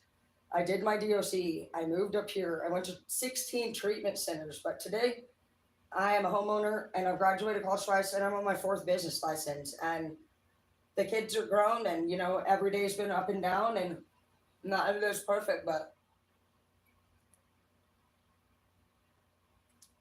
you know, the story's out there. And I realized at the end of the day, I did more than they wanted me to do, and they never did say anything nice. And at the end of it, too, every person that they turned into the police, they went back and used something for, whether they got future drugs from them or they covered for a criminal that did worse crimes. They dated people that wouldn't have passed criminal records back, like if it was me. They turned my boyfriends into the cops all the time and made sure to run background checks and make sure I was doing everything perfect. But they actually dated several people that wouldn't have passed a background check. They also went against each other. Everybody that went against me with the main person actually they went against it too.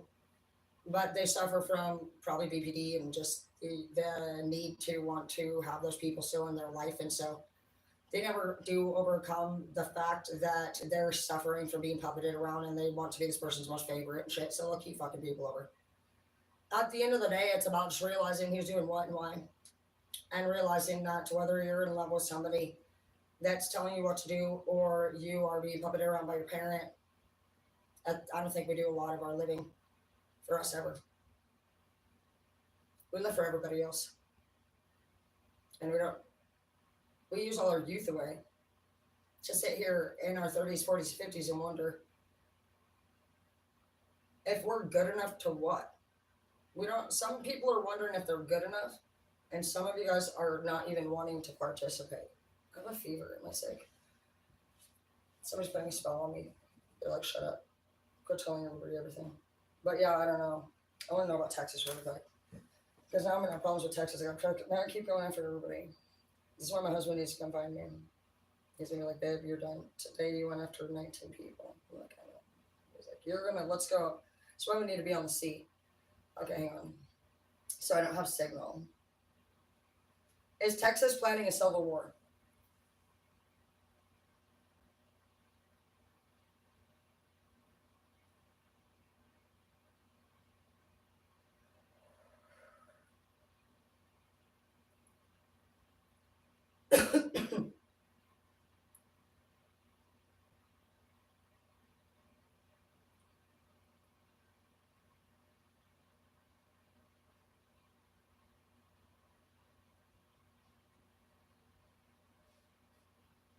I'm sorry. I'm laughing. If I laugh, it's got to be true. The feds are calling for a civil war, but not necessarily. I always wanted to be a criminal defense attorney, so I actually defend their honors every time. The feds are, so is that the government? Because I got 3 FBI officials there, my clients, and they're actually really adorable. They follow the law for the most part. I mean, the ones that are doing their job at least by the computer. Everybody, the one thing you guys need to know about any city official is that they obviously chose the job for the most part for the purpose of doing the policy and the procedure the right way. Obviously, we know about the ones that do faulty shit, but if you're somebody who's faulty, the best way to deal with those ones would be like Macaulay Culkin shit. For example, like if you were dealing with a faulty cop, you might do something like I'm laughing. I would I don't want to tell you, but I would you'd want anybody that I do anything to, like if they piss me off, it's more like Home Alone shit, like Macaulay Culkin. You would switch like their shampoo out with like a Nair, things like that, and they would or a hair color, One time I put a lot of like laundry detergent in the back of a toilet, so when they were flushing it, I was hoping a lot of bubbles would go down. You might put some beams in the ceiling, that way if things are, daggers from the ground, things like that. So when they're walking through your property, they're like, ow, ow, ow, and then it's like an ice and they fall on marbles and hit their head on some cat shit. You know what I mean? Like I'm more like Home Alone-y, because if you actually connect with the energy of somebody who's doing that kind of stuff, it can really bring you down. So I'm just careful with it. I try to be more funny and stay away from it. You pretty much are not going to like change their mind. You're going to either just like have a shits and giggles, laugh about it. But it sounds like to me a lot more people are evil than happy. So you'll want to pick your battles, like my dad said. If it's really not that big of a deal to you, I would just like enjoy your moment and get the fuck out of the environment. The environment is going to be always usually money motivated and ran. People care about money. They don't care about you. All you need to know is that if somebody agrees with the bad person, that's just the personalities that they are. So yeah, Texas, but John Alstein, that's their pastor. He sounds the same every time.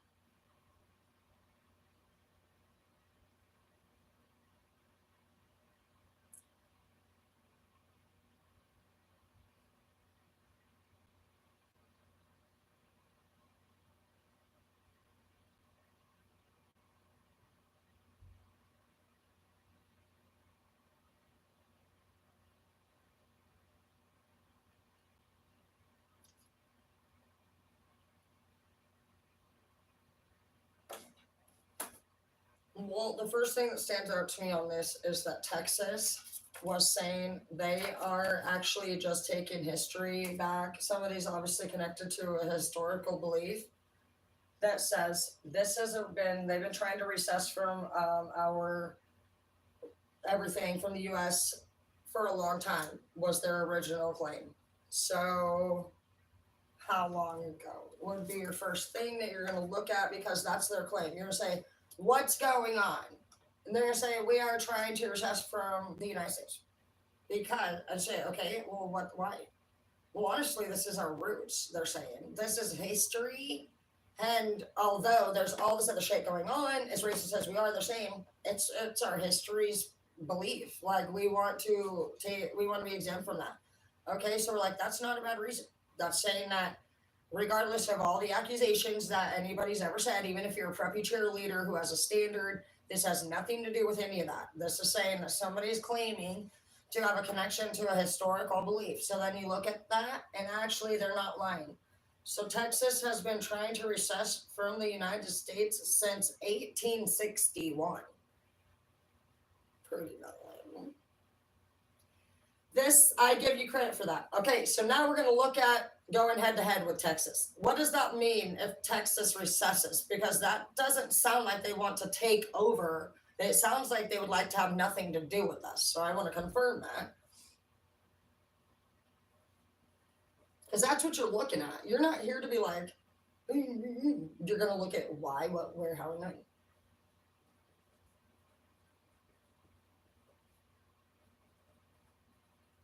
I'm kind of a history nerd. So from 1861. Yeah. My son likes history too. He's like, well, I'm thinking about maybe being a history teacher. He's like, whoa, today we learned. He's really smart. He did the journeyman thing. He's such a good kid. Except for when they pissed me. But so yeah, that's valid. I'll give you credit, Texas. All right, so you have my word that we will not say you're trying to take over Washington. Good thing on that, huh? Because everyone knows. All right, so now what happens here? So let's see. What would happen to the United States if Texas were to recess? It's secede. Sorry, I'm just learning these words. I need to fix that then. I can't teach you the wrong thing. Recess. That's funny. Recess. I would say that. Huh? Wait, I don't like dirty cards. God's like, so you're going to kill a tree?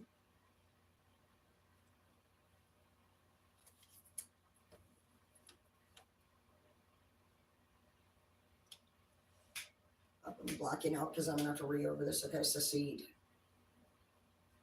Secede. That's our new word. I would like to secede from this relationship, Johnny. It's not working for me anymore. Like, Johnny's like, what does that mean, Nancy? Well, it means they would be able to survive as an independent nation.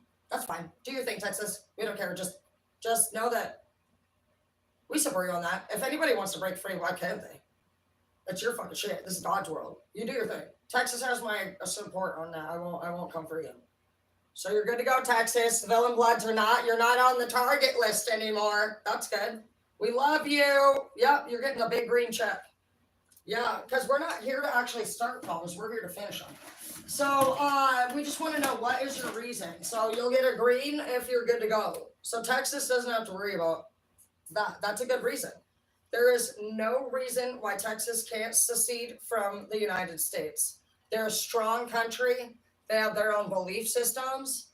They're not trying to bring anybody else into it. They have the absolute right to be embarrassed and disgusted with being a part of this group.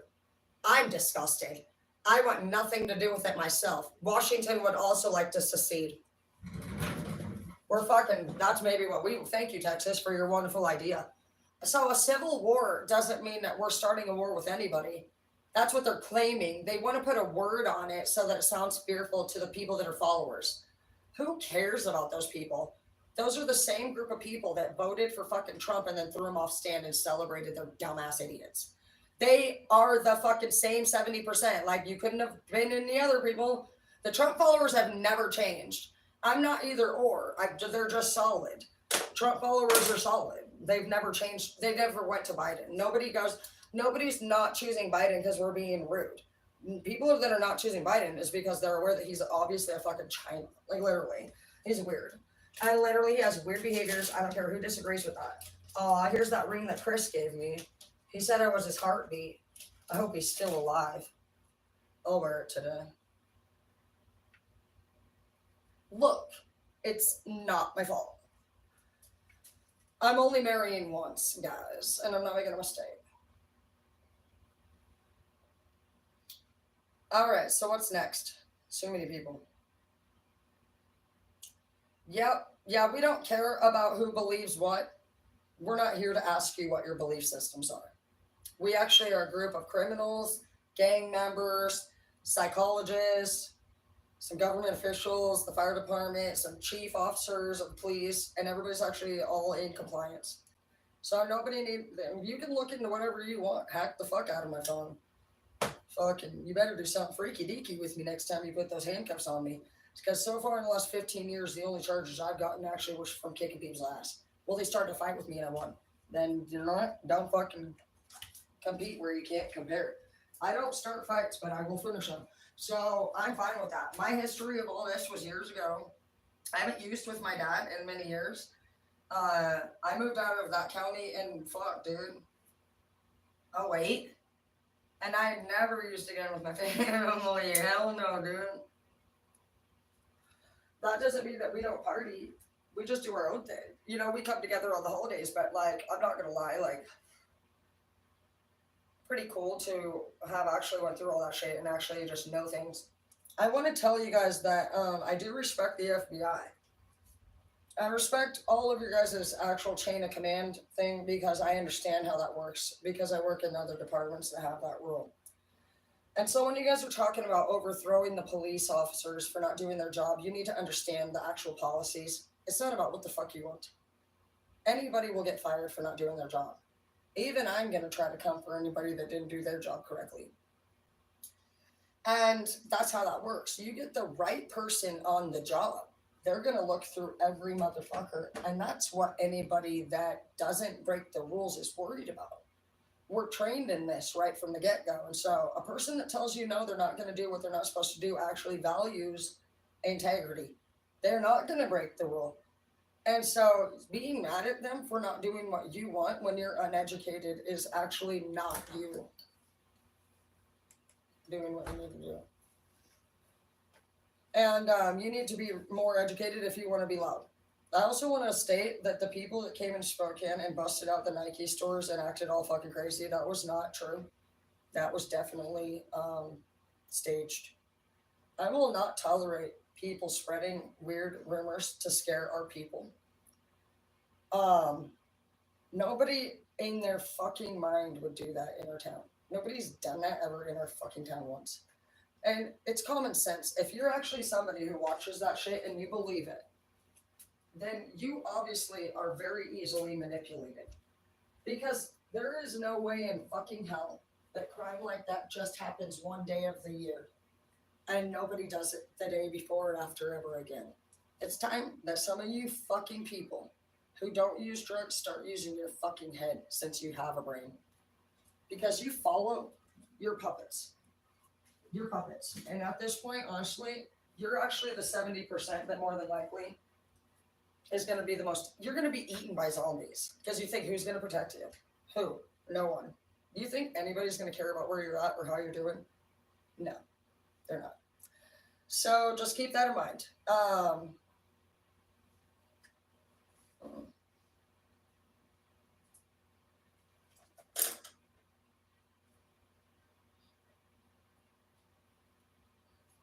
Says, oh, how I love you. Yep. Yeah, there's a lot of ways that people can do their job correctly. So if you were just somebody that works in these departments and you needed a little encouragement, just know that available is used for anybody that's looking into things. At least by policy and procedure, because I've had to go through the hoops. A lot of us do. We get fucking arrested. We get thrown in jail for fucking violations every 30 days, fucking breaking the law. We had to go to jail for fucking doing weird shit. No, you're gonna do your time too, bitch. It's not about revenge. It's literally about trafficking being the number one way to make money. And people are saying their kids are being kidnapped. You guys have done a lot of things and we've let you get away with it. But when people are reporting things and they're saying, my children's missing and I wanted them home for Christmas, and you're saying, we can't do anything. The FBI, when I talked to them, they said, the problem is that there's a big dog. There's a big dog, and we already know how crime organization and target works. They have to be smart. They go by priority based off of probably a larger number. You know, obviously you're going to want to go through the source. I respect that. They seem innocent. They're doing everything that I can see, right? I follow the FBI just, I think I track when they do busts and where. They seem pretty consistent. every 2 weeks or so. They're in different states. But basically, if you don't know, all the traffickers are in the country and they're right next door. The FBI can only move at a pace that I believe they know what is best. And like we mentioned, if the FBI has any case, no one below them can do anything. They are not authorized.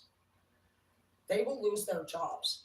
So while you guys want to make these uneducated complaints and be disrespectful, you need to know what you're talking about at least. Working on your anger, when you work on your information and your delivery. How's it going in there? Good? Yeah, we just got others figured out. Out here. When you work on your information and your delivery, that's where you work on coming from a place of peace and love. That's where you go from a king and a queen to an emperor and empress, because you have empathy. And you usually get that position because you've went through both sides of a situation. You might have been somebody who was in a gang and changed your life, and you can see the benefits from it. And so now you would like to return to the gangs and help them. You're an addict who's in recovery, and you see another person struggling. That's what an emperor and an empress's duties are. It's to look over all the kingdoms, so that when you see them at war like this with each other, you can be the mediator. You need somebody sometimes to say, guys, what's going on? Did you go through something too? It's saying, Putin, what is up? Are you okay? Like, you look kind of mad. You've been like threatening us 35 times. Is everything okay? What if nobody's asking that? They're just like, oh, you're some piece of shit. And maybe they are, but it doesn't matter. We need to figure this out. When we're reading in articles, literally, I'm reading this on the internet. How could somebody write an article about people's children's getting shredded to pieces by rabid dogs? And nobody actually is over there helping those moms or anybody. That's crazy. At what point does our world do God's work, not the government's? We only have 16% natural water resources, and we have NASA trying to make aircraft that's doing trial. Look at how many times their new thing has exploded. And they're still trying to figure out one that can make it past that certain distance before the gravity takes over and blows it up. Cool. So that's what we spend our money on. What happened to the rule of clean up your mess before you go do something else? Do you know how disrespected the universe or God would feel, truly, by knowing that we're all working like slaves for the government so that they can put our money towards NASA or whatever the fuck? And I don't mind anybody. I'm asking you. I get these things brought to me, and I don't think it's cool at all to see somebody putting money in. It's not the smartest man in the world to me that he's going to take technology farther than any other person in the world. Oh, really? I don't think so. Because I don't know much about the actual breakdown of sciences, but what I can tell you is that when I do a vision of what happens, it's going to be the heat coming in that people, if you ever did make it to the other planet, which I don't see you doing, you're not bigger than the universe. The universe is blowing you up, bitch, because you're not supposed to be there.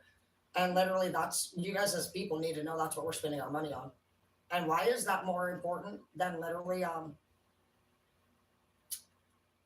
the people in other countries that are like riding in like there's rescue ships. If you guys look at the rescue ships out on the Mediterranean Sea, there are so many people from other countries that are even just trying to get over to the next island for food. They will risk their lives. Look up the fucking rescue ships over on the Mediterranean Sea. These people are nonprofit volunteers. They literally go out on the waters to save the lives of all these other people that are just trying to make it to the next island over.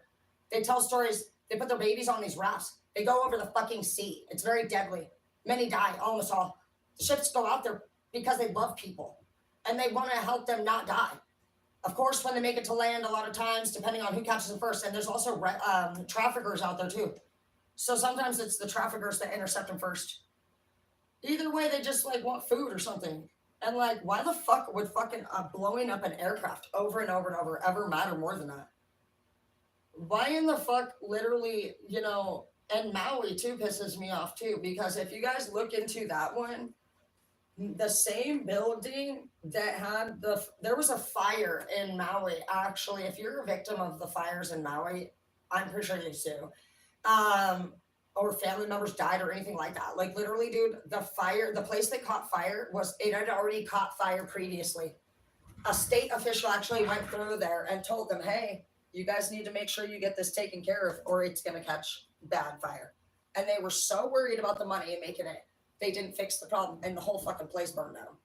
So just keep that in mind that a lot of times you're not listening to the right person and you do have rights. And they're lying to you. You're not fit to run. You're lying and you're all about money and ridiculousness, literally, because honestly, who really would be in charge at this point? Who? Tell me. You believe people that fucking buy fucking computer equipment that let people come in and blow up our towers? You fucking believe that they can make decisions fucking off Biden because he's fucking healthy at 81 and he's fucking awesome and ready to go? You believe that? You believe the group of people that fucking sit there and vote in fucking person and then they throw them off stand and then they celebrate their fucking self? Literally, dude. Fucking stupid. And literally, dude, now fucking they want to say the fucking ISIS come in and how many murders did they do? They were an organized gang. Theirs. They lied and say the fucking people came down here and did our Nike store. No, they did not. So did Nike, were you have something to do with that? Seriously, Nike, what's up with that? Nike. Oh, I don't even know, man. Did you? Why would you have let them do that and not sue? Why didn't you look into that, Nike? I don't even know, man. Nobody's ever done that in our town and never would.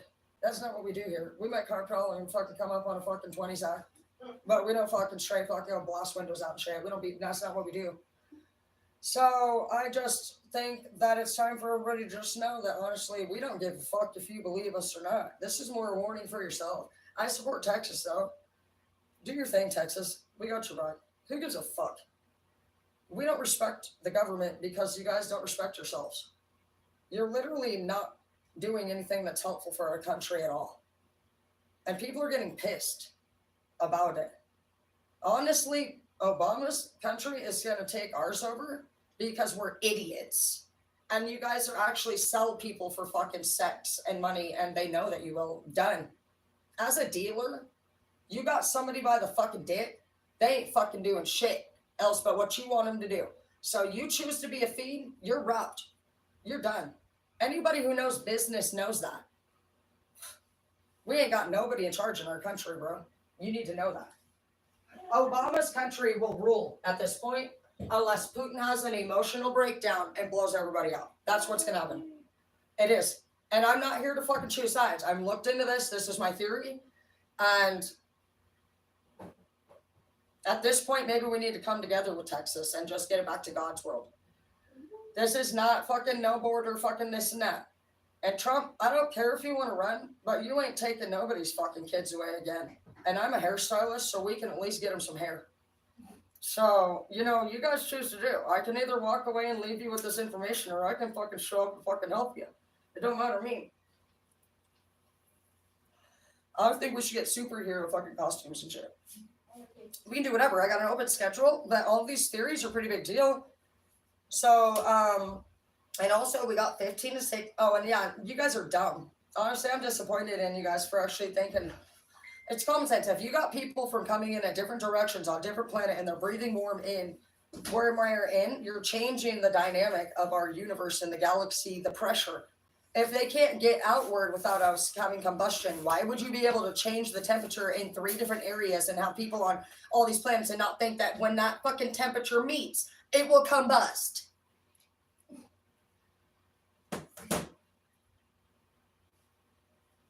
Anyways, so I'm going to hang out with Brandy for a little bit. Thank you for watching The Tarot Show.